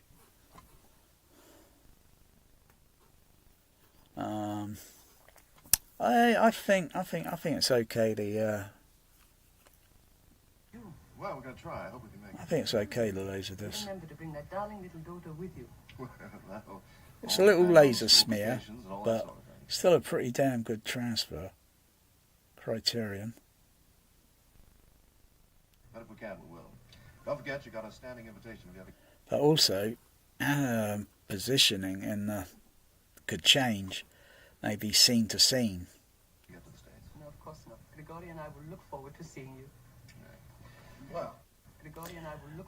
Let me have another look. Don't forget, you got a standing invitation. Let me look for any other print damage on the film. Well, I just saw a blemish, a little transparent blemish on the film. Of course not. Grigori and I will look forward to seeing you. No, Grigori and I will look forward to seeing you. Yeah, just about there. Right where there is a glass on the table, and I can see a little transparent kind of blemish. Okay, I'm going to go to the DVD and see if I can see a blemish. It's been a pleasure meeting you all.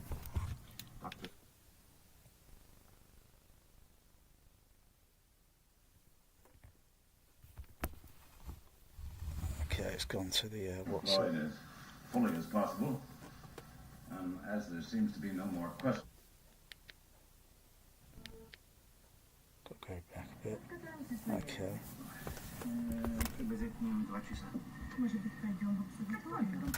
So you got to fuck around with these remote controls just to get an aspect ratio. Harewood, what a wonderful surprise to meet you. Yeah, I'll demo it. I'll demo it. I'll demo it. You're looking well too. This is my good friend, Dr. Haywood Floyd. I'd like you to meet Dr. One. Alini, Dr. Sretniver, 2, and this is Dr. Andrei Smyslov.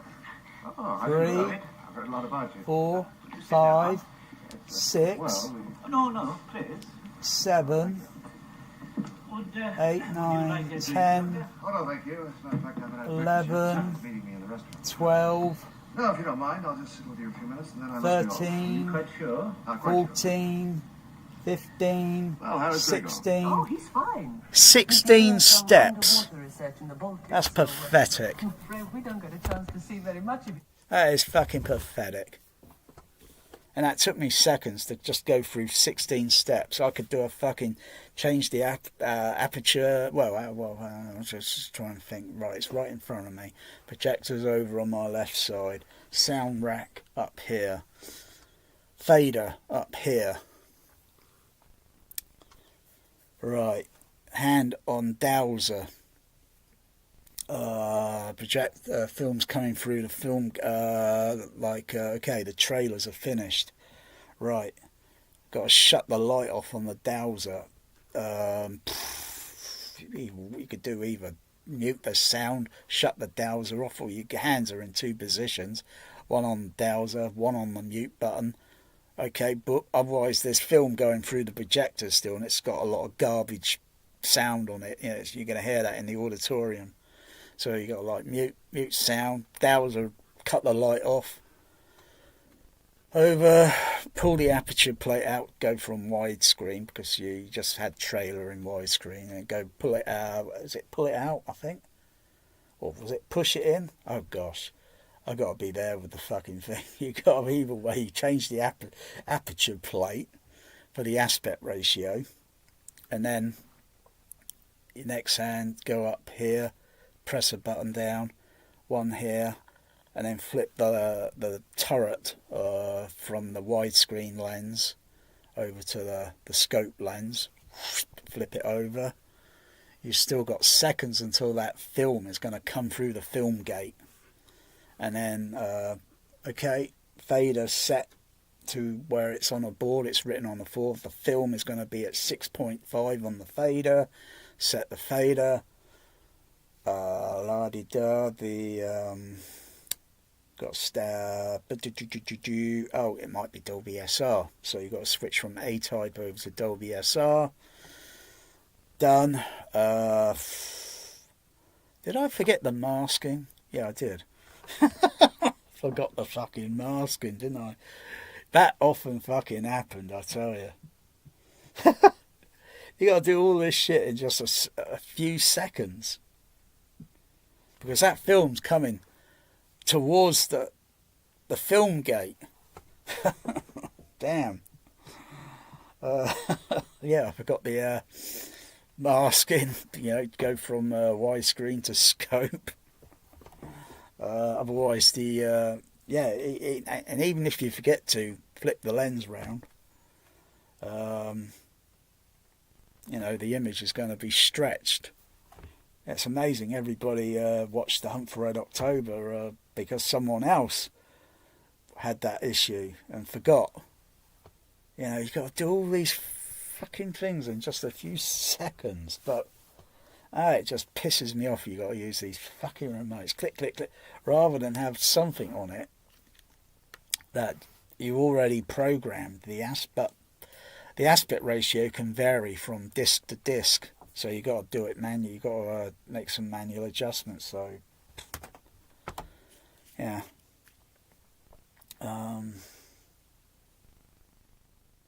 I still look at this at the moment. I'm thinking. I think I've got. Am I on the DVD? Or... Oh yeah, I'm on the DVD. Yeah, because I thought it was on the laserdisc. Yeah, whoa, that. Go back to that. What's it? Chapter. Yeah, just where the Russians were just about to say goodbye to Floyd. As I said, I'm at liberty to discuss it. Can I see any blemish? Now, are you sure you won't change your mind about that drink? Yeah, I'm positive. No, can't see it. Well, I hope that you and your wife can come to Just the where IAC she says, conference you want that drink. Now, are you sure you won't change your mind about that drink? Yeah, it's a totally different print. Total different print. Oh, I really must be going. Well, I hope that you and your wife can come to the IAC conference in June. Just going to get this bloody sound format switched over to... Well, that'll all depend on the school vacations and all that. Well, don't forget you got a standing invitation if you ever get to the States. No, of course not. Grigori and I will look forward to seeing you. You remember to... It's a little bit more clearer. It's a little bit more clearer on the discrete with the directional dialogue. Because you got to look at the see, the other thing with this Trinov is, oh gosh, it is so fucking flawed. It's unbelievable. Anyone says it's an advanced processor, this bullshit, all that Shane Lee, all that. Gene DeSella's going to be doing a view on his Trinov. Hell yeah. Why does he want a fucking Trinov? I don't get it. He's got, what, a Mark II Storm Audio, I think? He's got a Mark II. My one is for sale. It's a Mark III. It's for sale.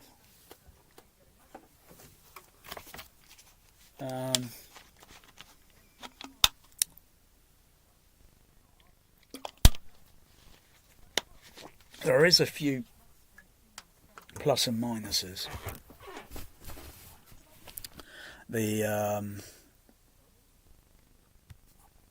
I don't think, unless Storm Audio actually add in another upgrade for the screen channel. Otherwise, the Trinov can, you know, when I was going through the, where is it? Bring it up here. So it won't affect the sound what I'm using at the moment.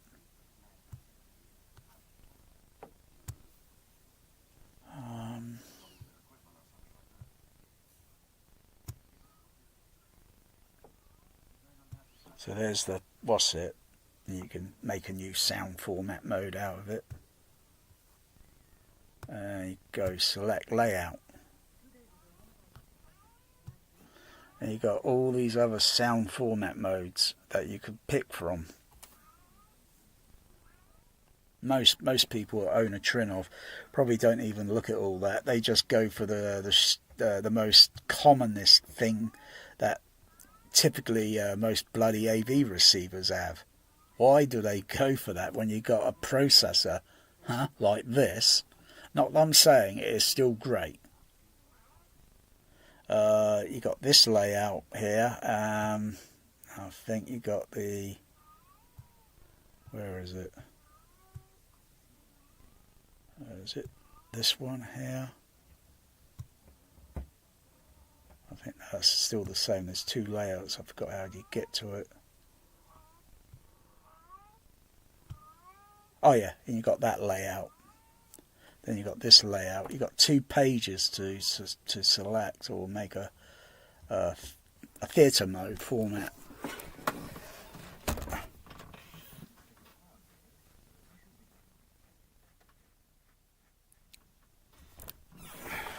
So it doesn't make any difference because the theatre mode.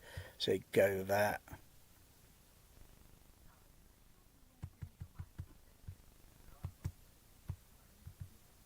You think, whoa, look at all those speakers, look at all those channels. Whoa, holy moly. But still, my CB radio does more channels than that. 300, just a little over 360. Yeah, Trinov, you know, it's not even like a basic 40 channel CB radio. Anyway, I can come out of that, so, you know, unless I start saving things and then it's going to, then I'll make another theatre mode as such.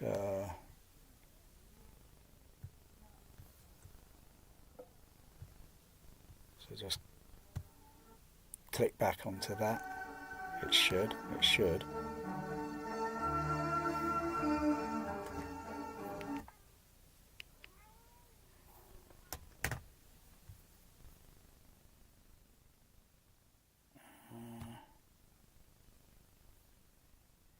Yeah, click on that. Yeah, it's back on the back on that mode. It might look like I've only got a few speakers on the side, and but there's a little bit more than that because they're duplicated.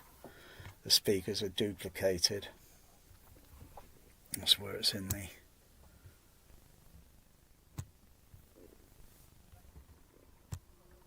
they're all duplicated over on this, but they're mostly turned off at the moment on the solo output.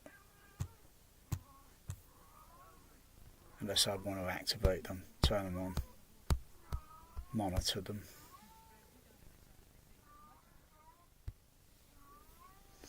And it'll only pop up when there's some sort of signal going on in the surround sound field thing. Like music.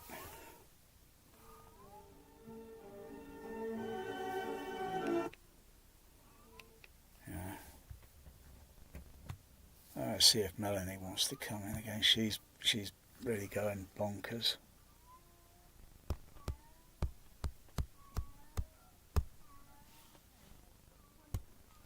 She's going bonkers.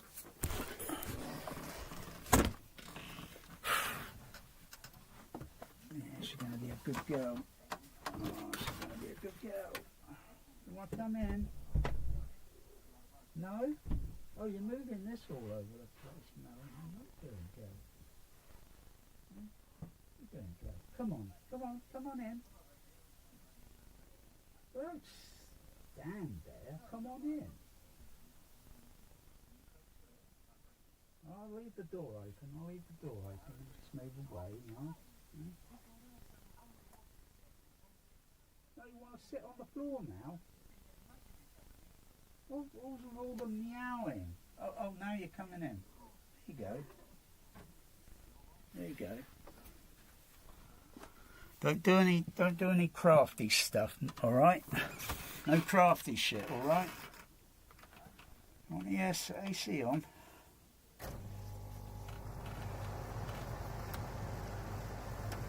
See? What she want? I don't know. Same thing we all do. I'm not too sure.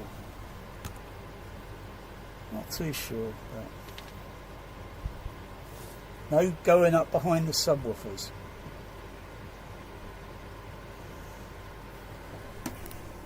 Oh, she wants to go under the rack. Ha! That is sneaky. She wants to go under the rack. Yeah, they come out. My cats come out. They don't just sit there, Shake the food around. They come out. Boosh. Oh yeah.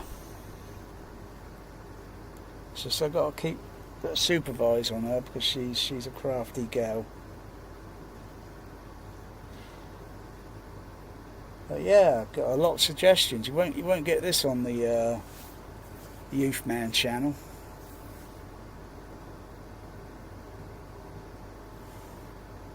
All you get is trying to sell you something and push it down your throat. But like I say, the Trinnov, it's got all these other, it could it can do up to 7 screen speaker. But are they going to be utilised with a discrete Atmos mix? Because they're only going to be applicable to certain Atmos mixes, and every other AV processor, Emotiva, Anthems and Yamahas, Denons, they're not capable of decoding it. Like, I've come across a few films that, use left center, right center, new ones, that is, new movies, but I don't buy new movies anymore. Old ones that have been remixed or such, and I'm thinking, whoa, what the fuck's going on with the left centre, right centre? It sounds a little hokey, sounds a little suspicious. And then suddenly, why are they having sound effect in there, rain sound? And then suddenly, bush, it disappears. I've never known a rain cloud ever in all my years to do such a thing. Terrible mix, terrible remixing on Atmos mixes of old movies. You always got to keep your expectation a little bit low for old movies being remixed in Atmos, because they're not going to be perfect. They're going to be done cheap, done probably in a couple of weeks. They're not spending months on it, and it's going to be cheap just so they can brand it Atmos. You know, get the old what's it out there and then sell it with the bullshit, and you get all the bullshit what's it's out there, like selling that bloody Twister Blu-ray 4K, whatever it is, in Atmos. Total horse shit that is. Cat litter. I can tell what they've done with the overheads. I can tell by listening to the other tracks, and I can tell what they've been bloody doing. Total bullshit. What a scam. Nothing really honest and discreet there. And is that twister going to turn your room upside down? I doubt it very much. I doubt it very little. Atmos is a pretty rubbish format as it goes. Sound wind moves round in... Do you get that? Here, every field dimension on their marketing thing, yeah? Unless a lot of you got dementia and you can't remember that advertisement.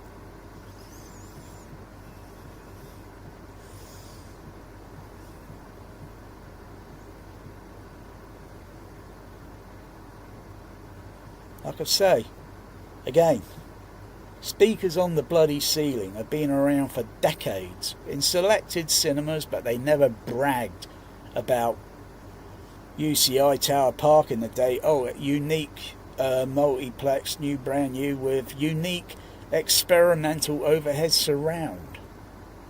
They never bragged about it. You just went in and you sit down, you hear this like, oh wow, that sounds good. They never bragged about it.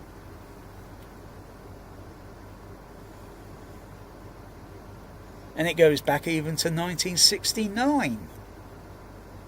Cinerama, downtown. Bloody hell.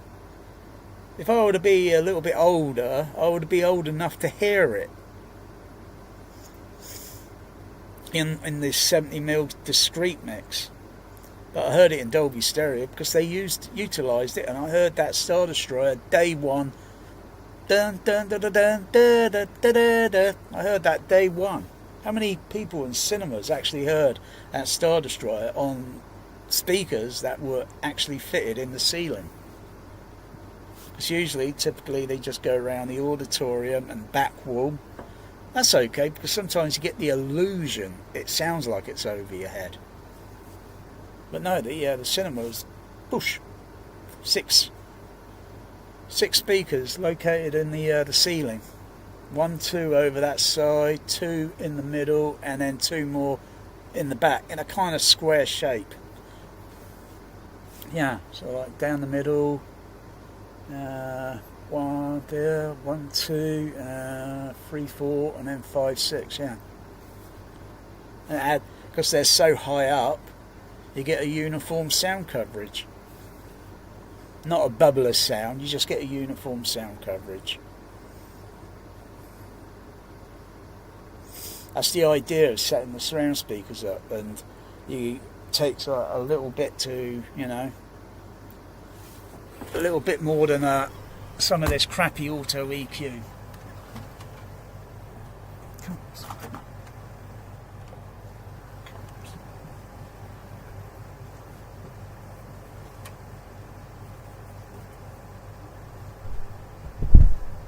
She's had a wonder. She's had a wonder, but she's getting mischief.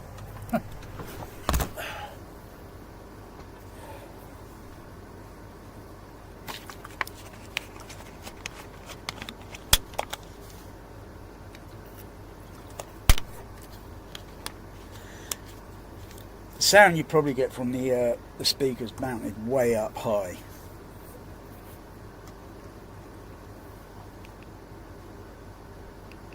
Is it a little bit better than just the regular speakers going down the side and back wall?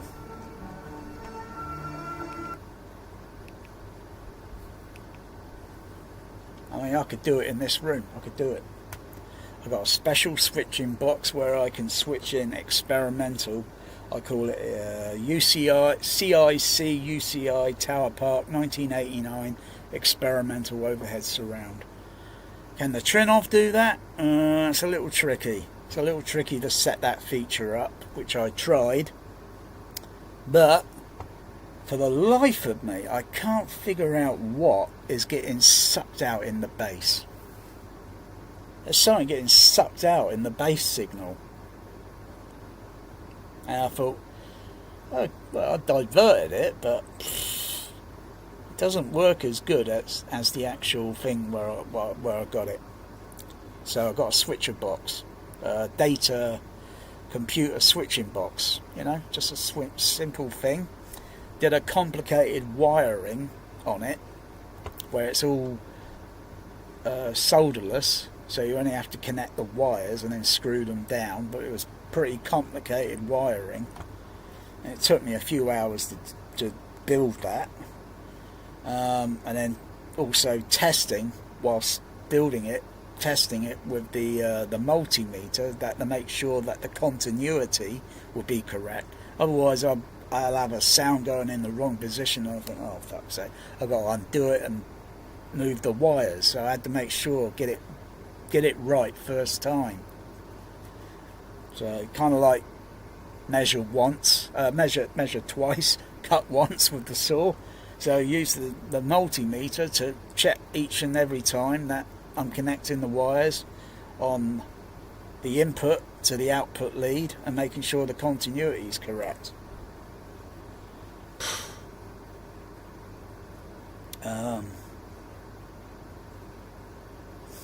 So when my switcher box is in B mode, it's for experimental.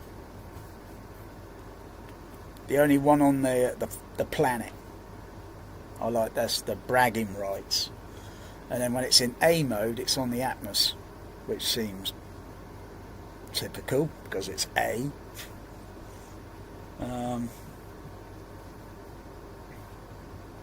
So I've got one output lead going to the Dolby SA10 in the kitchen. There are 3 of them. So they do the decoding for Atmos, so they can any stereo signal that's there, I would get, well, let's say there's 2 left right there, and I get one in the middle. Oh, well, it's not like a big W like in It's a Mad Mad World. It's under a big W. Actually, the outputs on the decoder actually should be 2 speakers in the middle, but I only use 1 pair because that's all I need. So it's one I call dog channels. Dog, woof woof. You know, everyone see Private Ryan? They're on the beach. Dog 1. This is dog 2. Nothing, not even related to my idea. Not related. But when I heard that line in the movie, I just chuckled. So basically, if there's like Superman the movie, the Atmos remix, where you get the spaceship, the carrying Super Baby, it more or less goes down the middle, starting from somewhere at the back, and then it goes through the overhead, up there in the middle, and then up there into the middle, and then up there and into the middle, because it's basically a phantom mono mono signal. So, but if it was switched to the other regular speakers, you kind of like thinking, is that stereo or mono? And therefore, it's back in the 1970s with Dolby Stereo. You got 3 screen speakers, typical 3 screen. But if you switch it to stereo, you got 3 people in seats. It's like you're over on the left. No, I hear it. I hear the signal here. Person in the middle. No. It's both ears. Person on the right. No. You get into a bit of a competition of an argument then. My way works better. Choose it. Doesn't cost much to rig it up, and it will be like a game change, if that's what you people out there want to call these things. A game change. Not really. It's not really a game change. It just makes it a little bit more pinpoint.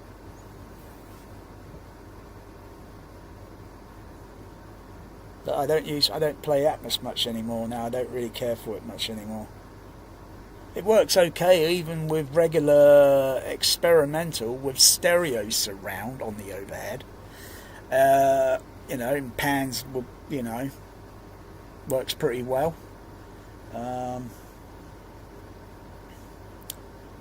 If it's mono discrete, it'll work a-okay because all the speakers would be utilised. 9 speakers on the ceiling used, and you get I get a very nice uniform sound.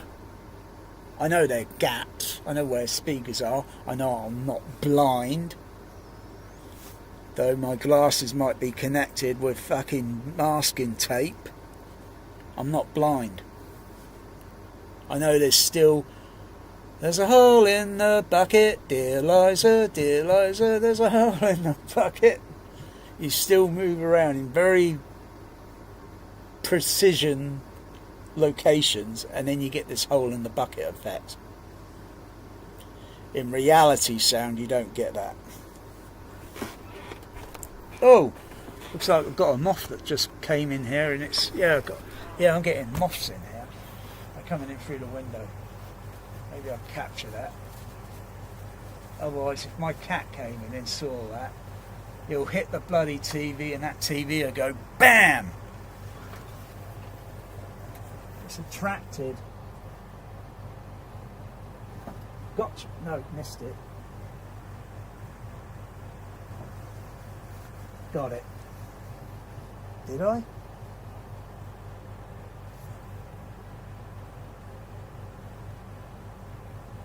What the fuck is that on the floor? Whoa! Back here. What the fuck is this?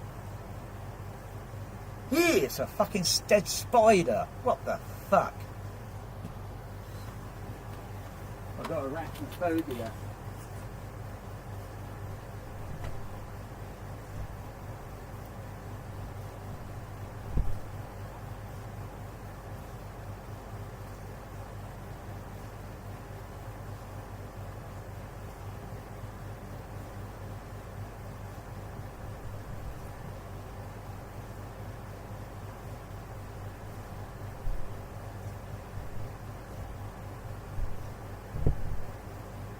Whoa. Fucking hell, even dead spiders scare the shit out of me.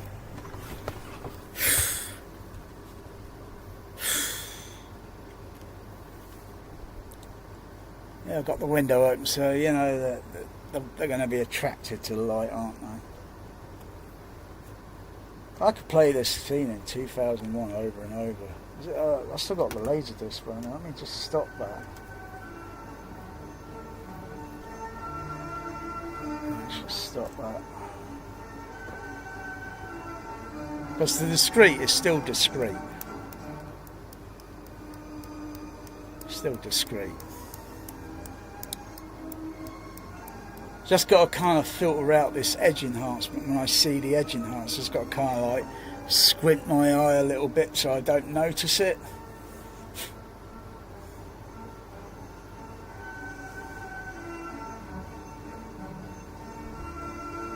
Oh.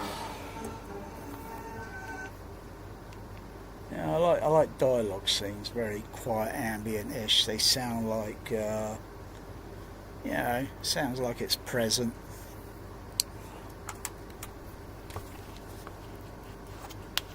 Well, I want to switch it over to the 5 screen.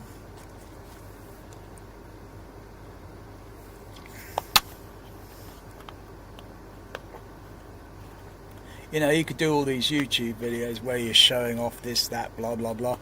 You can't show off and do a demo of 5 screen in a room. Microphone is not going to pick that up.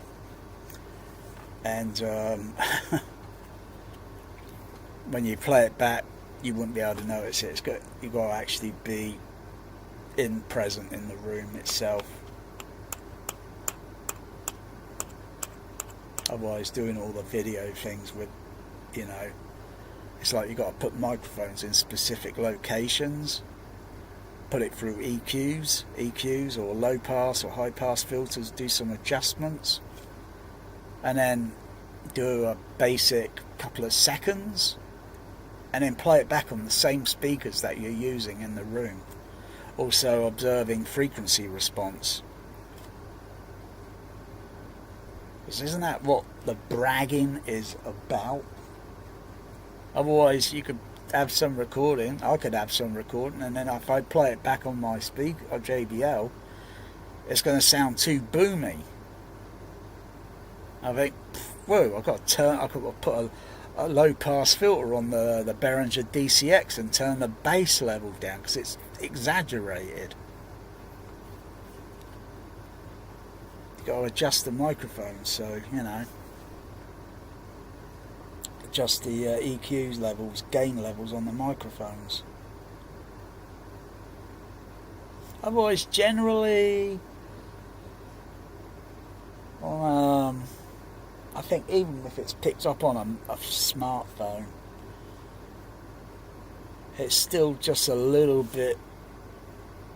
Got too much bass boost or such, and you've got to be careful with the sound levels, particularly high frequency. Otherwise, it'll make a spitting sound. At least I've noticed on my phone, it sometimes makes a spitting sound because it's reaching the level of clipping, and it starts making a spitting sound on the record.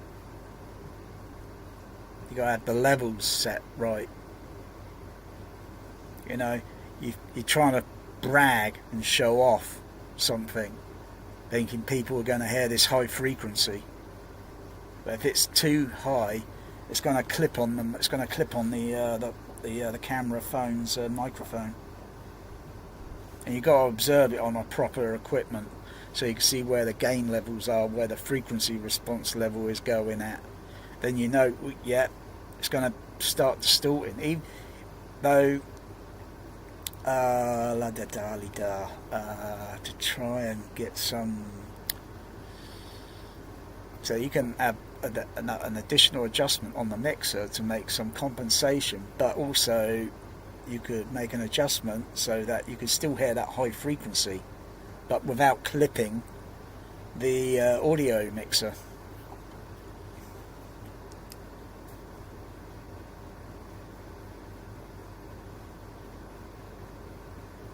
I like the good recordings where they pick up good quality and they don't have all that hiss noise in the fucking background.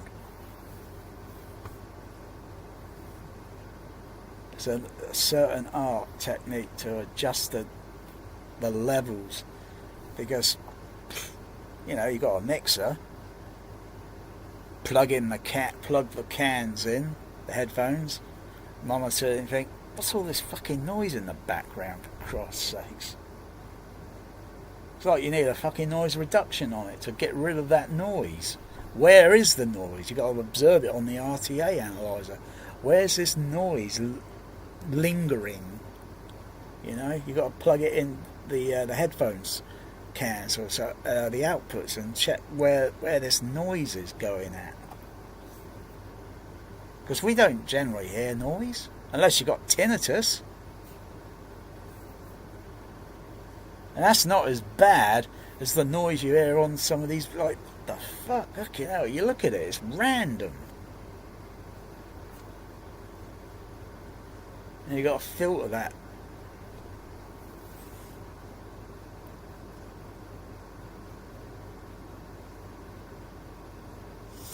You know, you got to check all your equipment, like any part of the equipment in the signal chain or B chain. Some of it's going to have a dodgy signal to noise ratio. You know, it's going to be like somewhere up there, whereas the other equipment or such, the signal noise ratio is down here. And you got this noise, oh gosh, you can't have that.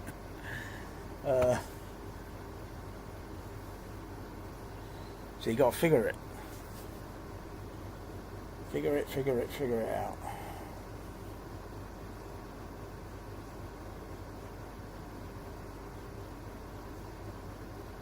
Now, I think this DVD still, you know, it's okay. It's just the bloody edge enhancement. Colour's okay on it. Oh yeah, what does that? What's it? The colour would be. Is it this one? No.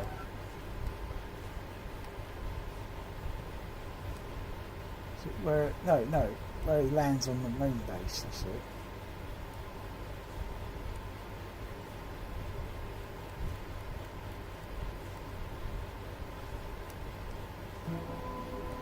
It's a little, I don't know, the colour there, is it a little different tint in the hue?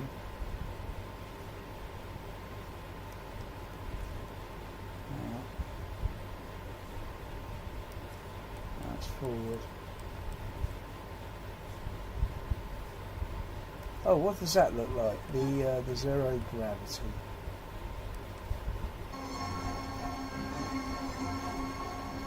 Yeah, doesn't flicker as much as it did. It flickered a little bit. It flickered.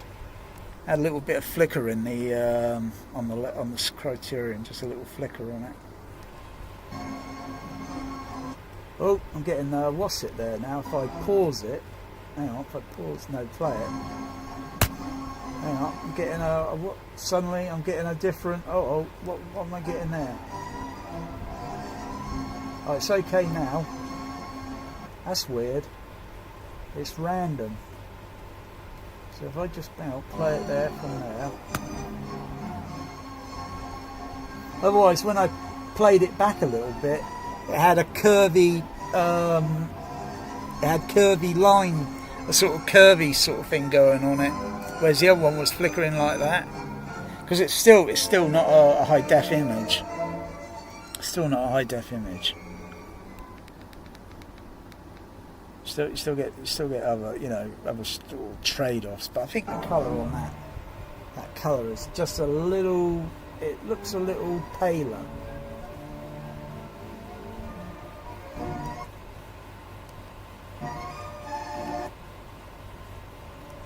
What can option do?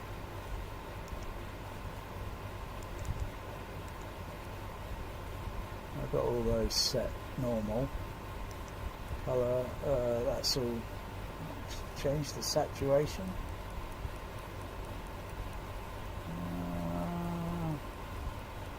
Goes up a little minor bit. Go to brightness.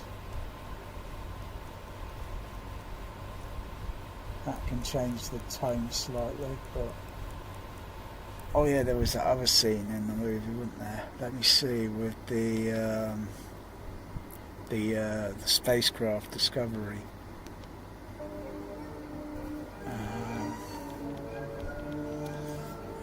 Go to that chapter, see if I can see anything like I saw in the laserdisc. So yeah, you've got the bright scene there of the stars, Jupiter mission. Yeah, you still get the same thing when it fades out. The star field the star field goes a little dimmer.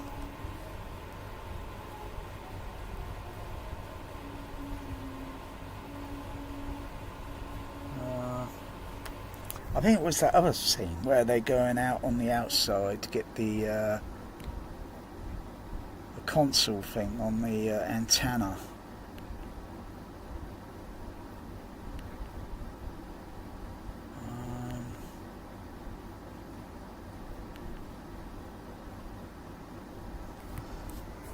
No, I don't know.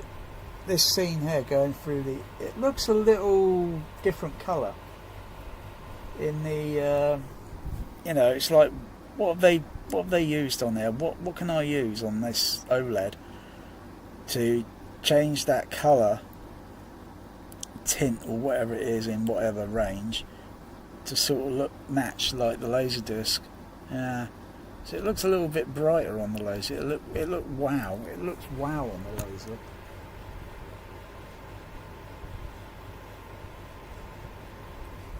I could have a Mandela effect. You got to have these things playing side by side at the same time. Yeah, that's going to be diagnostic. So, where was it? Yeah, there was something moving around, though I need to take the brightness level up maybe a bit. Option.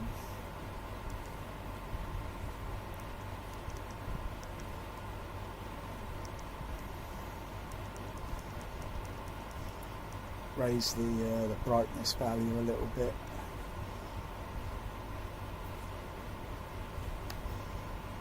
So it was somewhere down the left side. I feel it could have been just something on the print. Could have been some sort of blemish or something on the other print. What the fuck? Whoa! Fucking spider! It's coming from the fucking ceiling. What the fuck? It's going back up the motherfucker. Hey, Marvel, get the fuck out of my home. I'll capture you, little bugger. I'm not going to kill you. It's okay.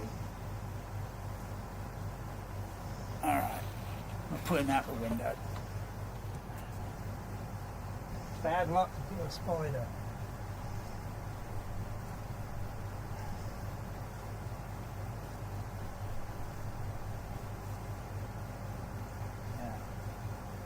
Yeah, fucking hell. I'm getting all sorts of things. I'm getting objects coming down from the ceiling. Little penny spider. It's coming down from the ceiling. Yeah. You don't get that shit in Shane Lee's home theatre. Gosh, there are a lot of surprises happening here, I'll tell you. But also these stars, they tend to be flickering.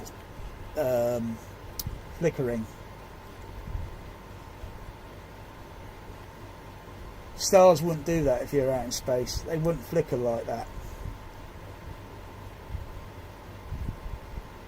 It's like twinkle, twinkle, little star, how I wonder what you are. That's only because you're in an atmosphere environment and you see the atmosphere doing this and then you just see the stars twinkle. But no, it's because of the video frame rate and such, and it probably looked different because I haven't looked at that 4K in probably over a year. Oh yeah, he's using these things now, like they describe in the extras on the laserdisc.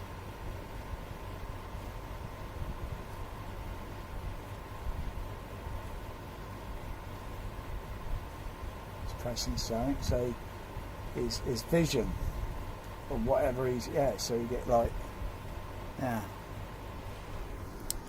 Otherwise you get all this, glare image or such. You got to focus on something. Yeah. It's very, very techno. Any more surprises? I can't. I'm not looking everywhere, but It probably came in because the windows have been open for, you know, since the heat wave. So they're probably coming in through the window and then they climb up onto the ceiling, onto the acoustical foam.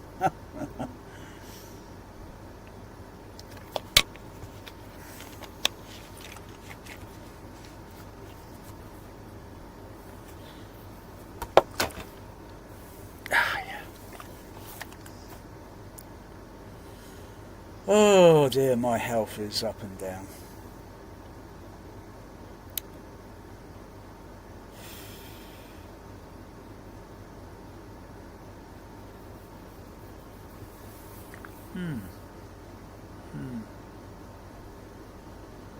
Just got to take out that module plug and plug the other one in. I think it's going to work. Hal's setting you up, isn't he? He's setting you up.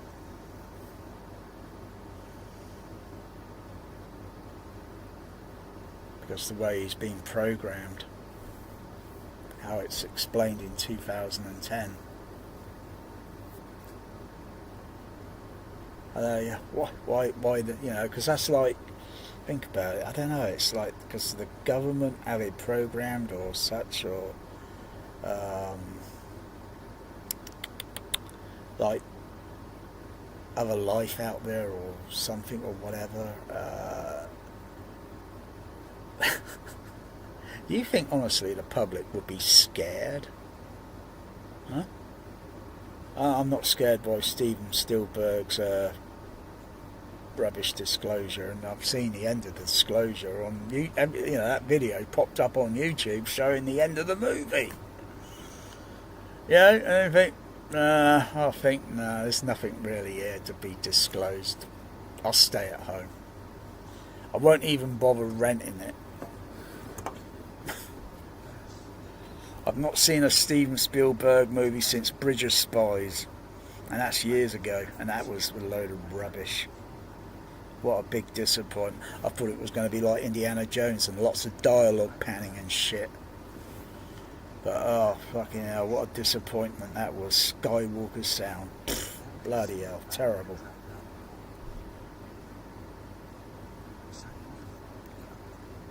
And I don't like Steven Spielberg's DP. I don't like his DP. He sucks. I'm sick and tired of seeing fucking lens flares. As if watching a fucking Michael Bay or a fucking JJ Jar Jar Abrams isn't enough. I don't need to see any more of that. It is terrible photography. You don't see fucking lens flares all over 2001 or 2010. Do we see on a daily basis fucking lens flares everywhere? No, we don't. Unless your eye is looking at a certain angle and the sun is in full view and you get a glare. But no, we don't see. Or you squint your eye, you look at a light and you squint your eye and you see a glare effect. But no, when you're looking normal, no. The answer is no. Sick and tired of shit movies like that. Did you see all that lens flare shit in Jaws or well, maybe a little in Close Encounter. There might be because of the mothership or some of the other UFOs and the bright arc light fucking coming down. Yeah, sure. But no, you see that through Raiders, Indiana Jones, Doom and Crusade. No, you don't see any of that shit. Get to bloody Crystal fucking Skull, fucking lens flares.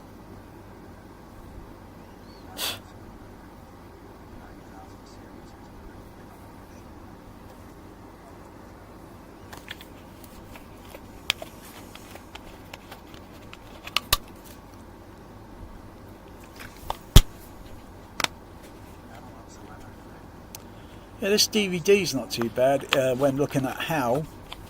Not seeing any. What's it there?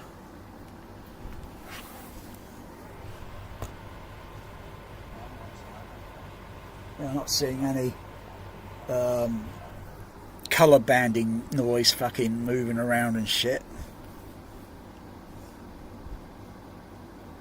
I never knew what colour banding noise was until I saw Titanic digital projection, and I projected that motherfucker at Bristol 35mm, and I see it Tower Park, screen 6, digital projection, 3D glasses. No, I threw them away.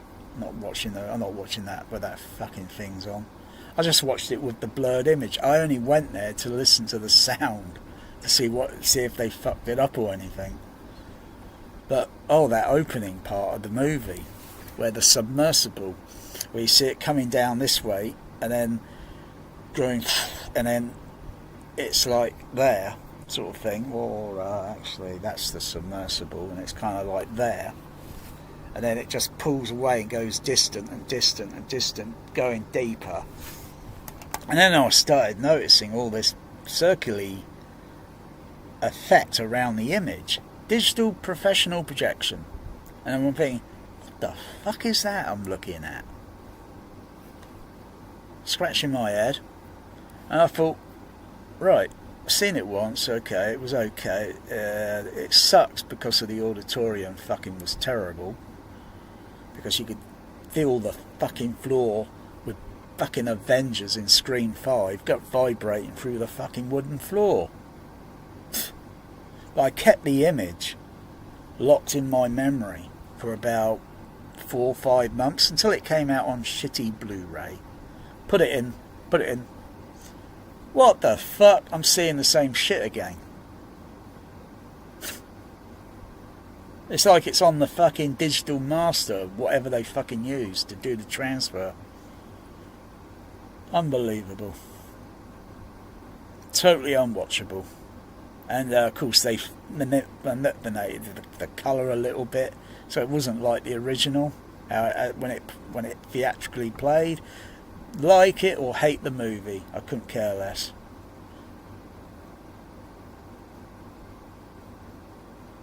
But thinking, oh fuck, oh thank goodness I got the laserdisc or the early edition DVD. Doesn't have that issue. Get a new technology and then you get all this bullshit on it. Unfucking watchable.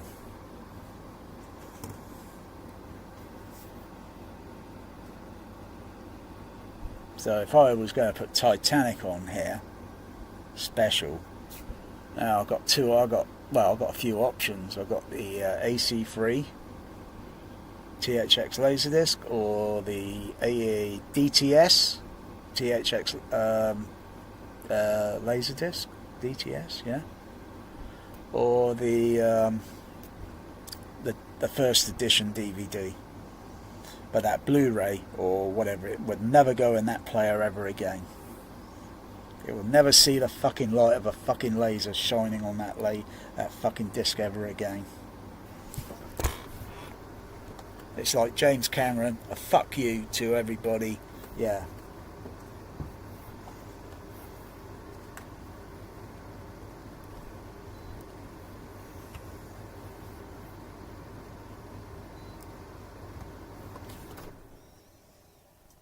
I remember the fucking fucking shit to fucking project that fucking Titanic.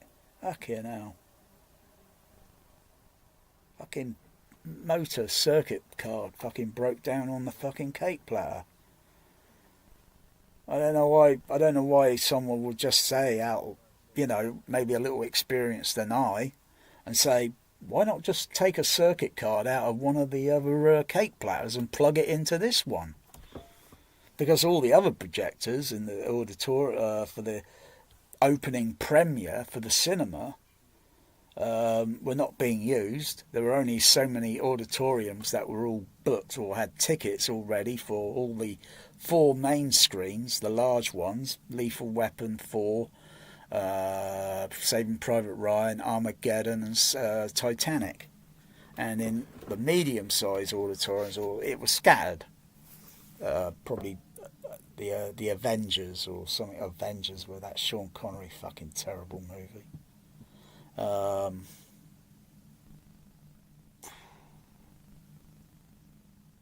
Oh, I can't remember what the other ones were.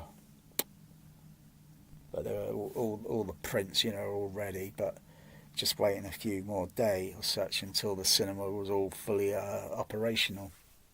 But yeah, things like that happen. Something you get breaks down. And you're stuck there thinking, how are we going to wind the film off? You know, it goes off the top, the film's on the top cake platter, winds off, goes to the projector, comes back to the, or was it the top or was it the middle platter? Because we're on the floor. Me and this other girl, we're sat on the floor, and we're taking turns at turning the cake platter. Our hands, after just over 3 hours, were totally black with all the aluminium. I'm sure I've still got some of that somewhere in my body to this day. Fuck's sakes. Yeah, we spent fucking days and days and days with white spirit cleaning these cake platters, because you peel off a film and then you got to clean them over and over and over and over. Fucking hell, to get, otherwise the film would be on it and it's going to pick up that it gets stuck on the film or something, some bullshit like that. Yeah, no one in the audience knew. Just like Fight Club, and nobody in the audience ever knew what they just seen. Boop! What the fuck was that? Was that what I thought it was? Yeah.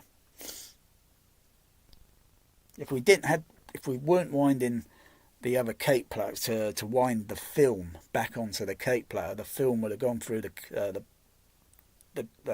projector, and most likely the tension on it, and it would have snapped the film, break the film, and then you got to fucking shut everything down and fix it. Fuck's sakes.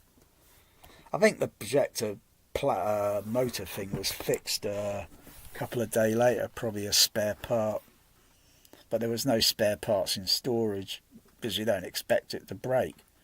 The xenon lamps and such, yeah. But that was an interesting experience. How to run a film. Look at that spaceship Discovery. It's crazy, isn't it? That Stanley Kubrick had the model destroyed, and all the drawings and art things are all destroyed. What was he scared of?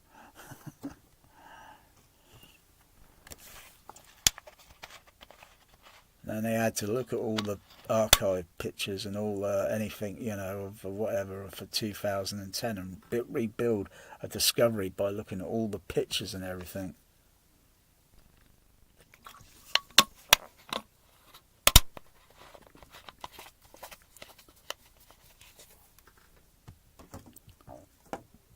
It's a slow movie, but that's what space is like. It's slow, it's boring.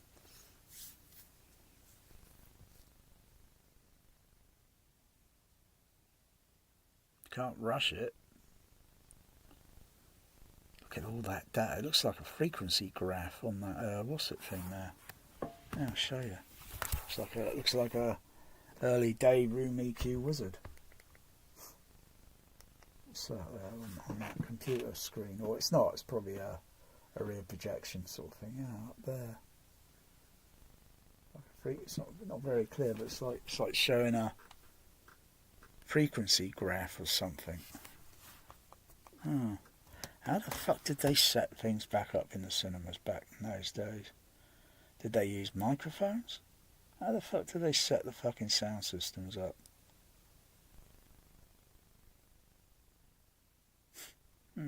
Uh-oh.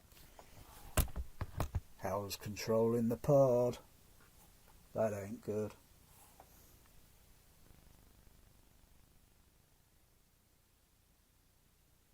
You want to put some dramatic music to that. Yeah, something like psycho music. The shower music. Yeah. So that's what it looks like, you know. It looks very sinister. Looks very sinister, it does.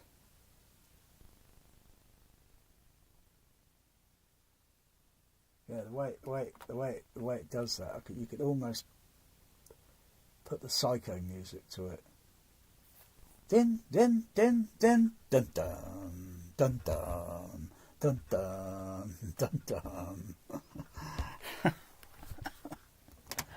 Yeah, I could do a sort of in camera sort of thing like that. I could play this scene and then have the psycho music playing somewhere, and then just get the record time and then start it, rather than doing it through a editing thing. Just do it in the camera.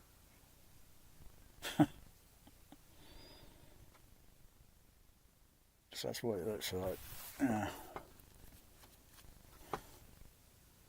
Rotate the pod, Hal. Have you got a fixed position? Yes, Dave.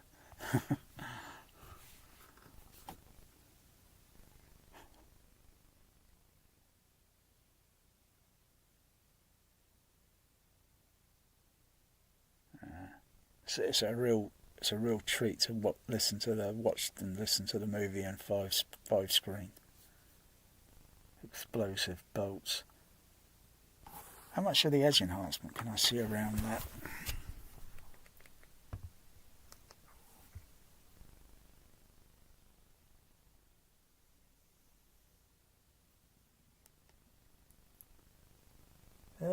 It's not too bad. Not too bad. Not too bad. It's very minor.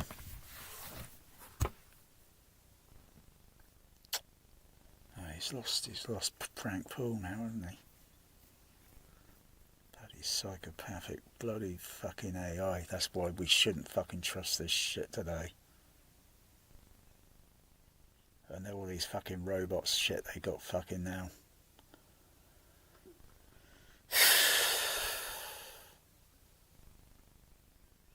Because the government have got something planned down the road. I don't know. Why don't the government just fucking kill us, huh? Because that's what they're trying to do, innit? Murder us. Why don't they just fucking, and these rich people can just fucking live their fucking fancy life? Because that's what I'm thinking in my mind.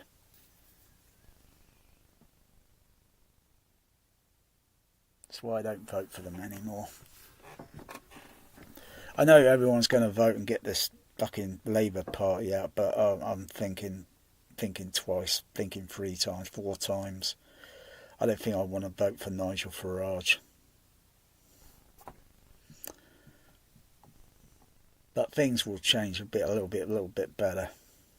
But another 3 years, it's almost like an eternity.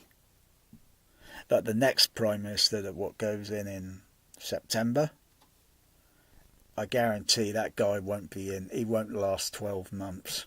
He's going to do some serious mistakes, and the public will want him out.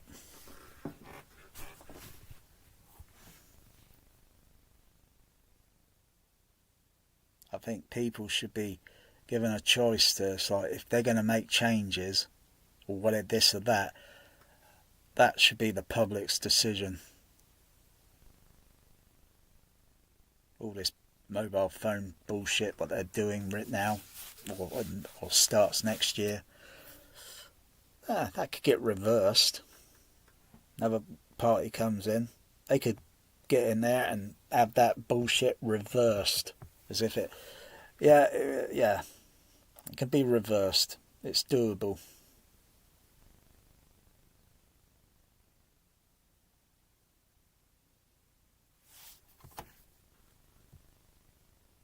God, makes my stomach turn.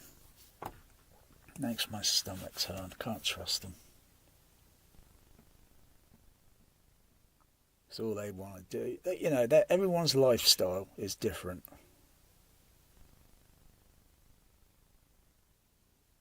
So I like sitting in the seat sometimes, because I sat in this seat since last night, late last night. I haven't been in this room for about, I think, 3 days. Something like maybe 3 days. Most people couldn't live a bloody day without their home theatre room.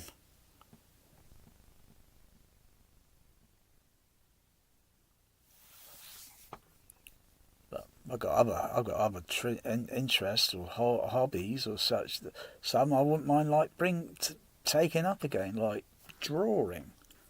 Maybe get the what's it and put a thing up in front and then do some painting.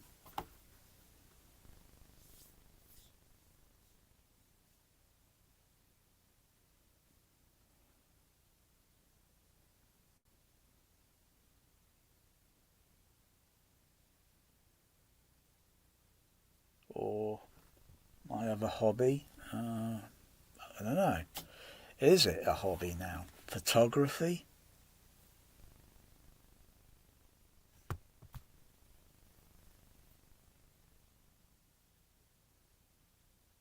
I like taking pictures of my cat. I've got thousands, I don't know. It's got to be about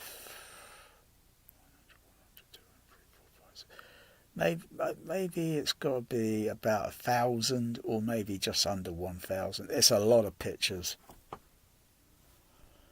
of all my cats over the years. So I got everybody does that. So you got memories, okay? And you look on those, it can make you cry, make you laugh.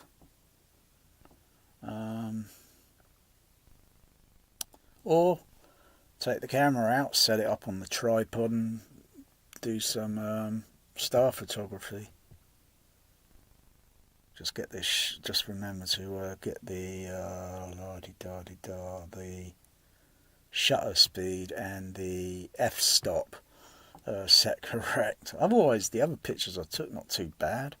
It's just I'm missing a little other bit of detail in the image, whereas other people got to take a picture with the same camera or maybe a different camera, but the settings, and then you get these. Wow, look at that picture. Wow, that's nice.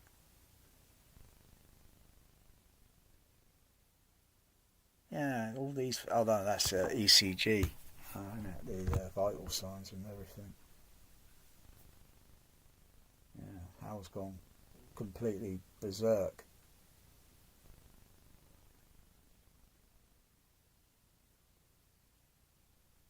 Yeah.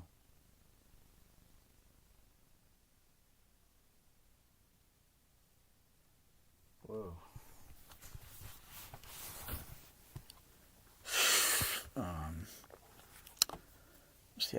What's the other one?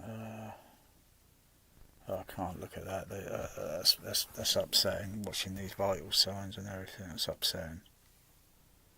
I don't know why I'm upset. It's only a movie. Oh dear. But yeah, bloody hell. Yeah. Well, I suppose when I'm surprised Dave didn't go totally bonkers and take a sledgehammer and smash the fucking thing up.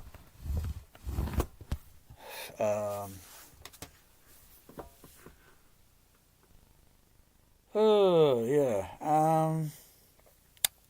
What else? What else? What else?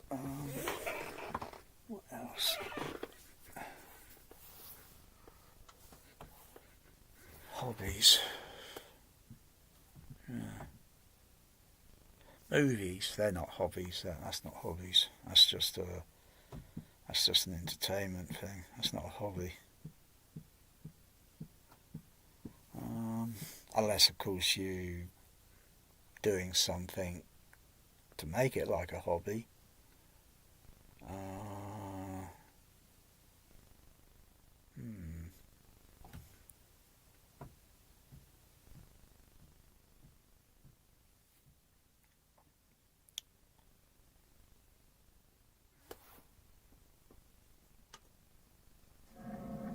Hello, Hal, do you read me? Yes, Dave, I read you. Do you read me, Hal? Do you read me, Hal? So I don't hear that magnetic hum Hello, Hal, sound do you read me? on this version, unless I turn the soundtrack level up a little bit higher. Do you read me, Hal? Affirmative, Dave. But listen on other scenes where it's Open the quiet, podcast door, turn the Hal. fader level up, you can hear a little bit of the I'm sorry, Dave. low level. I'm afraid I And can't it could have do been, that. like I say, different print versions on the What's the laserdisc and the, I think you know what the problem is just as well as I do. What are you talking about, Hal? This mission is too important for me to allow you to jeopardize it. And the way the sound is being I don't know what you're talking reproduced about, on Hal. the discrete here. I know that you and Frank were planning to disconnect me. Because I was running, what was it, either DSU or I switched it to DTS Neural X. It had a bit more of when Hal speaks, had a bit more of a low sound over behind the screen. The screen speakers had a bit more lower sort of tone. Here it sounds a little, yeah, so like I say, you've got to put these things through RTA and look at the frequency response of the what's going on. And I'm afraid that's something I cannot allow to happen.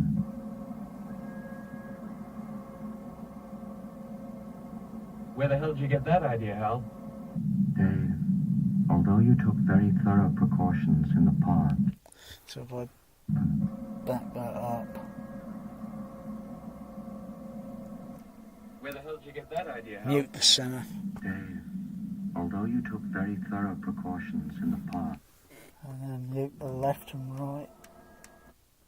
Put the center on. Where the hell did you get that idea, Hal? Dave, although you took It's got very similar thorough because it's still got this foggy, but the frequency response seemed a little bit, I could see your maybe up here a little bit on the laserdisc, whereas on the DVD it seems a little bit lower down.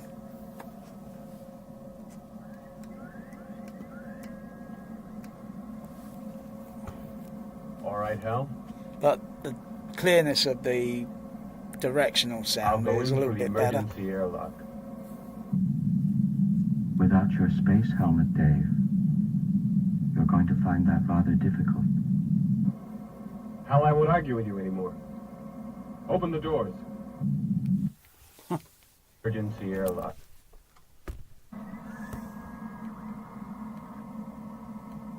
All right, Hal.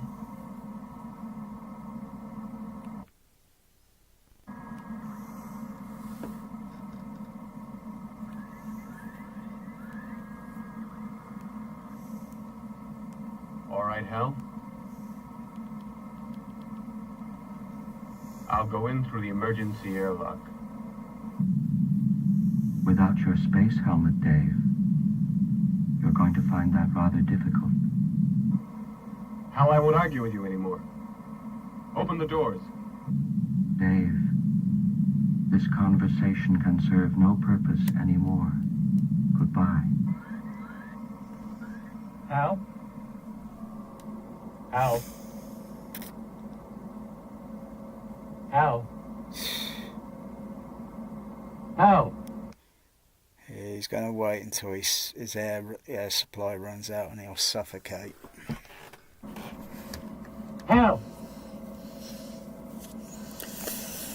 Fucking thing's gone psycho, hasn't he? I still can't hear, like, quite seen here. I can't hear that hum sound. It's a different print. I'll turn the fader up.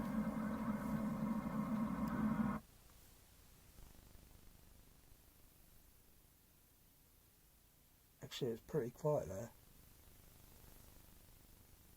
I've got the fader up at plus 17. I'll bring it back down now. I think it's the where the bone is thrown up into the sky. They might be using some noise reduction on this, or cleaning, filtering, or such on this print transfer.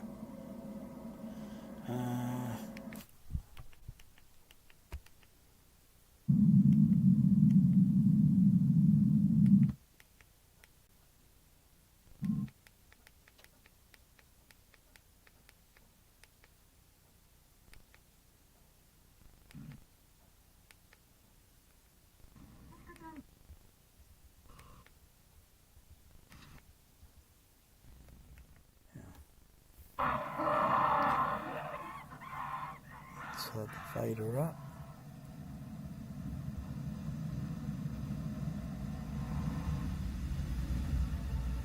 Yeah, I can hear a very lowish kind of sort of signal in there, but gotta throw the what do you call it, that 4K on, because it's got two different, so they say, two different mixes. One that's a little bit remixed or whatever, and the other one that's you know, so the other one does have a little bit more kind of mag noise there, sort of thing.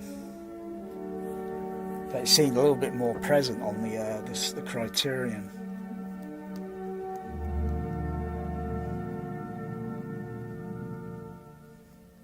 It's just which aspect ratio to grab hold of, you know, because they got some laser discs that say it's 235:1, others 220:1. So, are the other ones legit, or is it just misprinted? I mean, I think, is it the Japanese one that I got? I think it's the Japanese one. It says it's 235:1.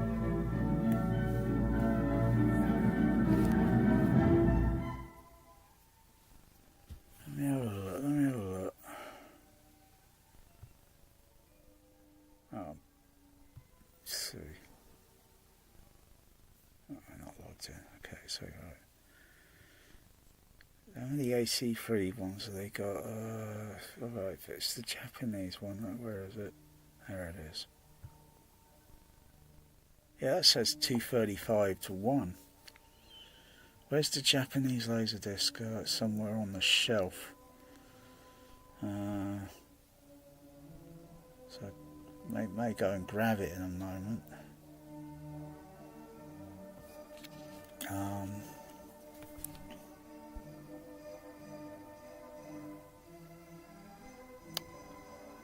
2 for transfer 230.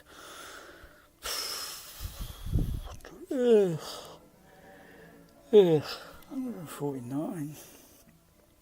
True exit.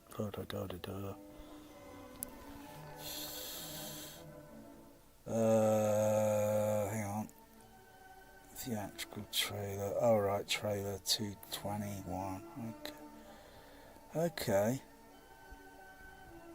I only played that Japanese laserdisc once.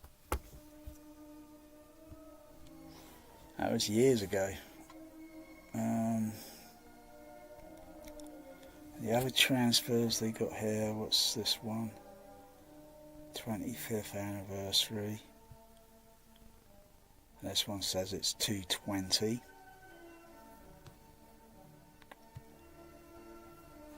The Criteria that I had on says 220. What was the other one? The warped disc, the warped one. The Criteria as well. Where are they? Oh, there it is. That one there. Oh, that says 220 as well.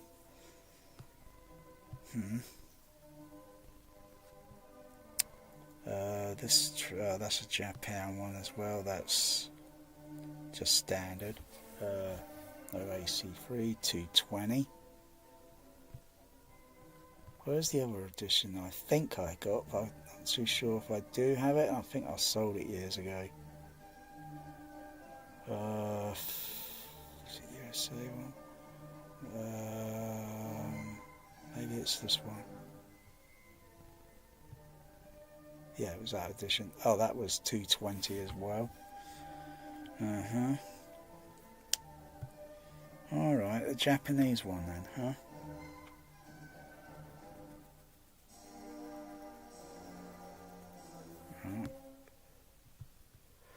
Give it a few minutes. Let's see if I can find it on the shelf.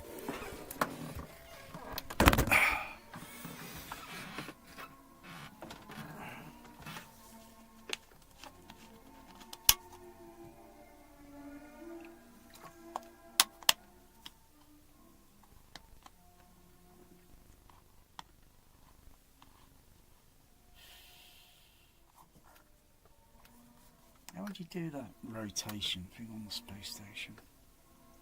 How do you do that effect? Blue screen? Set up a blue screen? Have a what's it rigged at a certain position? Do you do your storyboards?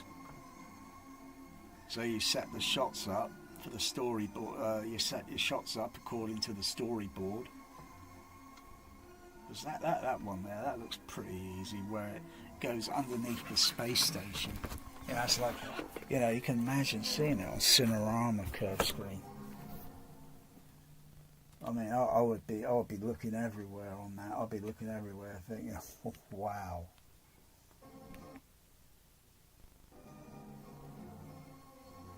Seems like the camera just coming in closer. Wow. And you can still see that's part of, like I say, it's part of the space station that's not yet completed.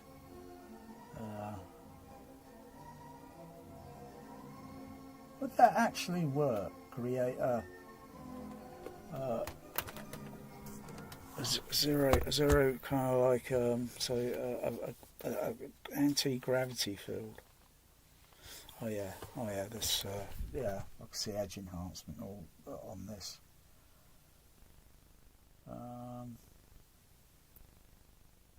Yeah, just bits and places, but not that flicker effect that I noticed. Not that flicker effect. Oh yeah, I like the dialogue panning on this. Sorry no. Well, may I call him for you?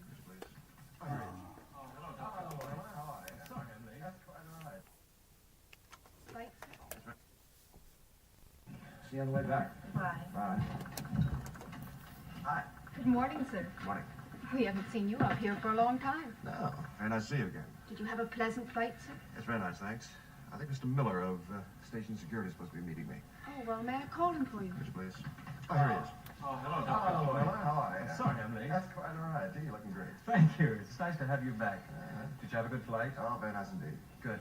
Well, shall we go through? Station is number 17. Thank you, Miss Turner. Thank you. Last, this way.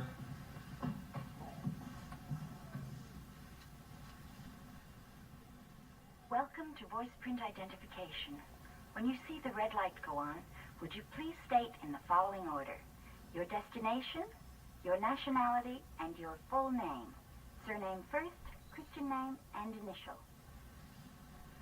Moon, American, Floyd, Haywood R. Thank you. You are cleared through voice print identification. Thank you. I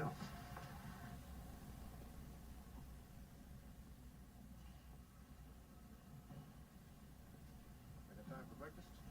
Oh, I think we can manage that. How long have we got? Your flight leaves in an hour and 10 minutes. Foggy dialogue effect there with a little bit of dialogue sort of heard over a little bit over this side, and nah.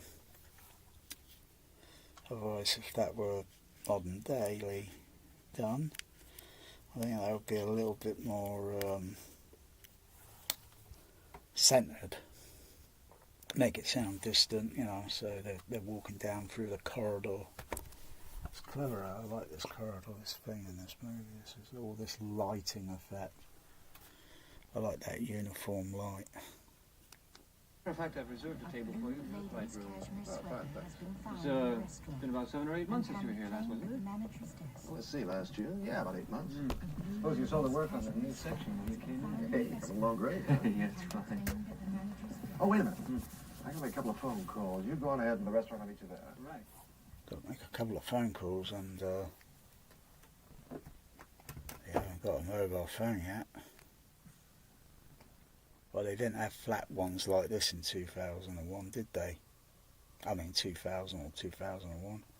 No, they were still the kind of like this shape or something, weren't they? Yeah. I'm going to go and see where the Japanese 2001 is. It's still the ultimate trip. Where's Mommy? Just like that there. Oh. Back in probably 5 minutes. Laser disc will be like a needle in its haystack.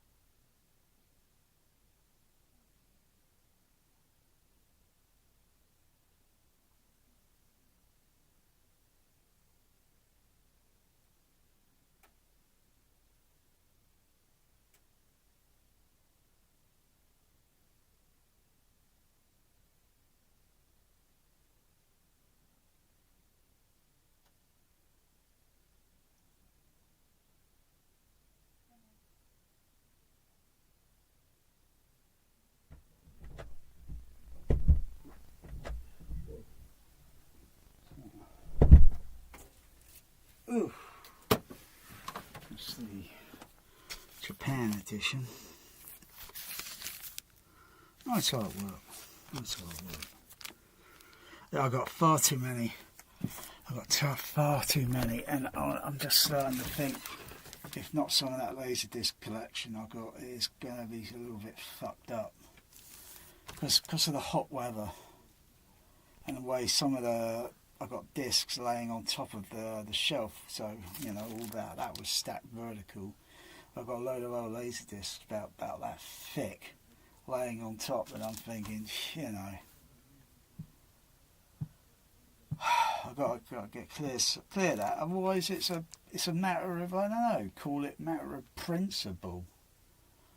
Otherwise, you know, some of those discs I think will probably end up getting warped, and I would have to put a load of weight on it just to get the warp out. Unlike the other pressing of 2001 I got, which is it's warped this way and warped that way. It's a complete fuck up. But put this on in a moment. I like these logos they put on the laser discs.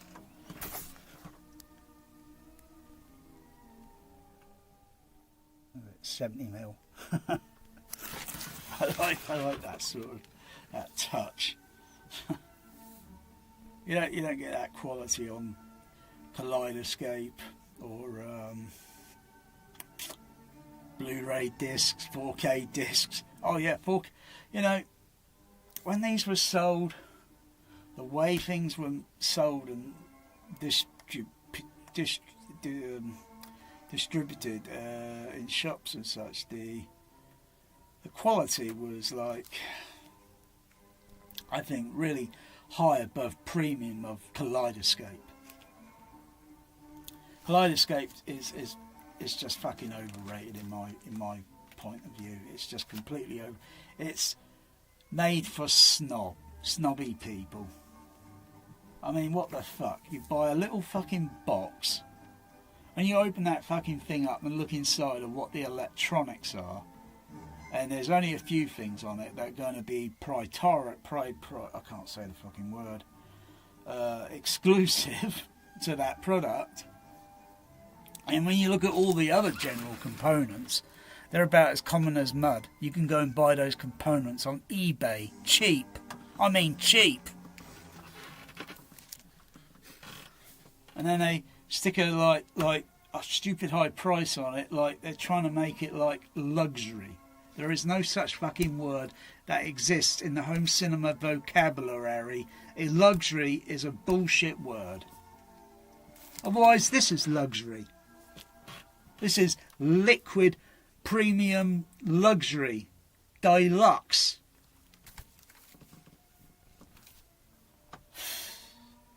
Sick and tired of the bullshitters on YouTube. Am I jealous? Far from it. Rejected the real fucking thing back in the day. I'm far from bloody jealous. Anyway, I'll go and see what this looks like, because I haven't looked at this for years. See if it's a little different. I think it's still got the edge enhancement on it.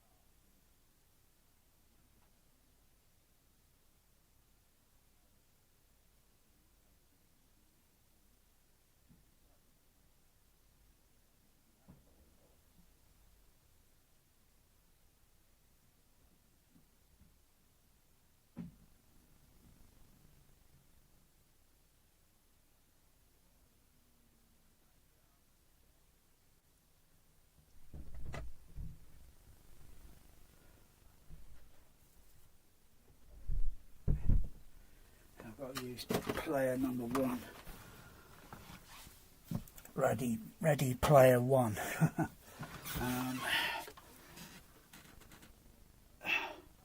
Because I can't find the connection on the AC3. It should be connected in the back of the player number 2. No, player number 1. Player number 1. Yeah, I've got to switch to player number 2. Fucking hell, it's so confusing here. Because it's AC3.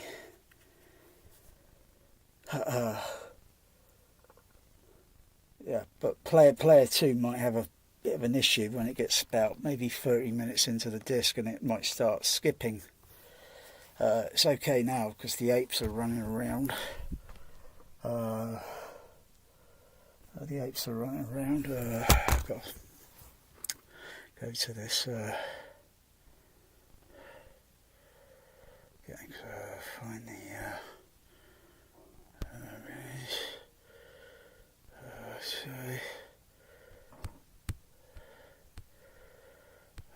Where is it?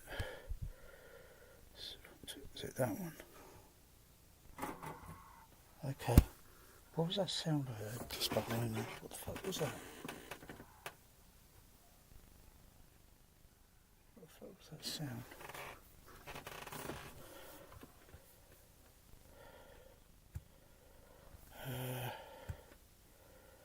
Still on there, okay.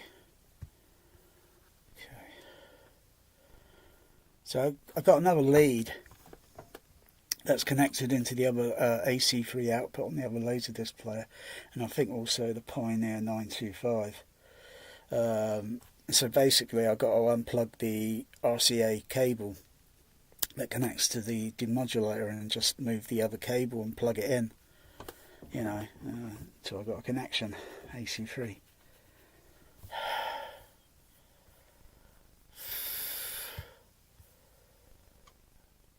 Just hearing weird sounds in here at the moment. Spooky sound. Meters.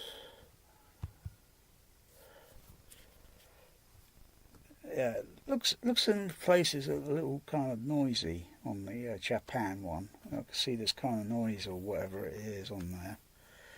It's probably an artifact.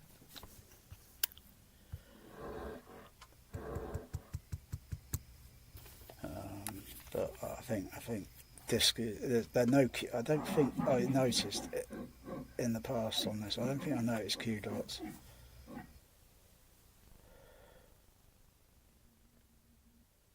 Chapter 8 should be maybe getting near the 20 minutes.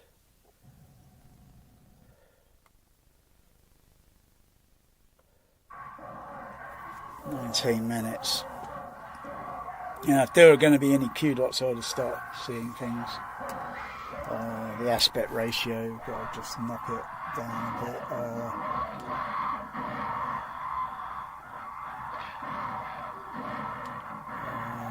Go to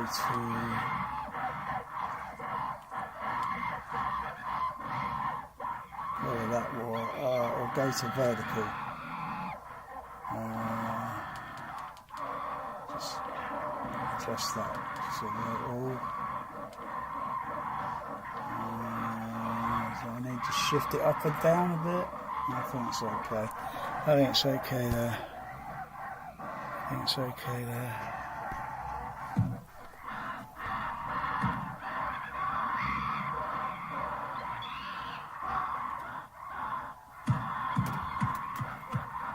That's depressing.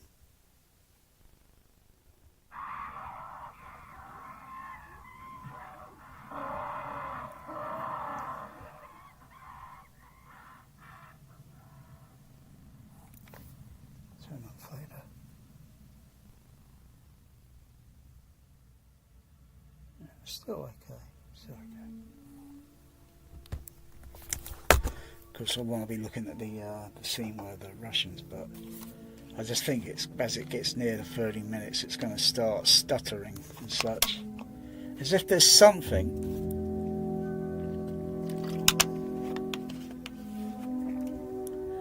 as if a foreign object got inside the player, and it's got somewhere on the rail track, so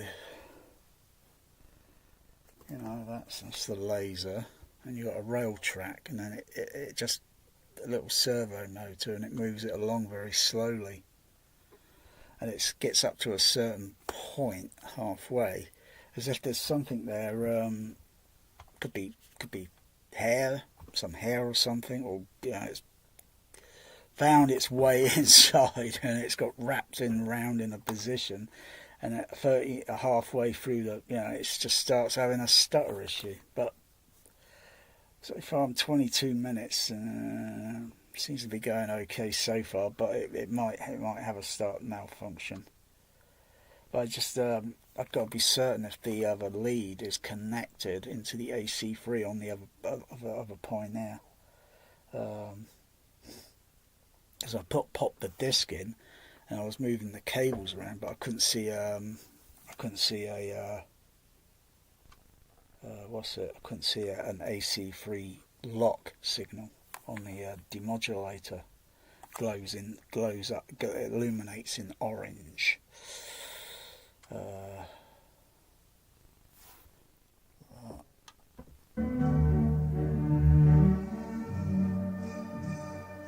Sounds okay. But yeah, edge enhancement. Yeah, edge enhancement. I don't know if the edge enhancement's a little bit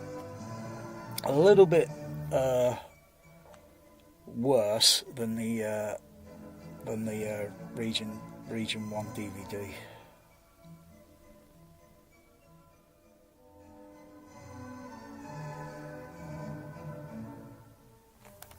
Just gonna go boldly to the next chapter.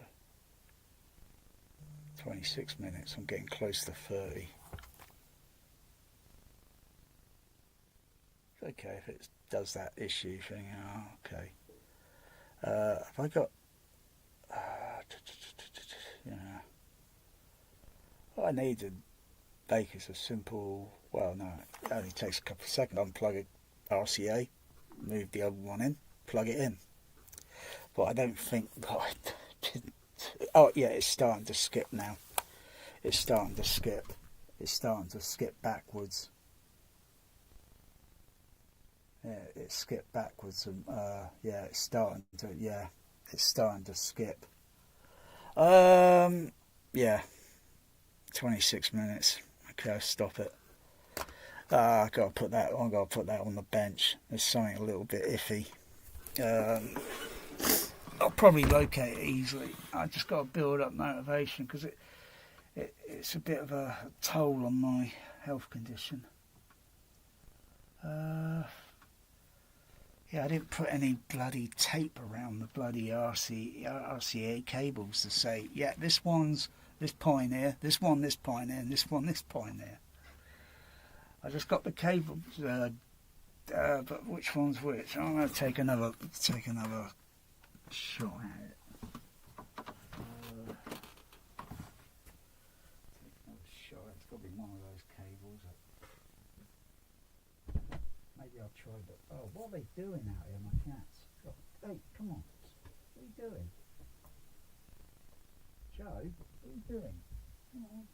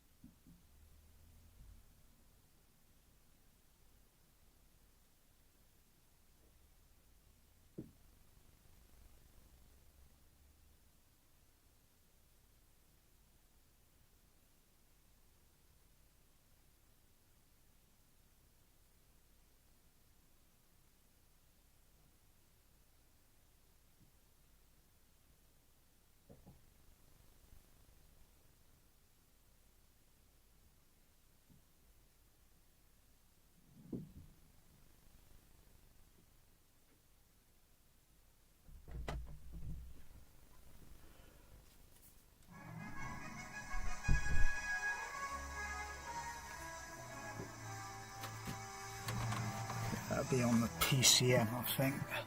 It's on the 925 player. Yeah. Hang on. Oh no. Same input. I just got to switch the where is it? Source video signal. Where is it? TV audio one, is it? TV audio. Yeah, so I found the other lead. Just took a chance thinking, I think it could be this lead, I don't know.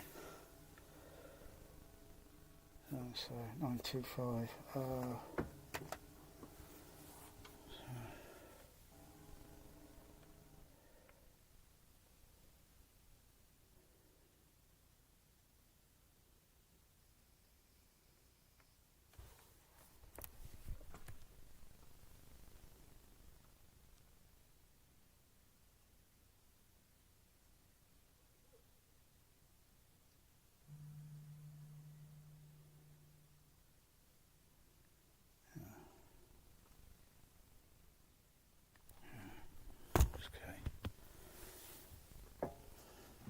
Very nice to see you again. Did you have a pleasant flight, sir? That's very nice, thanks.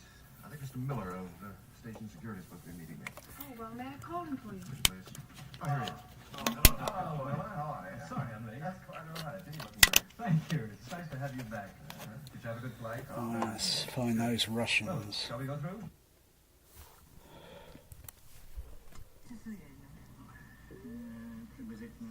No, to be honest, to be frank. Oh, what's going on there? That's just a dropout in the video. Come back on a second. Or did the OLED turn on? What a wonderful. That's just a jog back on the what's it? Video signal drops out on the down, doesn't it? Let's wake it up.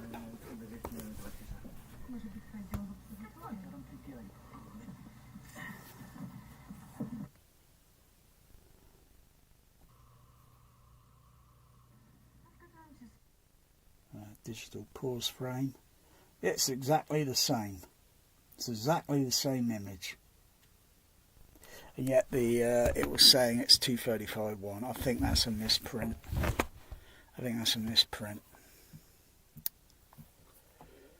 So if there's a 235 one out there that actually exists, otherwise this is 220. It's the same as the others. Hey, Ward, what a wonderful surprise for me. But is it the same print? This is my good friend, Dr. I remember that blemish. Just go to the next chapter and then back it up. Are you sure you want that drink?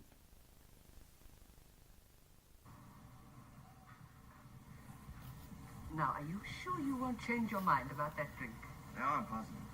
Oh, I really must be going. No, different print. Could be maybe similar to the DVD. Could be similar to the DVD. Now, are you sure you won't change But your I would mind have to about look. that drink? I would have to look at the DVD again and sort of like look for any other blemishes or scratch marks.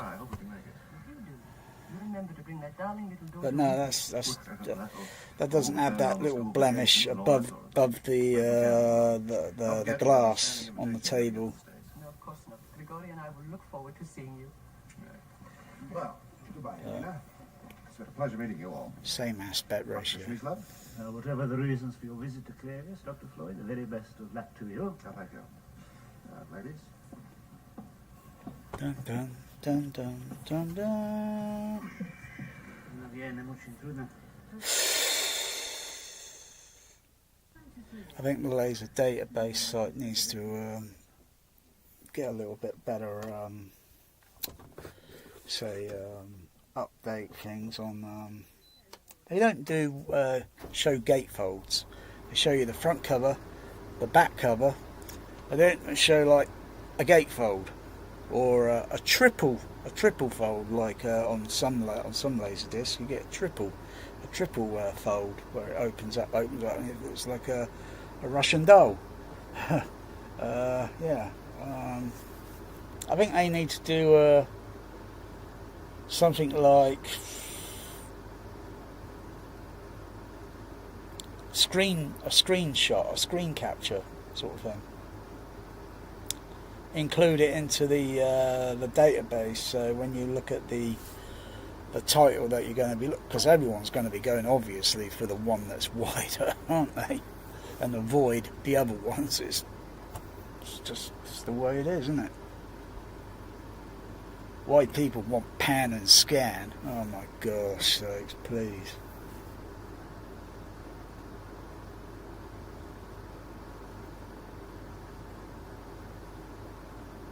All you're doing and think you're seeing more detail is only because the thing is zooming in closer and closer. Doesn't mean you're really, you know. Otherwise 35mm is tiny. 70mm is a little wider, a little taller.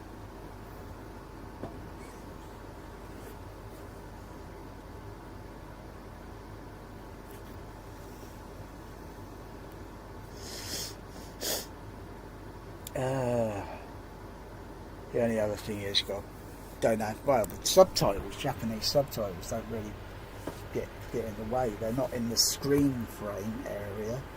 They're in the black bar area, so it doesn't distract me really. When I look at it, it looks like encrypted code or something. How I'm trying to decipher.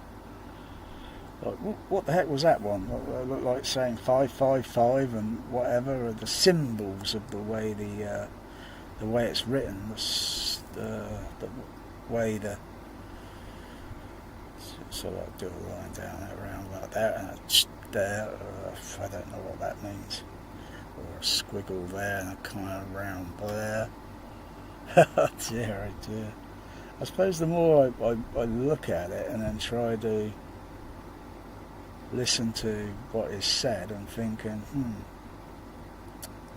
what would be in Japanese?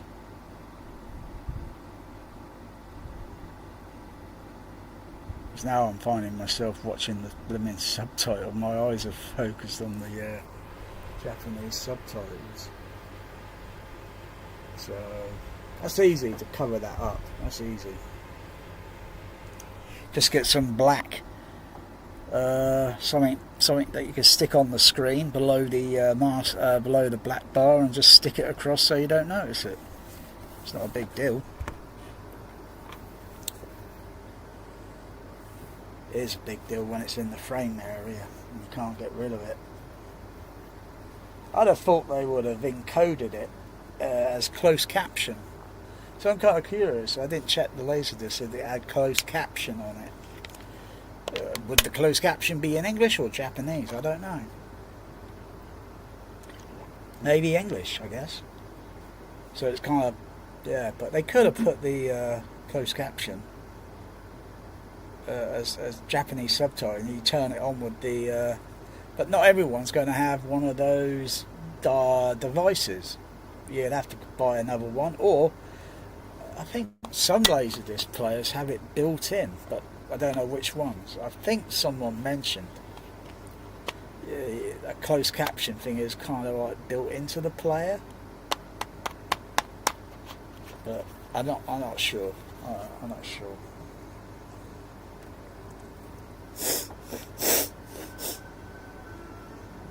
But yeah, it's more or less the same.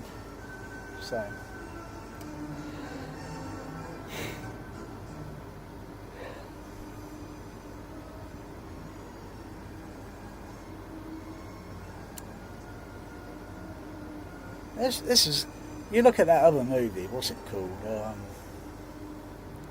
Terrible movie it is, Brad Pitt. But it's kind of like a cliche to this. He's on a rocket, he's on a spacecraft with some other guy. They're going to the moon.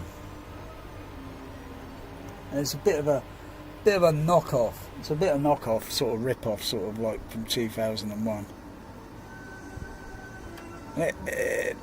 the scene doesn't play long. It's only a few minutes, the actual. But the scene in 2001 would go into the the moon or such. It was a little bit longer, and of course you got the music. But what was it? Ad Astra, that's it. Ad Astra. Terrible movie. Terrible sound mix. Skywalker sound again. Boring Atmos. You only get 2 speakers or 2 channels in the overhead, or actually I get 3. And I get Brad Pitt coming out the centre middle above. I get his voice coming out, the voice of Brad. That's it, the voice of Brad.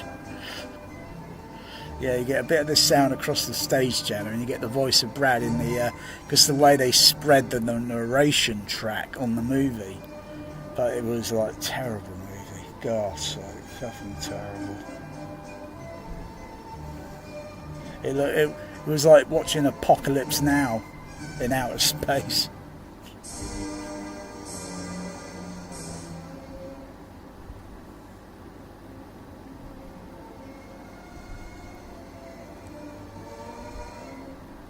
Ugh.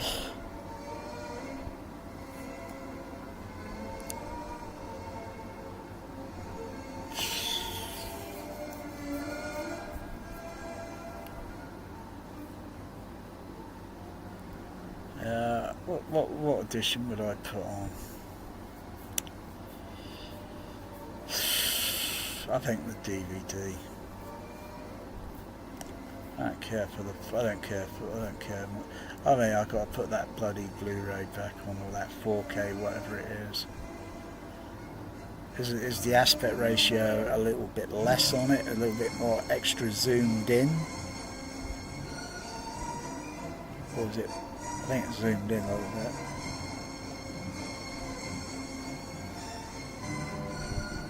Yeah, where are the wires on that? How the heck do they do that?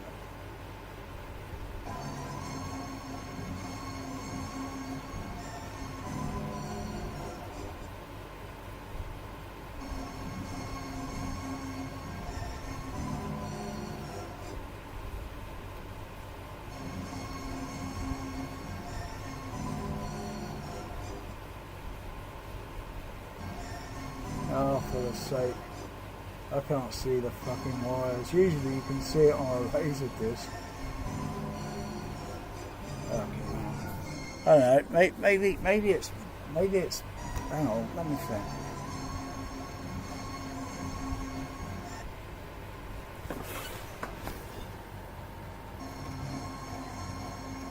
So I'm looking towards the middle of it and to the edges of it.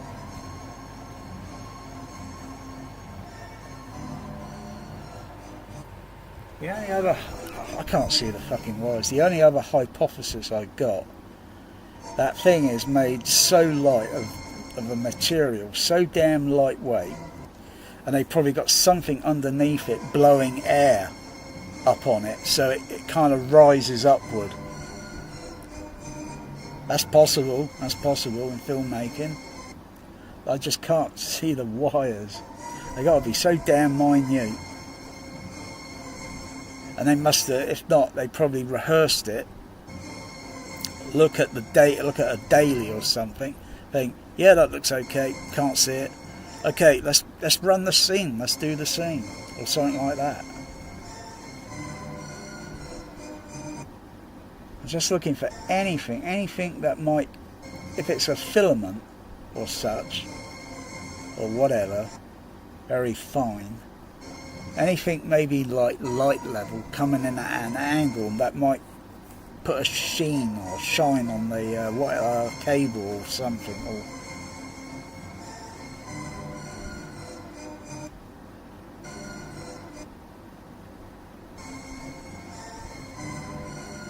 I can't, for the life of me, I can't fucking see it.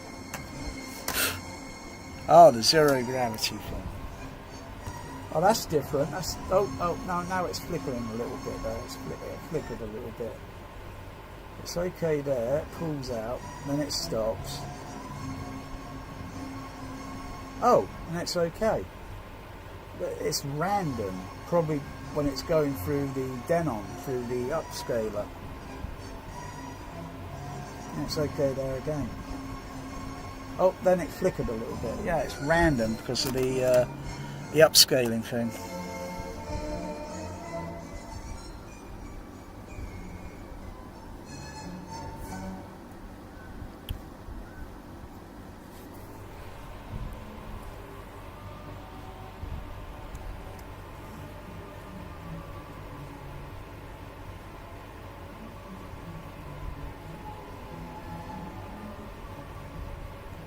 So it's only one of these settings. If I change them, it'll probably do a different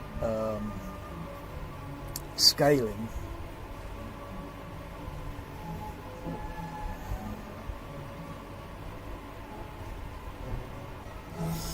You know, you change a setting, then you exit, and then the screen goes black while it does the, you know, it's not like you can just switch it and see it instantaneous in real time.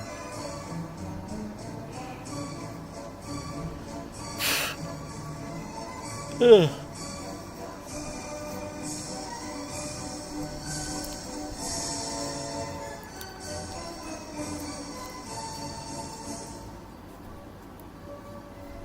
Yeah, it's hot. It's like an oven now in that hallway, in that kitchen. It's like an oven. Fucking temperature of the day. What's it going to be like? Christ's sake. I'm going to be in bed most of the day. I'm not enjoying this summertime. I'm not enjoying it. It's bloody lousy. Might be okay for everyone else who doesn't have an health issue like I do. If they had the similar issue, they'd be indoors.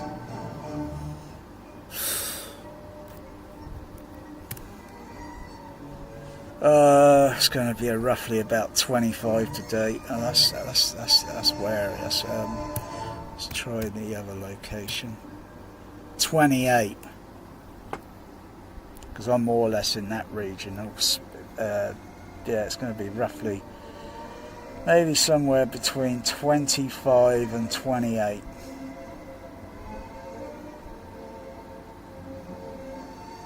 And it's going to go up to by the week, just by Friday, 29, Saturday, Sunday. Oh, for Pete's sakes, 29, that's too much.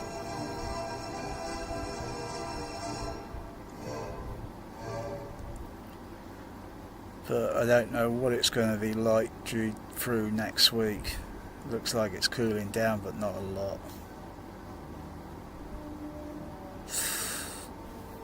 Ugh. But there's some cloud and probability of rain. Let's look at the other. Yeah, probability of rain maybe next week. The birds and the animals can sure do with some rain. Because they're looking for, they're going everywhere looking for kind people that put paddling pools out in their garden, so the seagulls, pigeons, Russell crow, any bird come down and cool off. Otherwise they got to go miles, to find the resource. Down at the beach, they'll just go for the ocean. A little bit in, they go, be thinking, and foxes, badgers, rats, mice,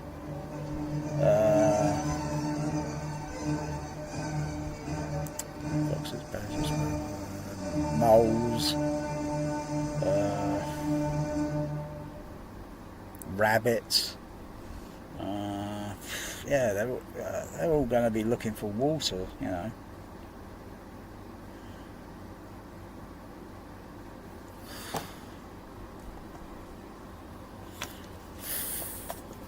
But if you could talk to the animals and tell them what the deal is.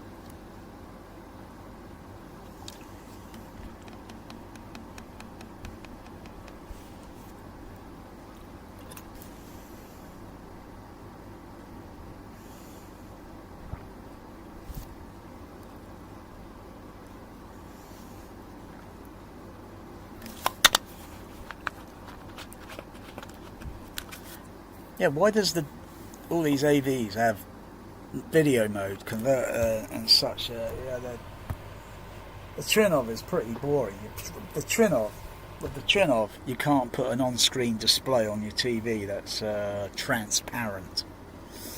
You know, like that. You can't put a. You know, that's that, Storm audio. Yeah. You can't do any of that. It's all on the laptop thing.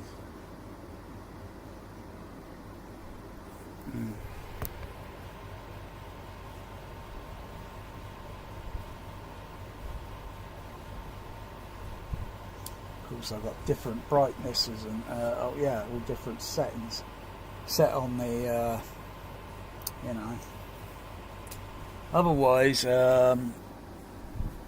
gosh, it's balancing the levels for the laserdisc, balancing the levels, the contrast, brightness. I could turn the color saturation up a little. Turn it up a little. It's not too bad, not too much, otherwise I start to see a little bit noisy.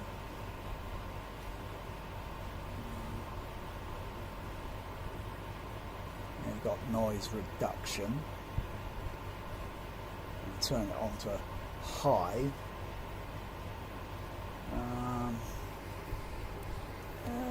Looks okay in certain parts, but when I think the image moves with the camera or whatever, I think it starts sticking out, sort of thing. It won't be too bad if they can make an anti-edge enhancement.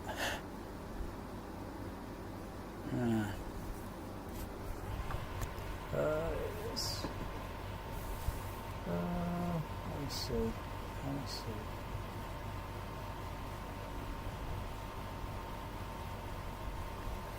Turn that noise reduction off. Turn it back on. Turn it back on. Turn it back on.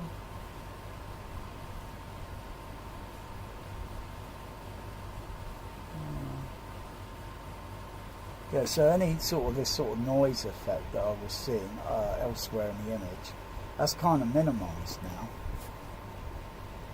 Turn it off and I start seeing this kind of like a, what's the word? A transparent, watery effect or whatever.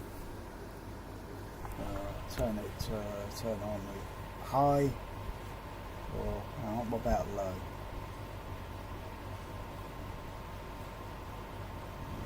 Got a bit of image there to blur out the image. Try that. Minimises a little, but not noticeable much. Medium.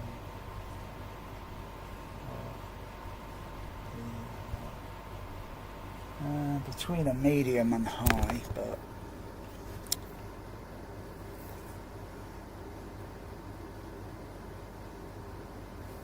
what's it like in the black?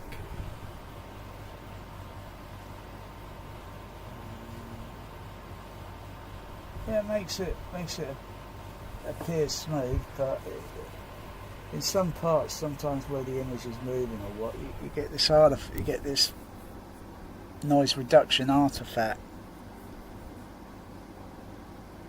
But I mean, it works. It works. I'm not sure where the one is on the OLED, because it's got also something built on the OLED. Yeah.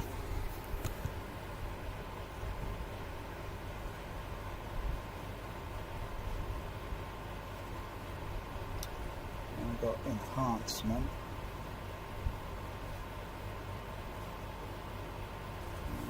Turn it up.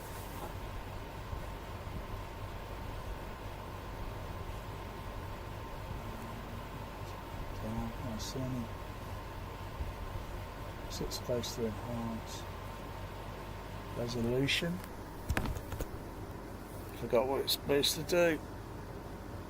But they have a what's it? Help menu thing on here. Emphasizes picture contours. Okay. Reduces overall video noise. Adjusts saturation. Adjust the brightness. Adjust the contrast. And you got the picture custom mode.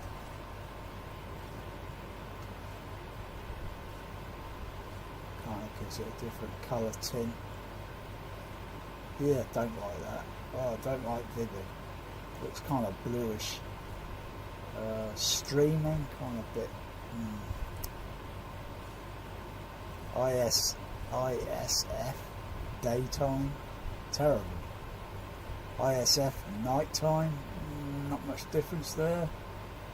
I'll just keep it on custom.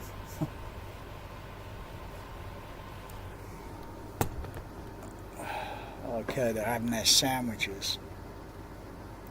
And this is making me hungry. I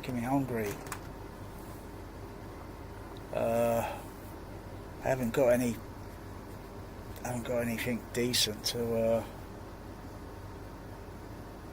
make a sandwich. I've got this pate stuff, but dips. I could dip. You know, I could put a bit of butter and a bit of dip on this bread and cut it up into little pieces. But they got ham sandwiches and stuff there, and maybe tomato with, I don't know. They got some cool sandwiches. And it's just making me peckish.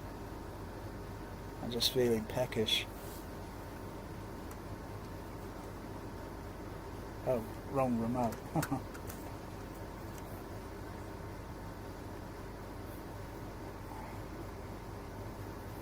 Yeah, there they go in outer space.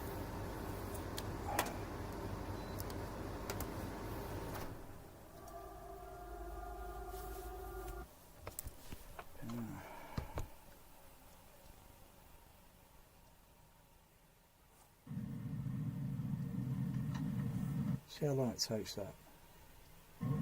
Yeah, that's the same. Just thought there might be a difference in the time delay on the AC3 locking.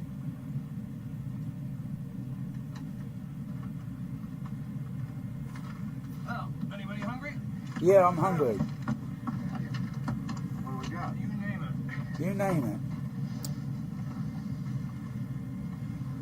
it. Tuna fish? Have you got any tuna fish in there?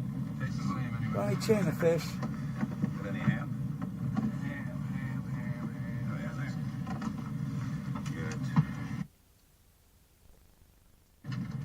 What do we got? You name it. I don't mind. I'm flexible. I'm not really fussed. What's that, chicken? Something like that? Poor creature. Poor creature. Got any ham? Oh, yeah, thanks. Oh no, poor creature. Yeah, Bob Barrett, Stanley Kubrick, chicken and ham, poor creatures. You know, that was an excellent speech you gave us, Haywood. It certainly was. But I like the way they cut these sandwiches. Got morale a hell of a lot. Thanks, Bob. Oh, by the way, I wanted to say to both of you, I think you've done a wonderful job. I appreciate the way you've handled this thing. Well, the way we look at it, it's our job to do this thing the way you want it. I'm too happy to be able to Could go and get a bit of bread and Have you seen these yet? What do they have? Here's what started the whole thing. have a few munchies. Oh, yeah. When we first found it, we thought it might be an outcrop of magnetic rock, but all the geological evidence was against it. Not even a big nickel iron meteorite could produce a field as intense as this. So we decided to have a look. We thought it might be the upper part of some buried structure, so we excavated out on all sides, but unfortunately we didn't find anything else. And what's more, the evidence seems pretty conclusive that it hasn't been covered up by natural erosion or other forces. It seems to have been deliberately buried. Deliberately buried.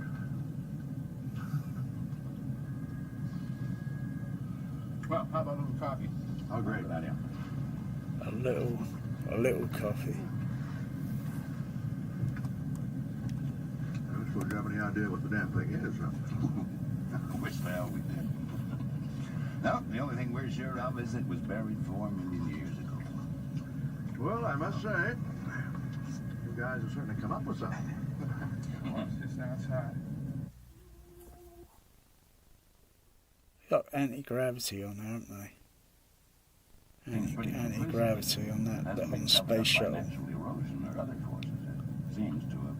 Otherwise you start pouring drink, it's going to go everywhere, isn't it?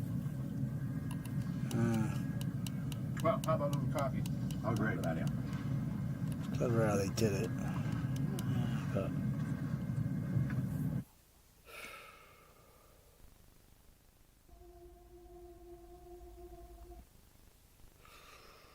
it's making me hungry.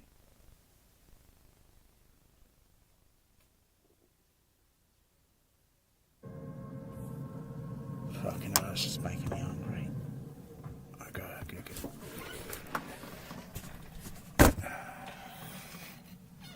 Got any white bread with butter and dip on it? White bread and dip on it. Here we go. I ain't got any ham. No ham, no rye, no beef corn, no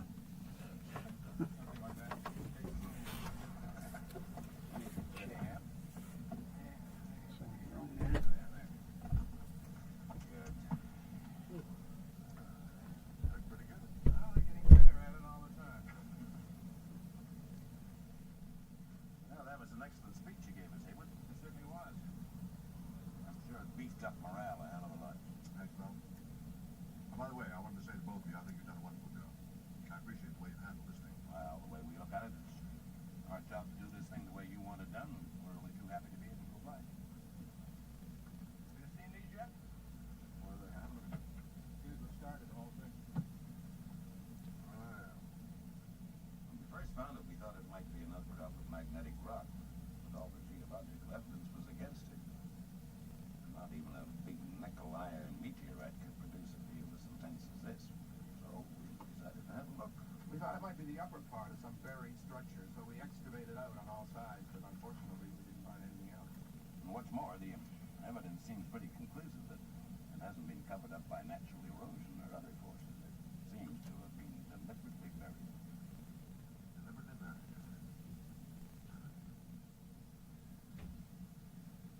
Well, how about a little coffee? Oh, great idea.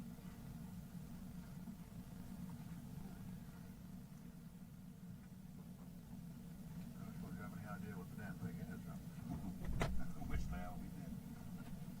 No, the only thing we're sure of is it was buried 4 million years ago. yeah. Well, I must say, you guys have certainly come up with something.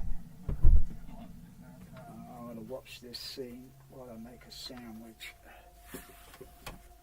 It's not a lot. It's the only thing I got.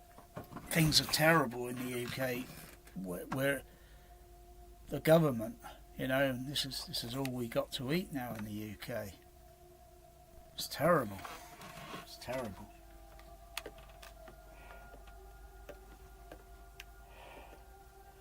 I've got to put that somewhere. It's going to go everywhere.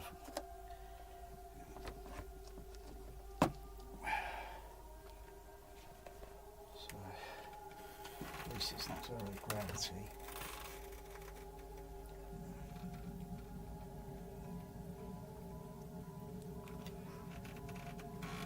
Let's put that again.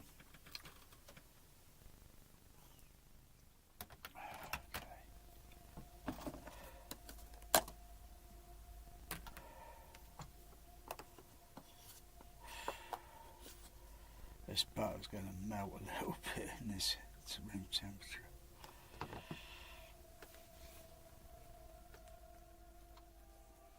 It's terrible. It's terrible. You know, the government, rich people, they're eating better than everyone else in the country. It's terrible. It's terrible. All the KFC and McDonald's, they're all gone extinct. Yeah, this is the only resource we got now in the UK. It's terrible. It was once the Great Britain or whatever. Now it's not great. It's the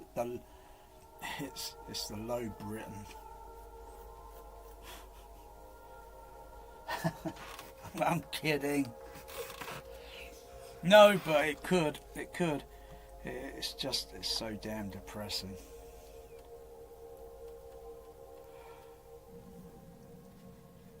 What's this? Prawn? Got any seafood? Seafood. Ah, here we go. Just spread it on there. Got chive and cheese and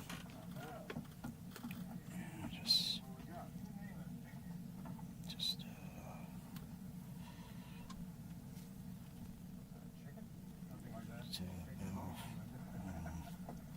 bucket. Might as well dip it in the what's it? Terrible. Getting better at it all the time. Well, that was an excellent speech you gave us here. I'm sure it beefed up morale a hell of a lot. Thanks, Mel. By the way, I wanted to say to both of you, I think you've done a wonderful job. I appreciate the way you handled this thing. Well, the way we look at it, it's our job to do this thing the way you want it done. We're too happy to be able to reply. No. Oh, this is what started the whole thing. When we first found it, we thought it might be an outcrop of magnetic rock.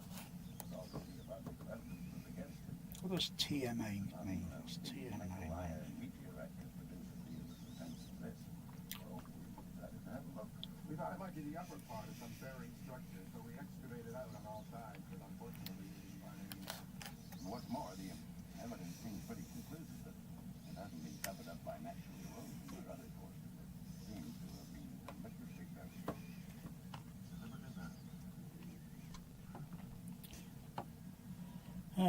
Oh, getting everywhere. Oh, great idea. Yeah.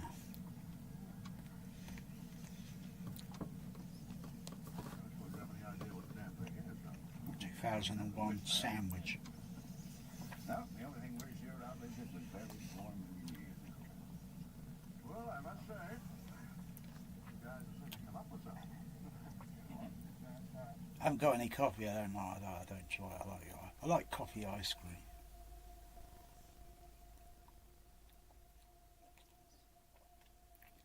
That's one thing I have not noticed. None of the shops seem to have coffee ice cream. Where have I got to go to get coffee ice cream? What about caramel? I think caramel ice cream.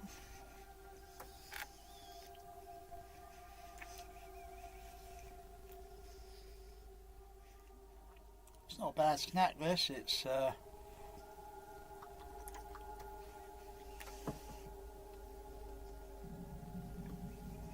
maybe if the bread was kind of fried, give it a crispiness.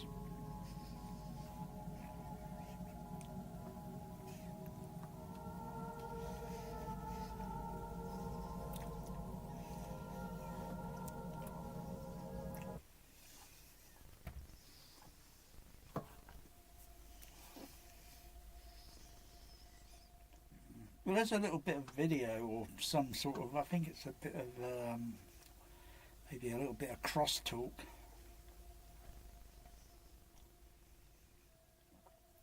That Criterion one, that was pretty good.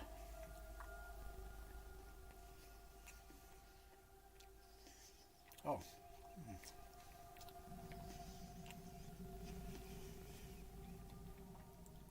Needs a bit more experimenting.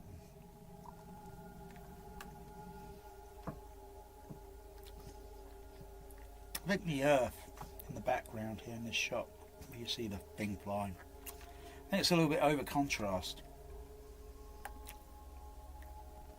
I can't remember if it's like that on the blue, what do you call it, the 4K thing. It looks a little bit, yeah, in a nutshell. It's sure it looks a little over contrast. Could be the monolith that's doing that. So it's an energy. Aliens.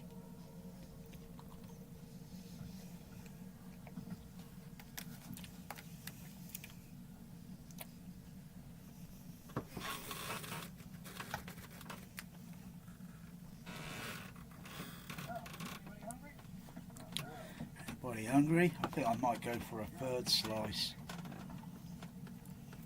What time is it? Oh, my medication soon.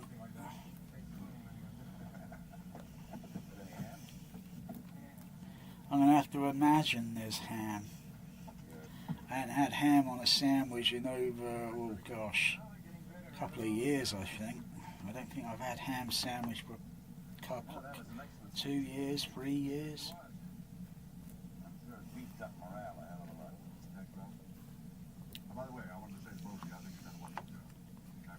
Well, wonderful job on the sandwiches. 2001 sandwiches. Oh no, I haven't seen these yet.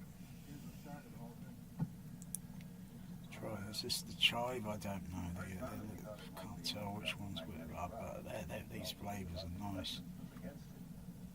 You usually use crisps for these, but not spreading it on bread.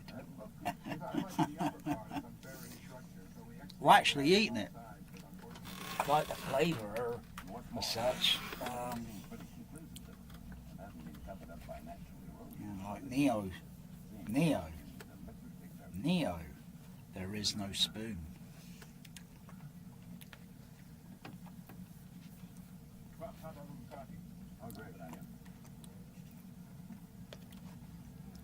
There is no spoon.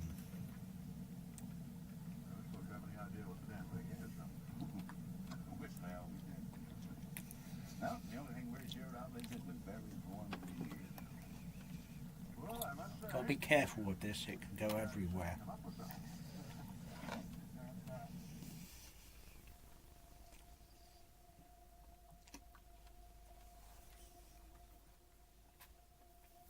Don't see them finish their sandwich. What the fuck?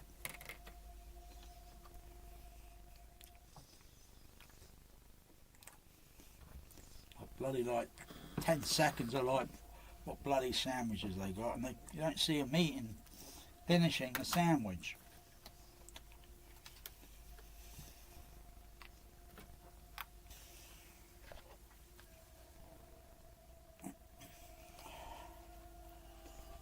A spoon can cut. A spoon, you've got to know how a spoon can cut.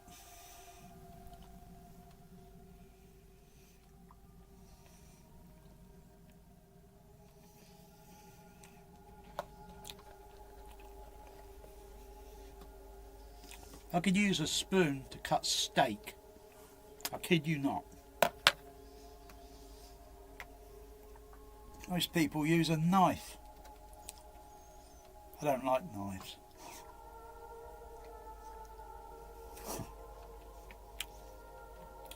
Because, you know, a spoon's a lot easier. A fork and a spoon. That's all I use, a fork and spoon.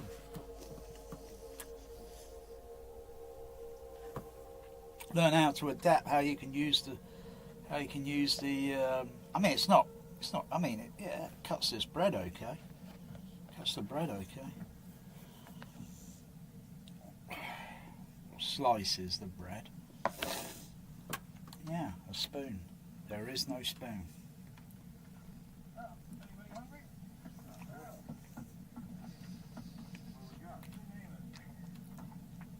Yeah, it's just one less kitchen utensil that you need.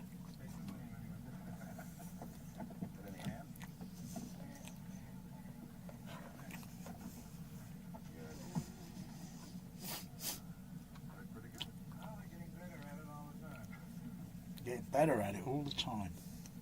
No, that was an excellent speech you gave us, Hayward. It certainly was. I'm sure it beefed up morale. Beefed up.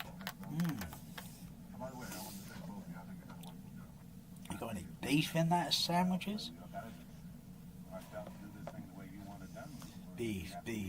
No, we haven't got any corned beef. Nope, I haven't seen those yet. When we first found it, we thought it might be an outcrop of magnetic rock. But all the geological evidence was against it. Yeah, I'll get a third slice. Not even a big nickel iron meteorite can produce a field as intense as this. Oh, think of it. It's not even equivalent to a roast dinner that I'm eating.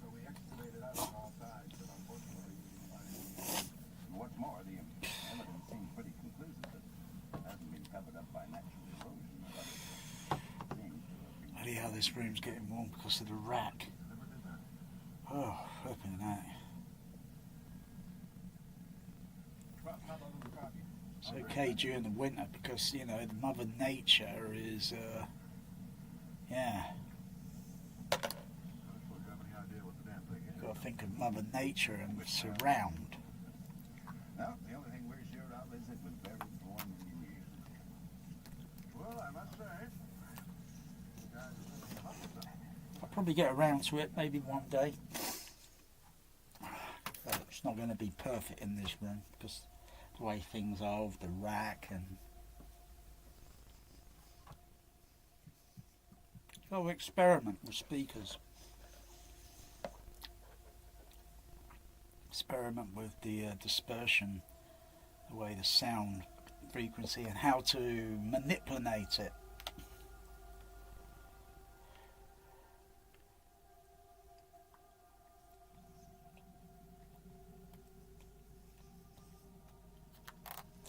Wow.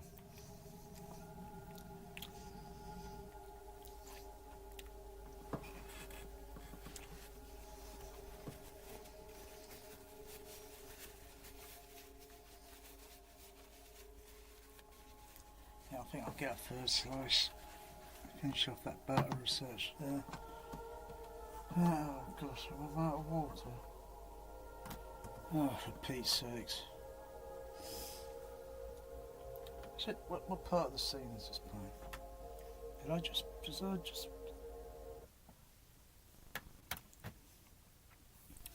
Yeah, get another slice. I'll get another slice. Some water. Go on here, water? Water. Oh yeah, here we go, water. 2000. The sandwich odyssey. Oh, it's Odyssey. Of course it's Odyssey. It's far better than Nolan. What are you doing, you two?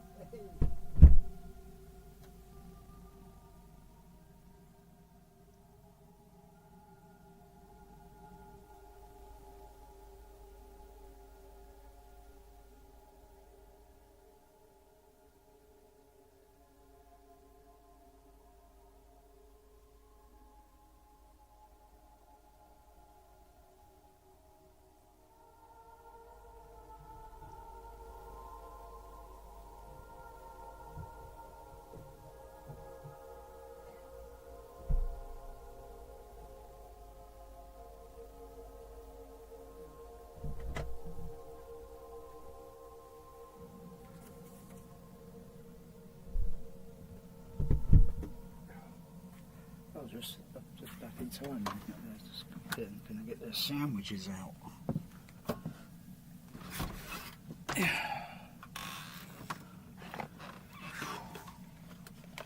No, actually, there's a little bit more there. Another slice, I think. Well, bloody hell! I mean, they got 2 pieces of bread, haven't they? For the, you know, I've only had what? For a third one, so.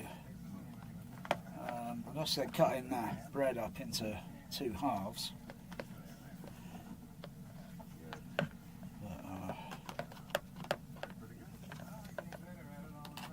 getting better at it all the time. no, that was an excellent speech you gave us, Hayward. It certainly was. I'm sure it beefed up morale a hell of a lot. Beef up morale. I wanted to say both of you. I think you've done a wonderful job. Beef. Well, the way we look at it, it's our job to do this thing the way you want it. Feeling hungry. Let's have some beef. Cow on hoof. Beef on hoof. Oh yeah. First found it, we thought it might be another drop of magnetic rock, but all the geological evidence was against it. Not even a big nickel iron meteorite. I'm getting a couple of calories there for crying out loud. We thought it might be the upper part of some buried structure, so we excavated out on all sides, but unfortunately we didn't find anything else. What's more, the evidence seemed pretty conclusive that it hasn't been covered up by natural erosion or other forces. It seems to have been deliberately buried. Deliberately buried in dip. How great, Daniel. Why do people always bullshit with coffee? That's what got me idea what the damn thing is. Wish the hell we did. No, the only thing we're sure of is it was buried 4 million years ago. Well, I must say, you guys are certainly up with something.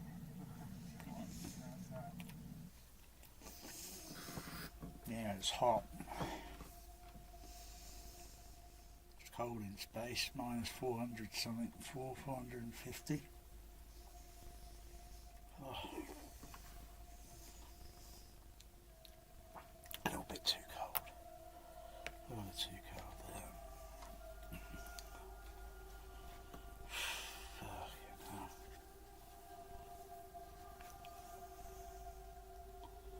This is ridiculous.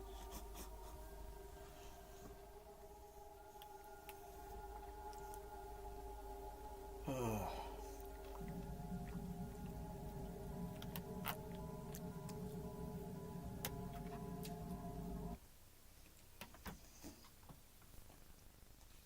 Ah.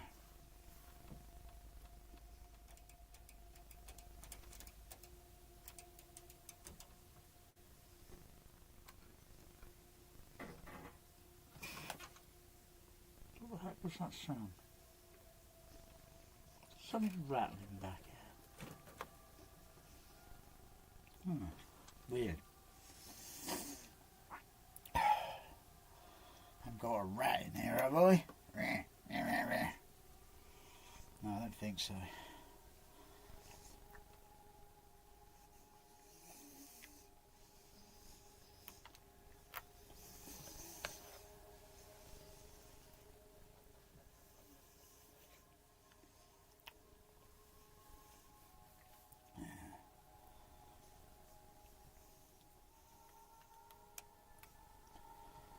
Yeah.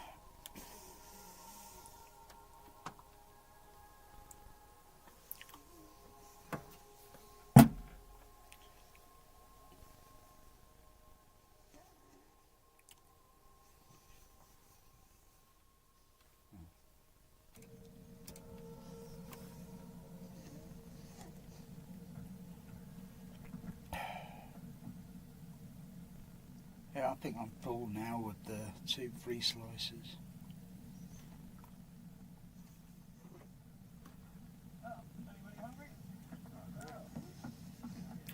Is that my cat's messing around with a carpet?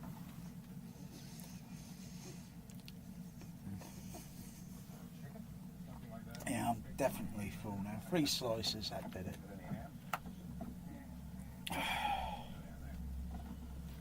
I've got to have a meal with the medication.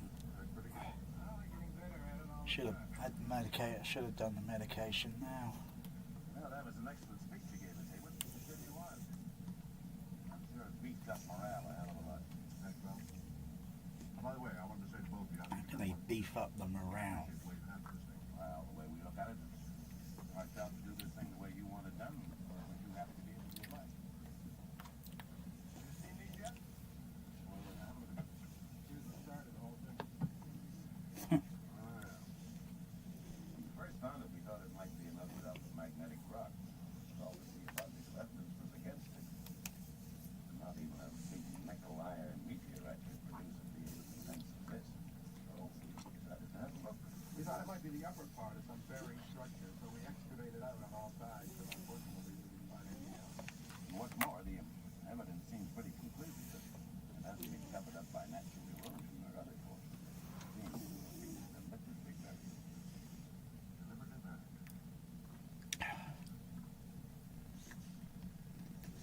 Rob, how about a little coffee? Oh, great, thank you. Okay, that's got to be about the most disgusting pre-sandwich meal I've had. No, the only thing we're sure of is it was buried 4 million years ago. Well, I must say, That's the only thing we got in the UK. All the government rich people are living the high life, whilst every other common person we're down here. We're down here. We're doormats. That's what we are, doormats. disgraceful.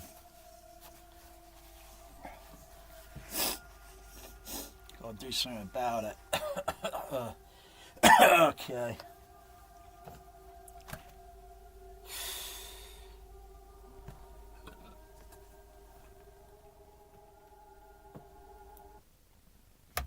Oh, I don't know. I think it's gonna make me feel sick. Oh, God. Oh. Oh dear. Oh. Especially in the hot weather, it's gonna make me feel sick.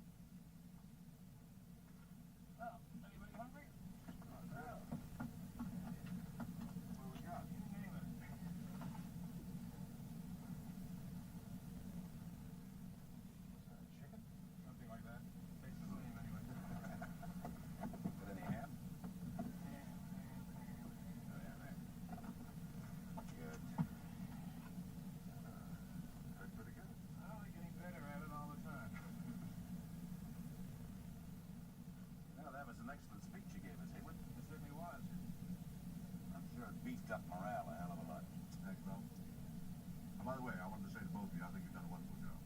I appreciate the way you've handled this thing. Well, the way we look at it, it's our job to do this thing the way you want it done. We're only too happy to be able to oblige. Have you seen these yet? Well, they haven't. Here's what started the whole thing. Well. When we first found it, we thought it might be an outcrop of magnetic rock, but all the geological evidence was against it. Not even a big nickel iron meteorite could produce a field as intense as this. So we decided to have a look. We thought it might be the upper part of some buried structure, so we excavated out on all sides, but unfortunately we didn't find anything else. And what's more, the evidence seems pretty conclusive that it hasn't been covered up by natural erosion or other forces. It seems to have been deliberately buried. Deliberately buried?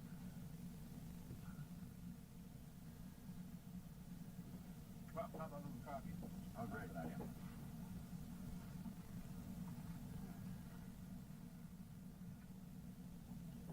suppose you have any idea what the damn thing is, huh? Wish they all we did. No, the only thing we're sure of is it was buried 4 million years ago. Well, I must say, you guys have certainly come up with something. That's right.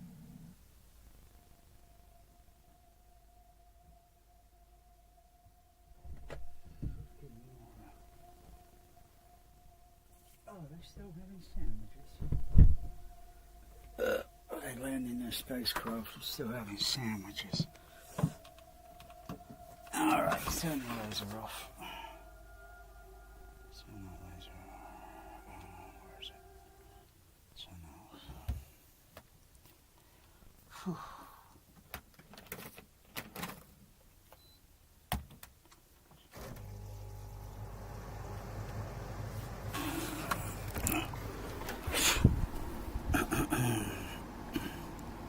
Oh, it's still on the DVD. Okay. Let's change the aspect. What's the first one now?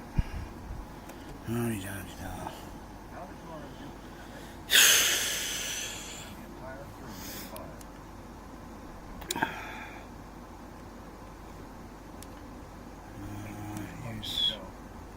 original. Oh, is it on? Oh no, I've got to go the full way. That's it. Yeah, that's okay. That's okay.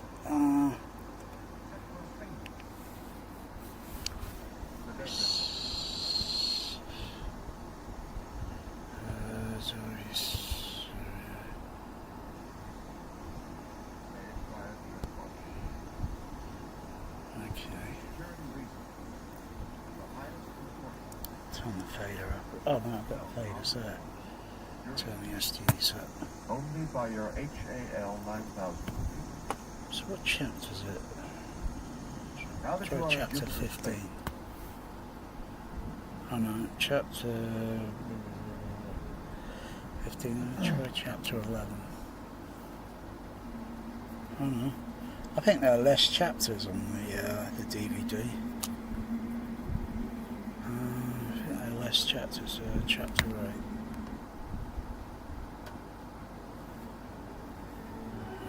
Back it up to the Russians. The reasons for it.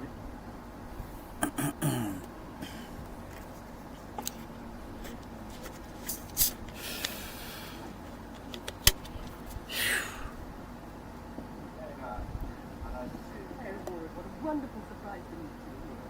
Wonderful. Thank you. You're looking well. God's sakes, that agent enhancement's hurting my eyes. I'd like to meet Dr. Kalinin, Dr. Stretmiller, and Dr. Andrei Smitlo.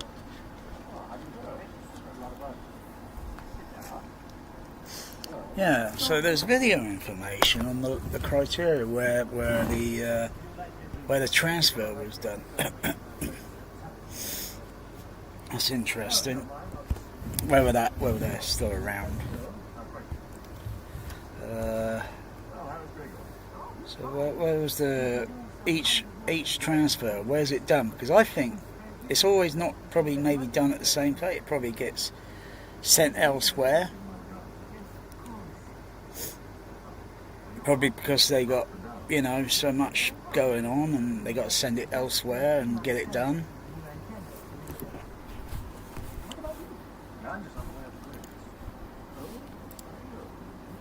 But I don't think there's any information on the DVD where the transfer was done. Yeah, to clear up the great big mystery. I'm afraid I don't know what you mean. Odd things at Clavius.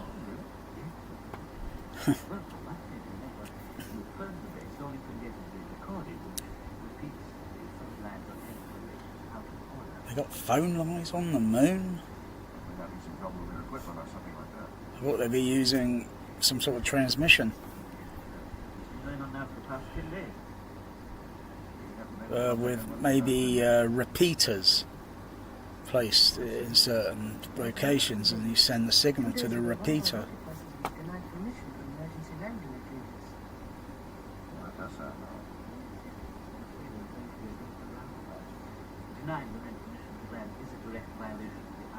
How can I tighten this up?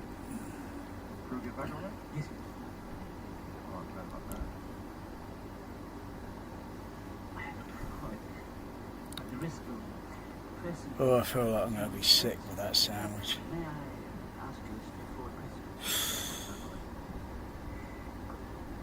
I'm going to be sick.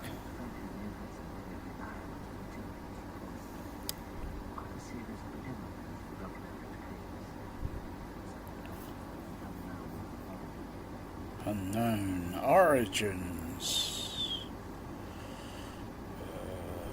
Wolverine?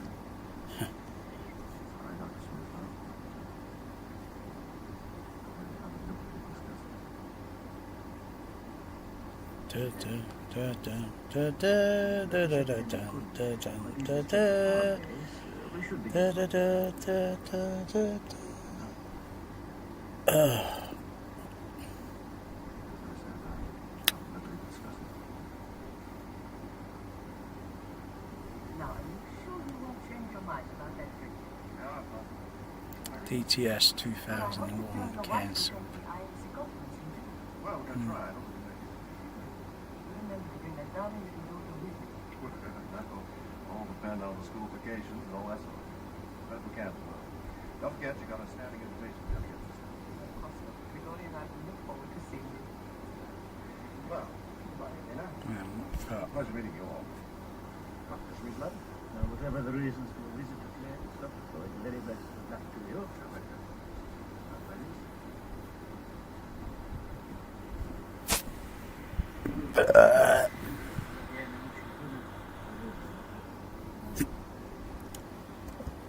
Yes, DVD.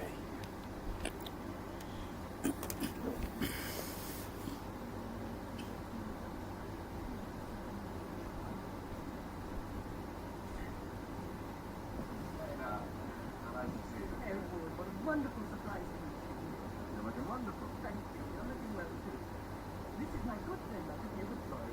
I'd like you to meet Dr. Kalini, Dr. Svetneva, and this is Dr. Andres Miklo. Oh, that's right. That's a lot of fun. Sit down. Well, no, sit. Would you like to drink? Hold on, wait. Let me have a look. My eye. Let me see if I can look elsewhere. Because the scene is so lit, so brightly lit. So brightly lit. Let me have a look to see if I can spot the microphone boom. Maybe it's in a certain position and it will cast a shadow.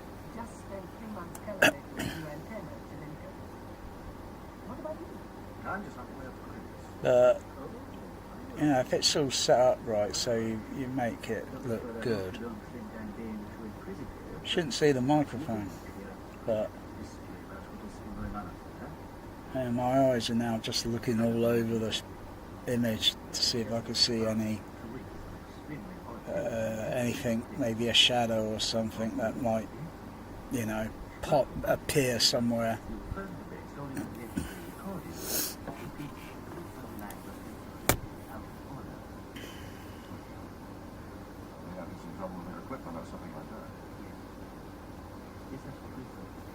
Looks pretty good. This, you know. There's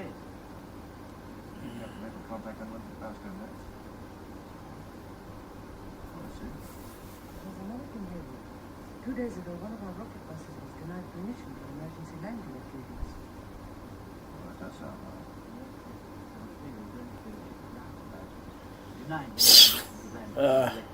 I can't see the wires on this bit. I can't see the microphone.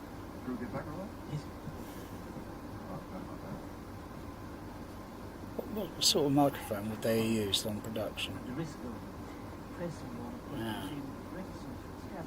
May I ask you a straightforward question?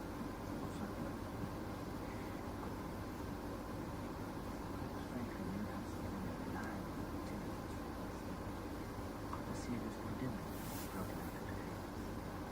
Something that an unknown origin. Isn't that what happened?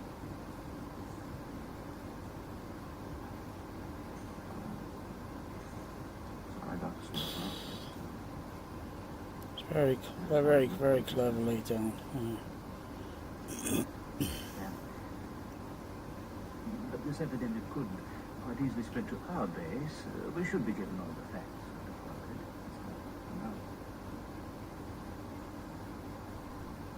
As I said, I'm not at liberty to discuss it. Now, are you sure you won't change your mind about that drink? Yeah, I'm positive. Oh, I really must be going. Well, I hope that you and your wife can come to the IAC conference in June. Well, we're going to try. I hope we can make it. Yeah, gotta look back and see. That'll all depend on the school vacation. Gotta do a side by side. Don't forget, you got a standing invitation to get this. Of course, Dr. Grigori and I will look forward to seeing you. Well, goodbye, Lena. Pleasure meeting you Do all. it side by side. Whatever the reasons for your visit to the very best. Need a video signal or 2 HDMI signals going in.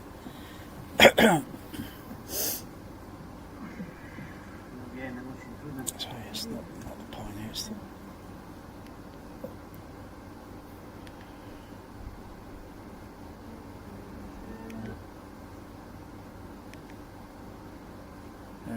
two HDMI signal going in.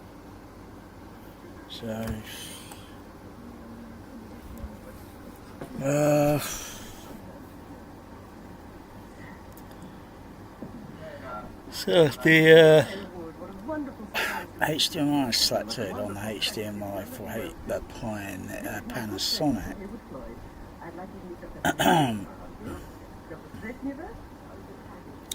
The other HDMI, I need a HDMI, another I think I've got one somewhere lounging around. I need to plug another, swap the HDMI output from the Denon, connect onto the output, and then connect to the other HDMI number 2 on the OLED. Go to the settings or somewhere, there should be a picture-in-picture mode.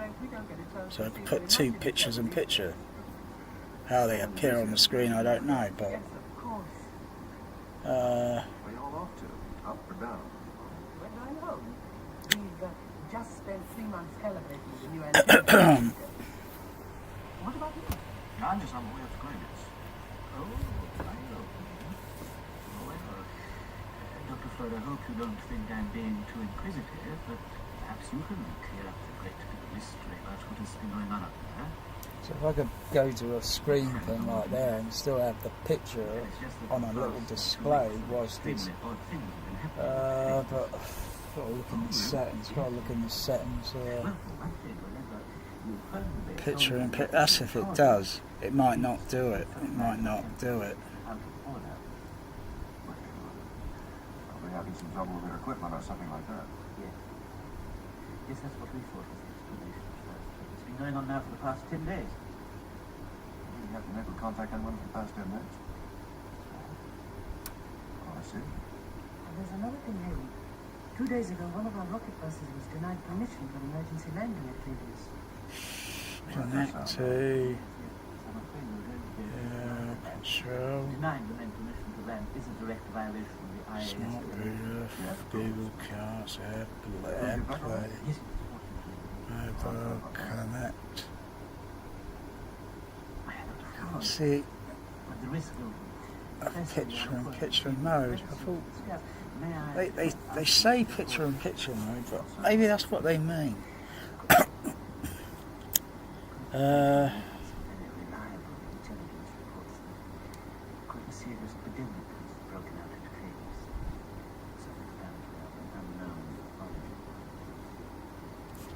Right, I've got a picture there. Where do I port the DVD, the Panasonic? How do I port that over?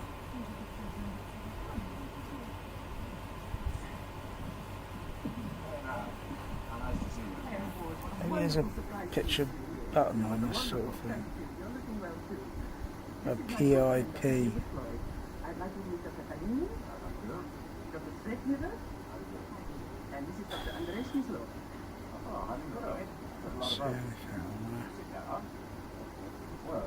No, please. Would you like a drink, Doctor? Oh, thank you. No, if you don't mind, I'll just do for this, and then I must be off. These little buttons don't do anything. Oh, how is Gregor? Oh, he's fine. He's been doing some underwater research in the Baltic, so frankly, we don't see very much of each other these days. Where this picture in picture is. Give my regards. Yes, of course. Where you all off to? Up or down? We're going home. We've just spent 3 months calibrating the new antenna to Lincoln. What about you?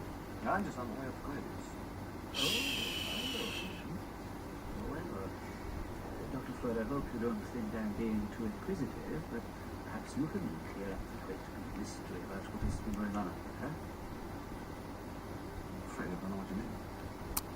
Well, it's just that for the past 2 weeks, extremely odd things have been happening with things. Oh, really? What does it say? I came across it one time. PIP, or PIT, picture in picture. Probably having some trouble with their equipment or something like that. Yes, Yes, that's what we thought was the termination first. But it's been going on now for the past 10 days. You have to make contact on one in the past 10 minutes. I see. There's another thing, Hayward.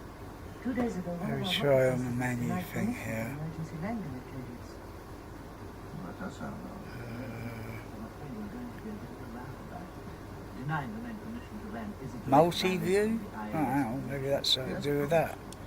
Multi-view. Prove you back already? It's Oh, I forgot about that. something to do with that. Ah, side by side. Okay, but how do I activate it? May I ask you a straightforward question?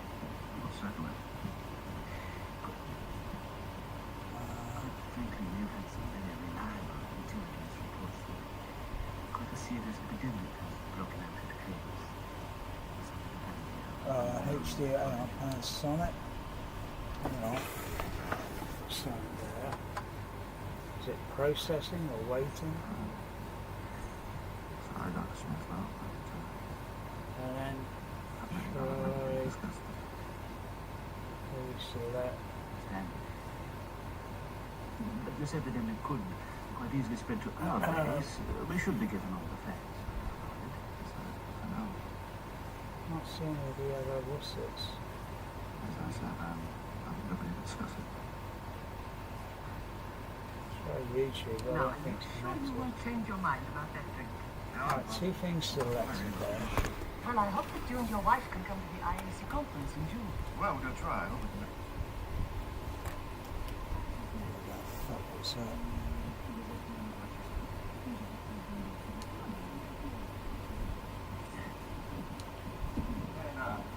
Nice to see you. How does it work now? You're looking wonderful. Thank you. What we've got to do now? This is my good friend, Dr. David Floyd. I'd like to meet Dr. Kalini.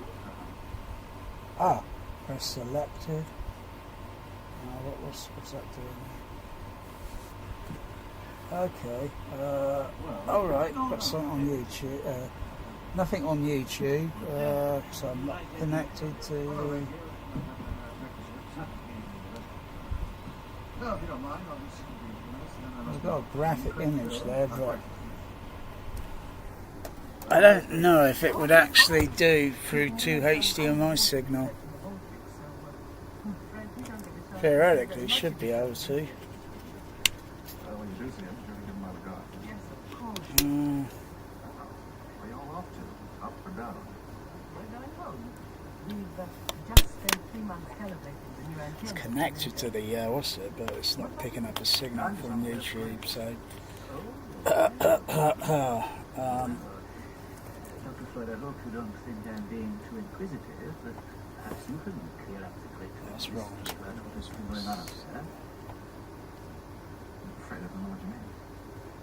Well, it's just that for the past 2 weeks, an extremely odd thing has been happening at Cleveland. Oh, really? Tricky. Well, for one thing, whenever you phone the base, all you can get is a recording which repeats that the phone lines are temporarily out of order. If I was on one of the other, would that pick the They have some signal? trouble with their equipment or something like that. How do I exit this? Do I press the For the past 10 days. return? You have to make contact on one for the past 10 minutes. Oh, I see. There's another thing, Hayward. 2 days ago, one of our rocket buses was denied permission for emergency landing activities. Well, that does sound wrong. Oh, it's tricky. Denying the main permission to land is a direct violation of the IAS convention. Yes, of course. Will the crew get back all right? Yes, yes. Oh, I'm glad about that. At the risk of pressing I think press the what's it home page. Oh, certainly. Good. Oh, multi. Okay, it's turning the multi view off. broken out into cleans. All right. Yeah, I couldn't really make that work very well.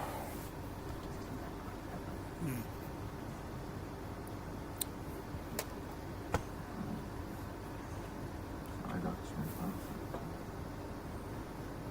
really not at liberty to discuss this.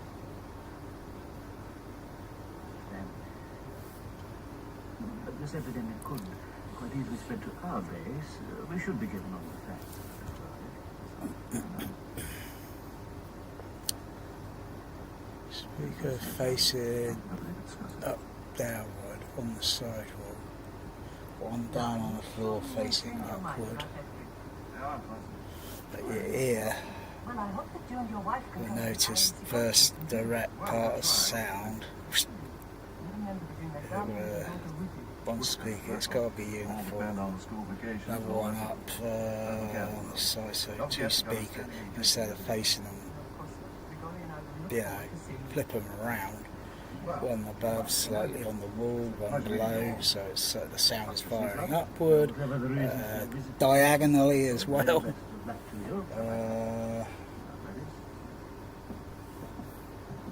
It's easy to do, I think. Yeah, that's easy to do. But it's making it both diffused. Would changing the time delay on one of them trick the ear? You're looking wonderful. Thank you. You're looking well too. This is my good friend, Dr. Hayward Floyd. I'd like to Walk around it. Dr. Walk around it. I think it would be. Yeah, I think so. It'll stick out where. Okay, that doesn't work very well. Just multitude of speaker going all the way down.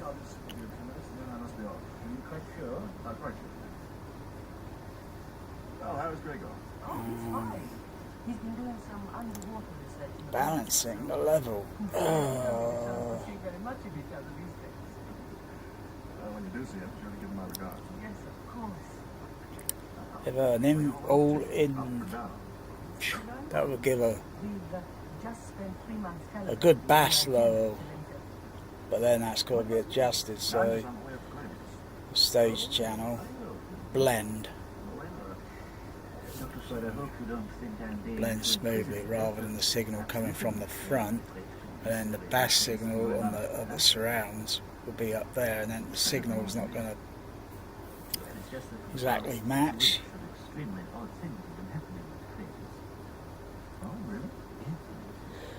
Whenever you phone the base, all you can get is a recording which repeats the fault lines are temporarily out of order.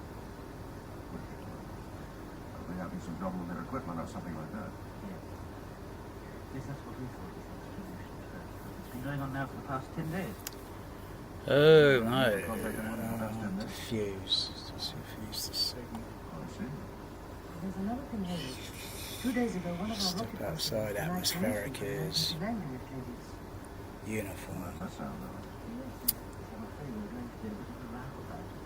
Denying the men permission to land is a direct violation of the IAS convention. Any other mechanical vehicle or such will be like an object At the risk of pressing you on a point, you see, moving through moving through actual real three-dimensional space, whereas on an Atmos they're not really moving around in real three-dimensional space.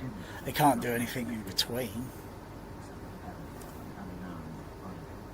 You get an illusion of blending the balance of the signal going from the front by kind of pulling the sound back a little bit, whilst it also being panned, and then the sound from the back sort of going up in level that way, but it doesn't really move this way.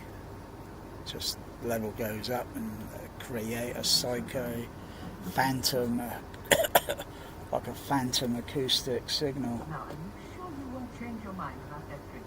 Yeah, I'm positive. There's nothing really in between. Well, we're going to try. I hope we can make it. You remember to bring that darling? We'll have because it's like taking any object, making a sound on it, or a little speaker, a little tiny speaker playing pink noise, and actually moving it. Wonderful surprise to meet you. You're looking wonderful. Thank you. You're looking well too. This is my good friend. I think the little speaker will win. This is Dr. Kalini, Dr. Stretniver, and this is Dr. Andrei Smyslov. Oh, I didn't know. Heard a lot about it. Sit down. Well, no. Oh gosh. Would you like a drink? All these details in the movie, all these Hilton, what's that? Hotel, isn't it? Hilton. Well, how does Greg go? Oh, he's fine.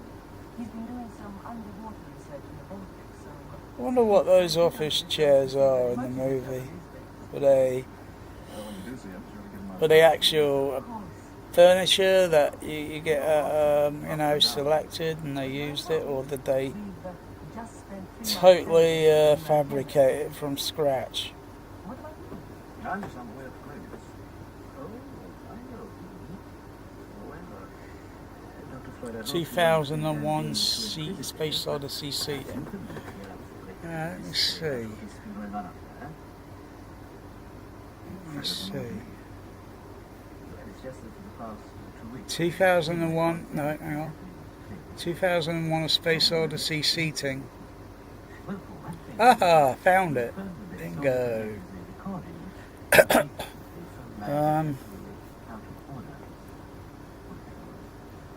Antique collecting. Damn. Where can you get these seats? And I suppose they're stupid price. Oh, hang on, what's this one here?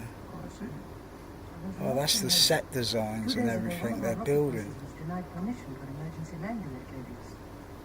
Yeah, because you got these like a double. You got single seats and double. Ah, what about the colour? Oh, I'm looking at it on the laptop. Colour looks a little. Yeah. Oh, one comes in orange. Ah.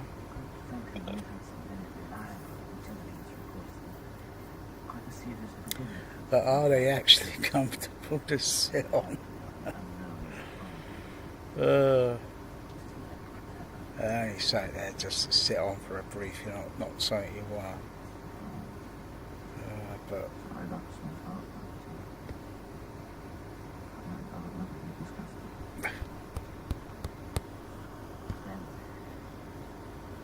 But this evidently couldn't. Quite easily spread to our base. We should. hang on, Wikipedia. Oh, there, yeah, right. Created, but French designer. Now, are you sure you won't change your mind about that? Well, I hope that you and your wife can come to the IAC conference in June. Well, we're going to try.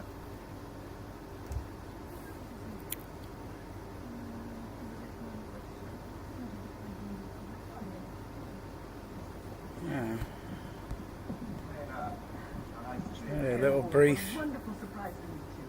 what's it on the design? 1964, 1965. Tubular steel frame, polyester foam, covered in a removable nylon jersey. Oh.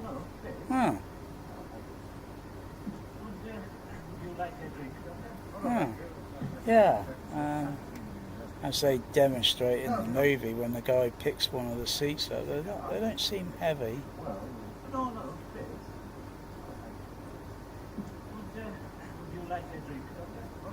Yeah, he moves that seat up there easily.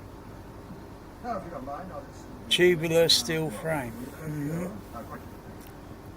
Polyester foam. Oh, he's fine. He's been doing some underwater. Covered in nylon jersey. Frank, we don't get a chance to see very much of each other these days. When you do see him, be sure to give him my regards. Yes, of course. Where y'all off to? Up or down? I pronounce that.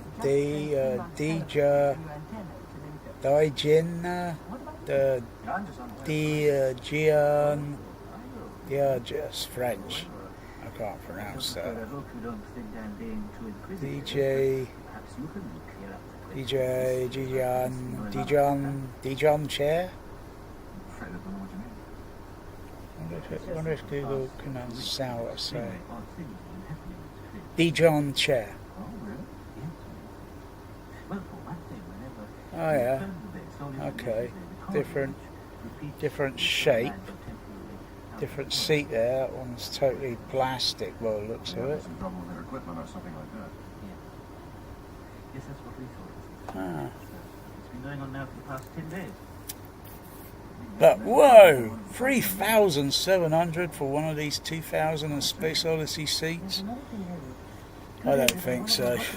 Denied permission for emergency landing activities. Well, that does sound odd. That price, they're not going to sell like hotcakes. Come on. Yes, of course.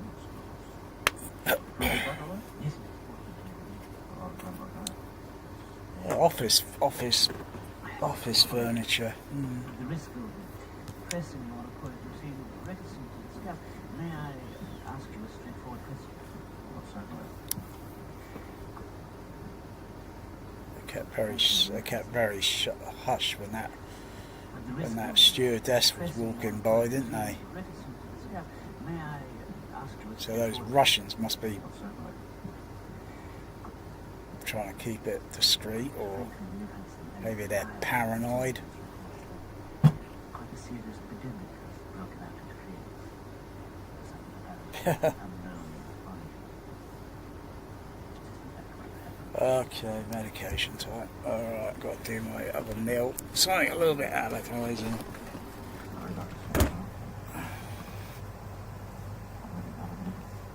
And gotta feed the cats. Gotta feed my kitty.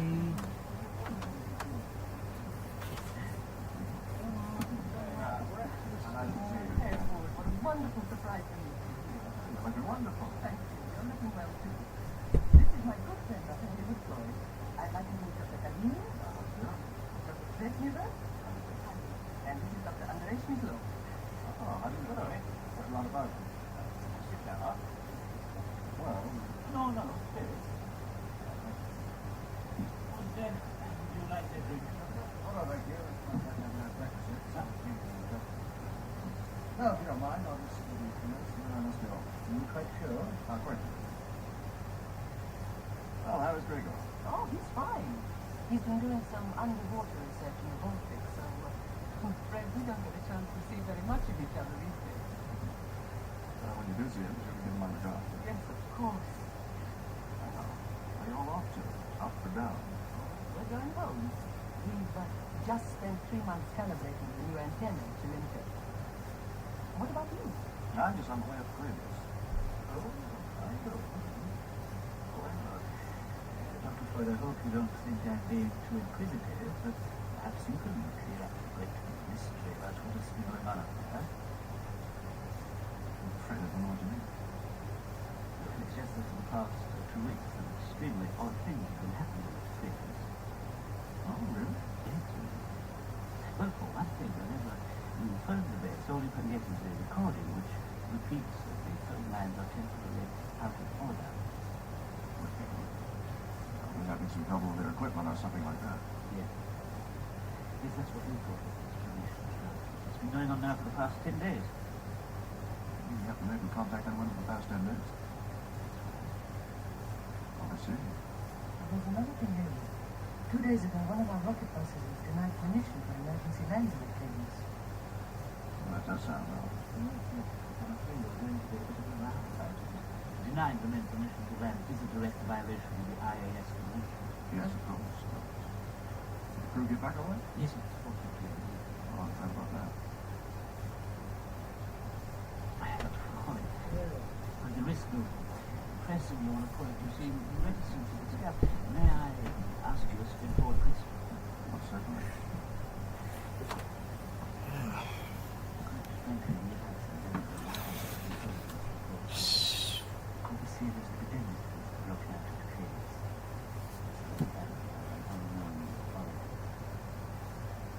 Unknown origins.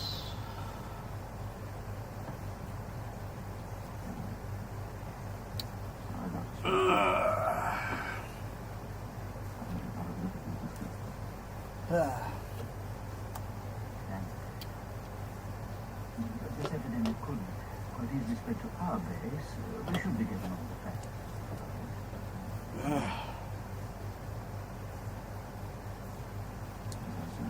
This is a chapter, isn't it? I could do it on a repeat.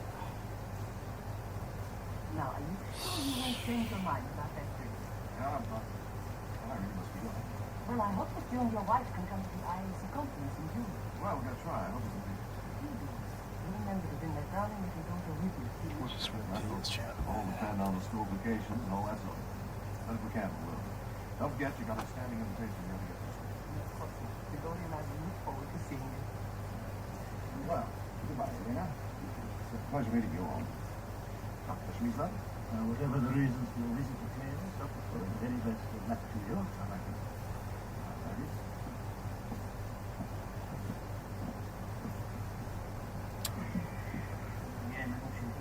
What's he saying in Russian?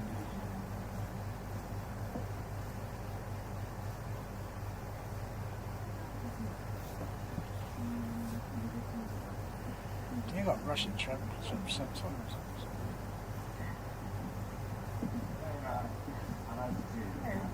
What a wonderful surprise to meet you here. You're looking wonderful. Thank you. You're looking well, too. This is my good friend, Dr. Floyd. I'd like to meet No, you. just English. Dr. Stretniver? Spaniard, And this is Dr. France. Oh, how do you know? Got a lot of buzz. Got any Russian on it? Well, No. You've got Russians in it. Would you like that drink? hold on right here. You're 4.5 minutes. No, if you don't mind, I'll just give you a few minutes, and then I must be off. Yeah, a few minutes. That's just about the same time, a few minutes. Oh, how was Gregor? Oh, he's fine. He's been doing some underwater research in the Baltic, so I'm afraid we don't get a chance to see very much of each other these days. When you do see him, you really give him all the guards. Yes, of course. Oh, where you all off to? Up or down? We're going home. He's just spent 3 months calibrating the new antenna cylinder.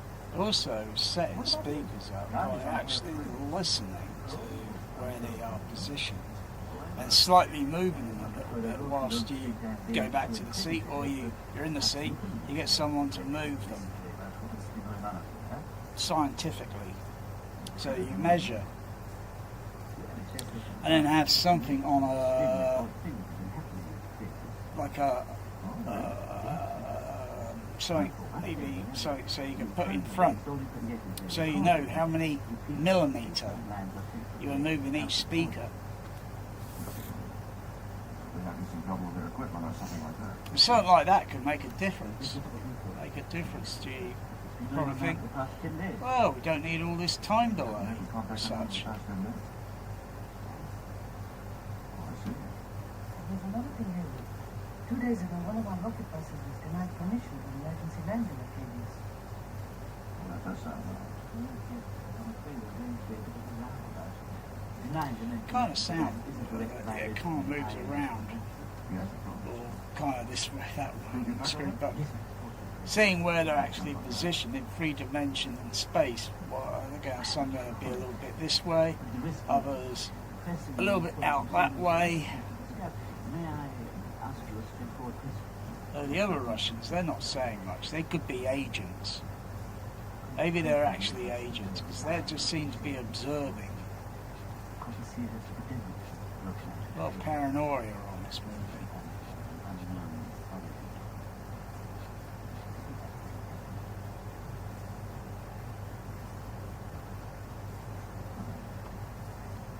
Sorry, Dr. Smith.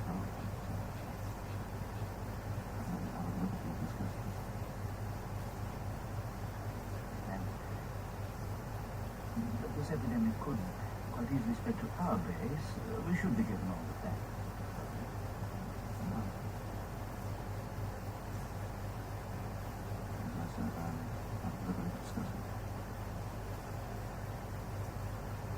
Now, are you sure you won't change your mind about that trip?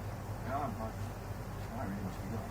Well, I hope that you and your wife can come to the IAC conference in June. Well, we're going to try. I hope we can. You remember to bring that darling little daughter with you. I've got to get my medication. All that sort of thing. But if we can, we will. Don't forget, you got a standing invitation here to get this. Gregory and I will look forward to seeing you. Took up with some orange juice. Bye, Elena. pleasure meeting you all. Dr. Schmiesland? Whatever the reasons for your visit today, Dr. Freud, the very best of luck to you.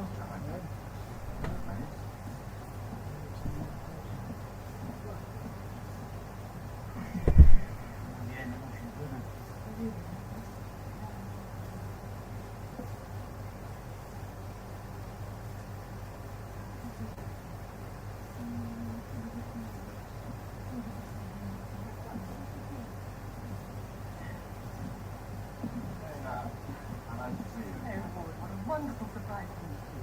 You're looking wonderful. Thank you. You're looking well too. This is my good friend, Dr. David Floyd. I'd like to meet Dr. Kalini, Dr. Svetnever, and this is Dr. Andrei Schmidlov. Oh, how do you do? There's a lot of us. Well, No, please. Yes, would you like a drink?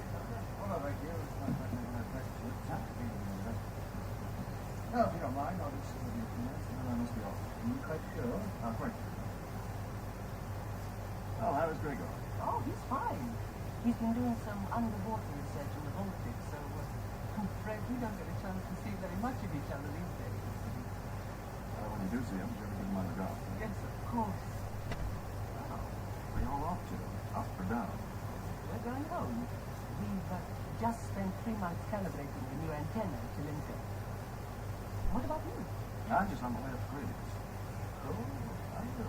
Good. Well, Dr. Freud, I hope you don't think I'd be too inquisitive, but perhaps you could conduct a quick mystery about what has been going on up there. I'm afraid I don't know what you mean. Well, it's just that for the past 2 weeks, some extremely odd things have been happening in the place. Oh, really? Yes. Well, for one thing, whenever you phone the phone can get a recording which repeats that the phone lines are temporarily out of order. They're having some trouble with their equipment or something like that. Yes. This is what we thought. It's been going on now for the past 10 days. Medication. You have to maybe contact anyone in the past 10 minutes. Medication. It's a very technical procedure. One of our rocket bases is denied permission for emergency landing activities. That does sound right. Denying the permission to land is a direct violation of the IA. Oh, gosh. Could we get back all right? Yes, Oh, I'm glad about that. I am afraid. At the risk of pressing your authority to reticent to discuss, may I ask you a straightforward question? Oh, certainly. Frankly, you have some very reliable intelligence reports that quite a serious epidemic broken out in the field. Something that unknown probably. Yeah, right. Sorry, Dr. Smith. I really haven't lived with this question. And this epidemic could quite easily spread to our base. We should be given all of that. I wonder what signal they'd be jamming. As I said, I'm looking to discuss it. Now, are you sure you won't change your mind about that trip? Yeah, I really must be honest. Well, I hope that you and your wife can come to the IAC conference in June. Well, we're going to try. You remember to bring that darling little daughter with you. That'll all depend on the school vacations and all that sort of thing. But if we can, we will. Don't forget, you got a standing invitation ready at this thing. Because and I will look forward to seeing you. Well, goodbye, Irina. It's a pleasure meeting you all. Dr. Schmiesland? Whatever the reasons for your visit to Cleveland, Dr. Floyd, the very best of luck to you. Ladies? It's repeat if I can play it. No, I prefer it on the other power Philips. Had an A-B repeat thing on it. Whereas most of the other players just have a repeat. What a wonderful surprise for you. You're looking wonderful. Thank you. You're looking well too. This is my good friend, Dr. David Floyd.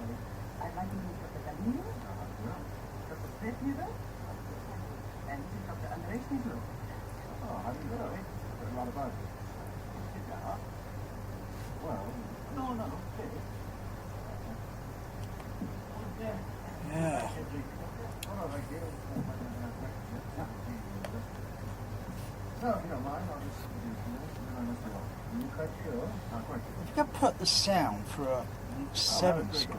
Oh, he's fine. He's been doing some I wonder if it could be also piggyback and Matrix and put it through a Yes, of course. 7, 8, 9 screen. I don't know. He's just spent 3 months calibrating the new antenna at Chilenka. What about you? I'm just on the way upstairs. Yeah, 9 screen. Dr. Floyd, I hope you don't think that being too inquisitive, but perhaps you can clear up the great mystery about what has been going on up there. I'm afraid of the more than you. Don't think those front wides would be any useful. Oh, really? Yes. Well, for one thing, whenever you phone the base, all you can get is a recording which repeats what the phone lines are temporarily out of order. To put a having some trouble with their equipment or something like that. signal between the code It's been going on now for the past 10 days. between the left and the left center, a decoder there, so that's 1, 2, 3 extra channels. And then a decoder between, I think that's getting probably messy, I don't know, between the left center and the left center, they call it the LSC thing? I think they call it the LSC. The risk of pressing you on a point you seem reticent to discuss. May I ask you a straightforward question? Well, certainly. So you could probably go 1, 2, 6, 7, 8, 9, 10, yeah, maybe 11 screen. Yeah, 11 screen. It just depends on what the mix is like.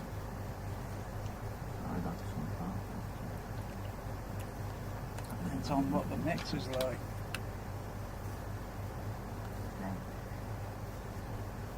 This evidently couldn't quite easily spread to our base. We should be getting on with that.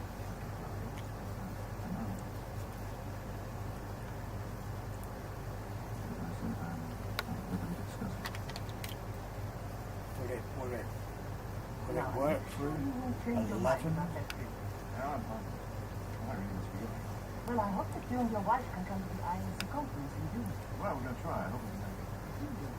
Remember to bring that darling little daughter with you. That'll all depend on the school vacations and all that sort of stuff. But if we can, we will. Don't forget to They'd only be doing this. You want to go up,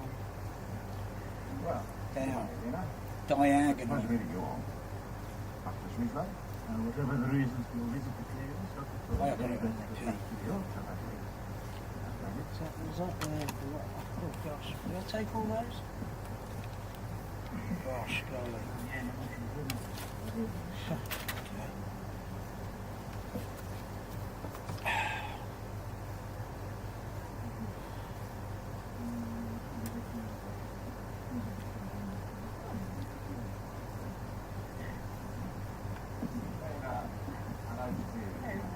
Wonderful surprise to meet you. Wonderful. Thank you. You're looking well too.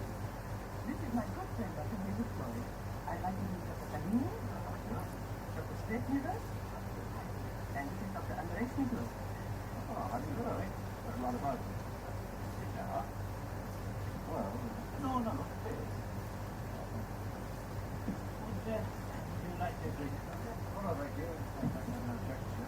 Yeah, some vodka. No, if you don't mind, I'll just give you a few minutes and then I must be off. You quite sure? Dope you up and we'll take you in the back. Well, how is Gregor? Oh, he's fine. He's been doing some underwater research in the boat. Oh, what's going on? It's Blevious, Dr. Floyd. Much of each other these days. Well, when you do see him, sure we give him out of guard. Yes, of course. Where you all off to? Up or down? But I know. He's just spent 3 months calibrating the new antenna at Chilenka. See, they're calibrating. What about you? I'm just on the way up Clearance. Oh, I know.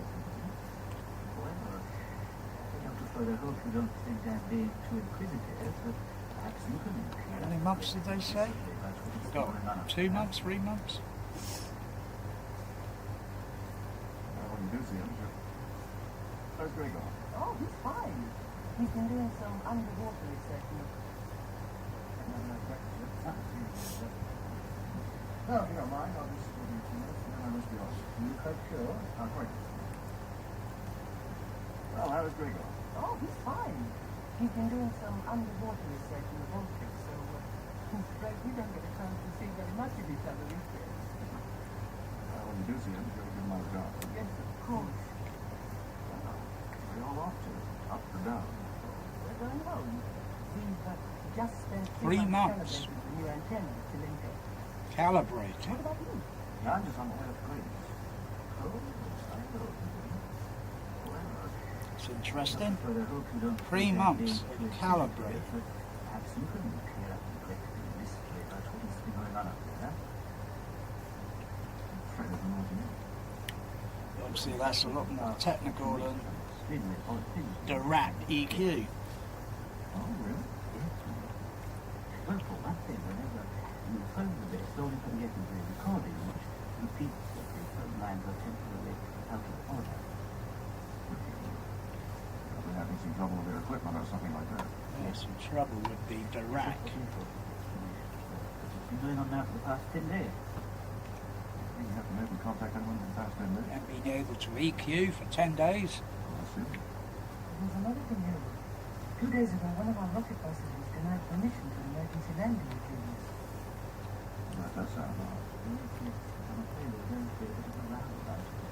Denying the men permission to land is a direct violation of the IAS convention. Yes, of course. Did the crew get back all right? Yes, of course. Oh, glad about that.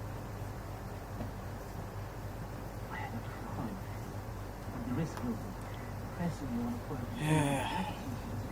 May I ask you a straightforward question? What's that like?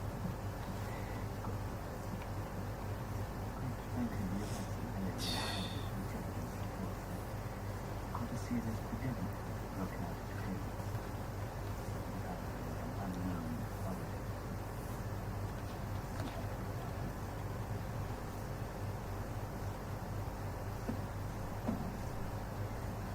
Sorry, Dr. Smith.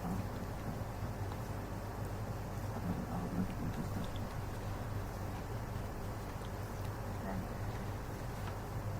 But this epidemic could quite easily spread to our base. We should be getting on the facts. No. That's not bad. I'm very disgusted. Now, are you sure you won't change your mind about that trip? No, I'm not. I really must be going. Well, I hope that you and your wife can come to the IAC conference in June. Well, we're going to try. I hope we can do it. You remember to bring that darling little daughter with you. That will all depend on the school vacations and all that sort of stuff. But if we can, we will. Don't forget, you got a standing invitation to the other office. Victoria and I will look forward to seeing you. Well, goodbye, Elena. It's a pleasure meeting you all.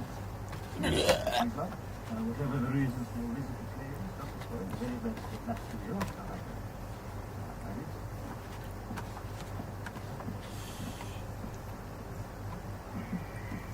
Yeah, no, she's good.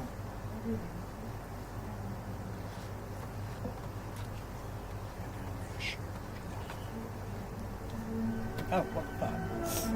Why is it not repeating the chapter? Maybe it only repeats the chapter so long and then it goes on to the... Yeah. Try that again.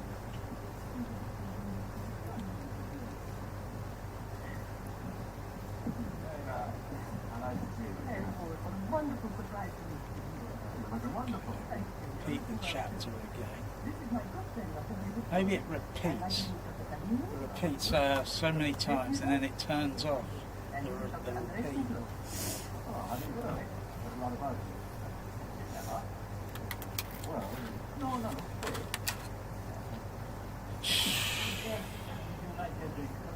thank you. Well, if you don't mind, I'll just give you a few minutes and I must be off. Are you quite sure? Quite. Well, how is Greg going? Oh, he's fine. He's been doing some underwater research in the Baltic, so I wonder if those seats will work pretty good with bash shakers. Well, when you do see him, give him my regard. Yes, of course. Where you all off to? Up or down? We're going home. We've just spent 3 months calibrating the new antenna at Chilinka. What about you? I'm just on the way up to Leeds. Tubes. Dr. Floyd, I hope you don't think I'm being too inquisitive, but perhaps you can clear up the great mystery about what is going on up there. Wood. Tubes. Wood. Tubes. Just for the past 2 weeks, extremely odd things have been happening to Wood and tube. Well, for one thing, whenever you phone the best, all you can get is a recording which repeats that the phone lines are temporarily out of order. They're having some trouble with their equipment or something like that. Yes, that's what we hope. It's been going on now for the past 10 days. You haven't been able to contact anyone in the past 10 days? Oh, I see. There's another thing here. 2 days ago, one of our rocket buses was denied permission for emergency landing at Radius. Well, that does sound odd. Yes. I'm afraid there's going to be a bit of a row about it. Denying the men permission to land is a direct violation of the IAS convention. Yes, of course. Did the crew get back all right? Yes, it is fortunately. Oh, I'm glad about that. Dr. Floyd, at the risk of impressing you on a point you seem reticent to discuss, may I ask you a straightforward question? Well, certainly. Quite frankly, we have had some very reliable intelligence reports that quite a serious epidemic has broken out into fields. It's developed by an unknown object. Isn't that correct, Andrew?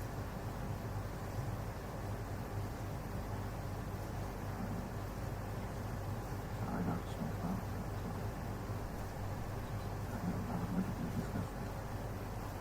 Where you going, Joe? But this epidemic could quite easily spread to our base. We should be given all the facts.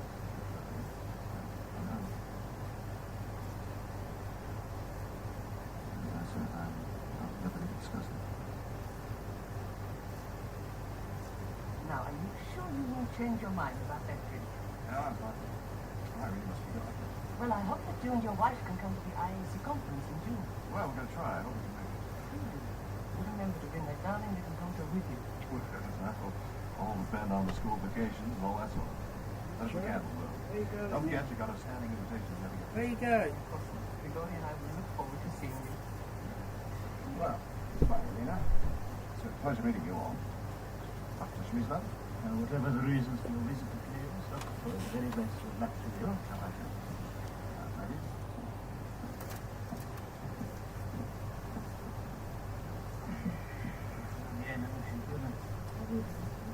Joe? Saw you come here, sweetie. Saw you come in here. Saw you come in here. Where'd you go?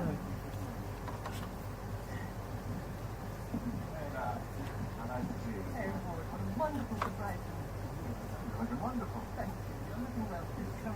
This is my good friend, Dr. David Floyd.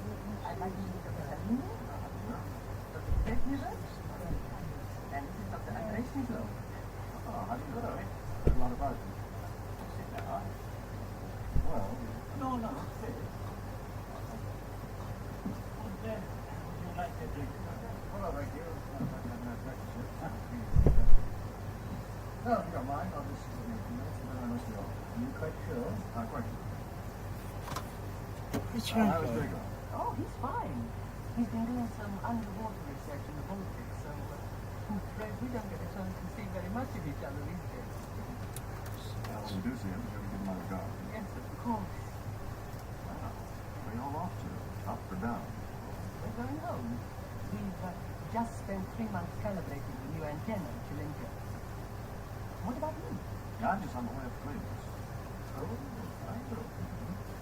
However, Dr. Floyd, I hope you don't think I'm being too inquisitive, but Joe? perhaps you can Joe? great mystery about what has been going on up there. I'm afraid I don't know what you mean. Well, it's just that for the past 2 weeks, some extremely odd things have been happening at the fields. Oh, really? Yes. Well, for one thing, whenever you phone the base, all you can get is a recording which repeats that the phone lines are temporarily out of order. They're having some trouble with their equipment or something like that. Yes. Yes, that's what we thought of the explanation at first, but it's been going on now for the past 10 days. You haven't been able to contact anyone for the past 10 minutes? Oh, I see. There's another thing here. 2 days ago, one of our rocket buses was denied permission for emergency landing activities. Well, that does sound wrong. What? Oh, I heard you.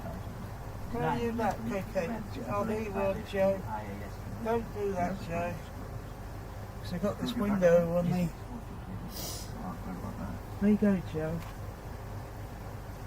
With the risk of pressing you on a point of seeing the emergency things, may I ask you a straightforward question? Certainly. Okay, down there, okay. Quite a serious epidemic.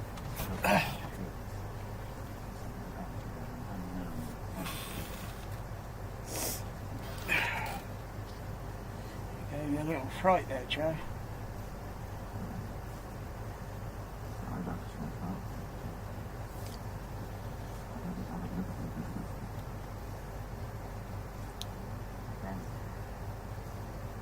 But this epidemic could quite easily spread to our base. We should be getting on with that.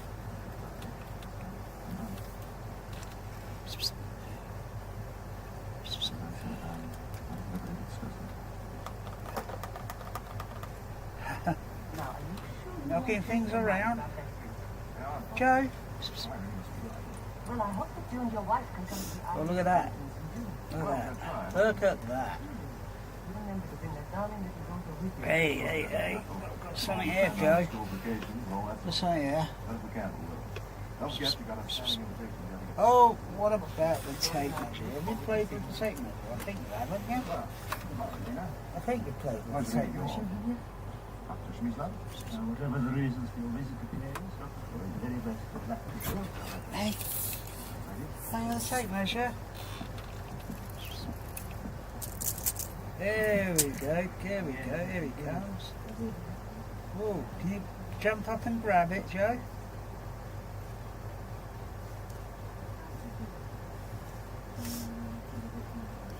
Oh yeah, oh that's easy one there. Hey, what a wonderful surprise for you. Like a wonderful. Thank you. You're looking well too. This is my good friend, Dr. Floyd.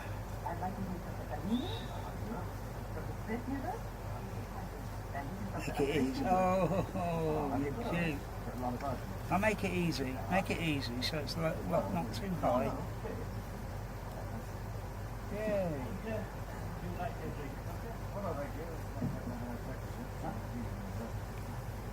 No, if you don't mind, I'll just be I must be all. Are you quite sure? Quite sure.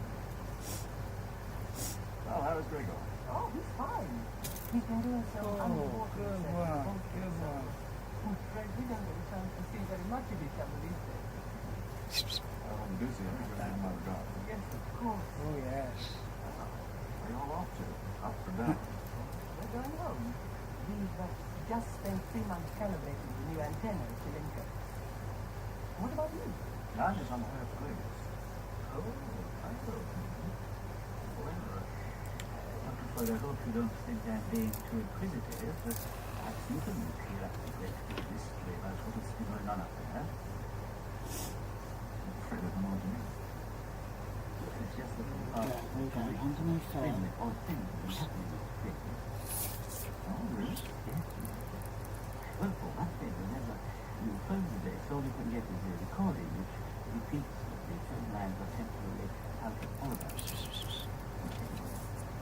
They're having some trouble with their equipment or something like that. Yes, that's what we thought. It's been going on now for the past 10 days. You haven't been able to contact anyone in the past 10 minutes? I see. There's another thing here. 2 days ago, one of our rocket buses was denied permission for emergency landing activities. Yeah, you're a bit more interested in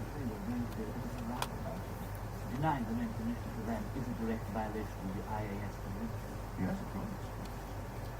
Can we get back on that? Yes, yes. Oh. I haven't recorded. At the risk of pressing you on a point you seem reticent to discuss, may I ask you a straightforward question? Certainly. Thank you.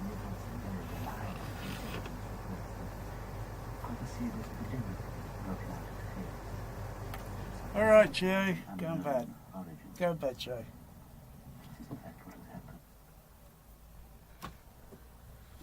Yeah. Get some calibration, calculations, formulas.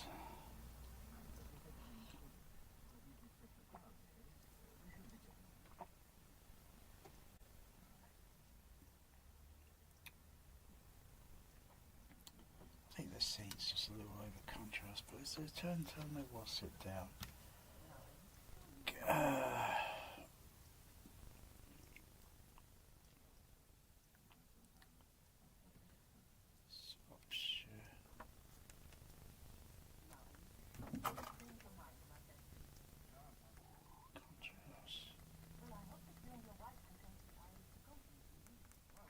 Back up to the normal position. That looks a little over. Take that down and it sort of brings out a little bit more detail on those glasses on the table. Because they're transparent with vodka or water in it.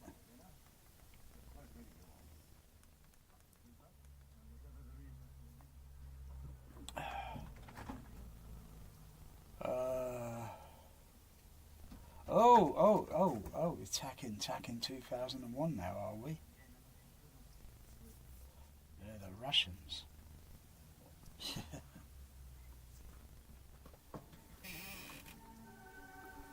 Oh yeah, okay. Oh, I guess I'll sleep. Sound system responds to that. It all turns off automatically. Whoa, you're hopping around. Wee, yeah.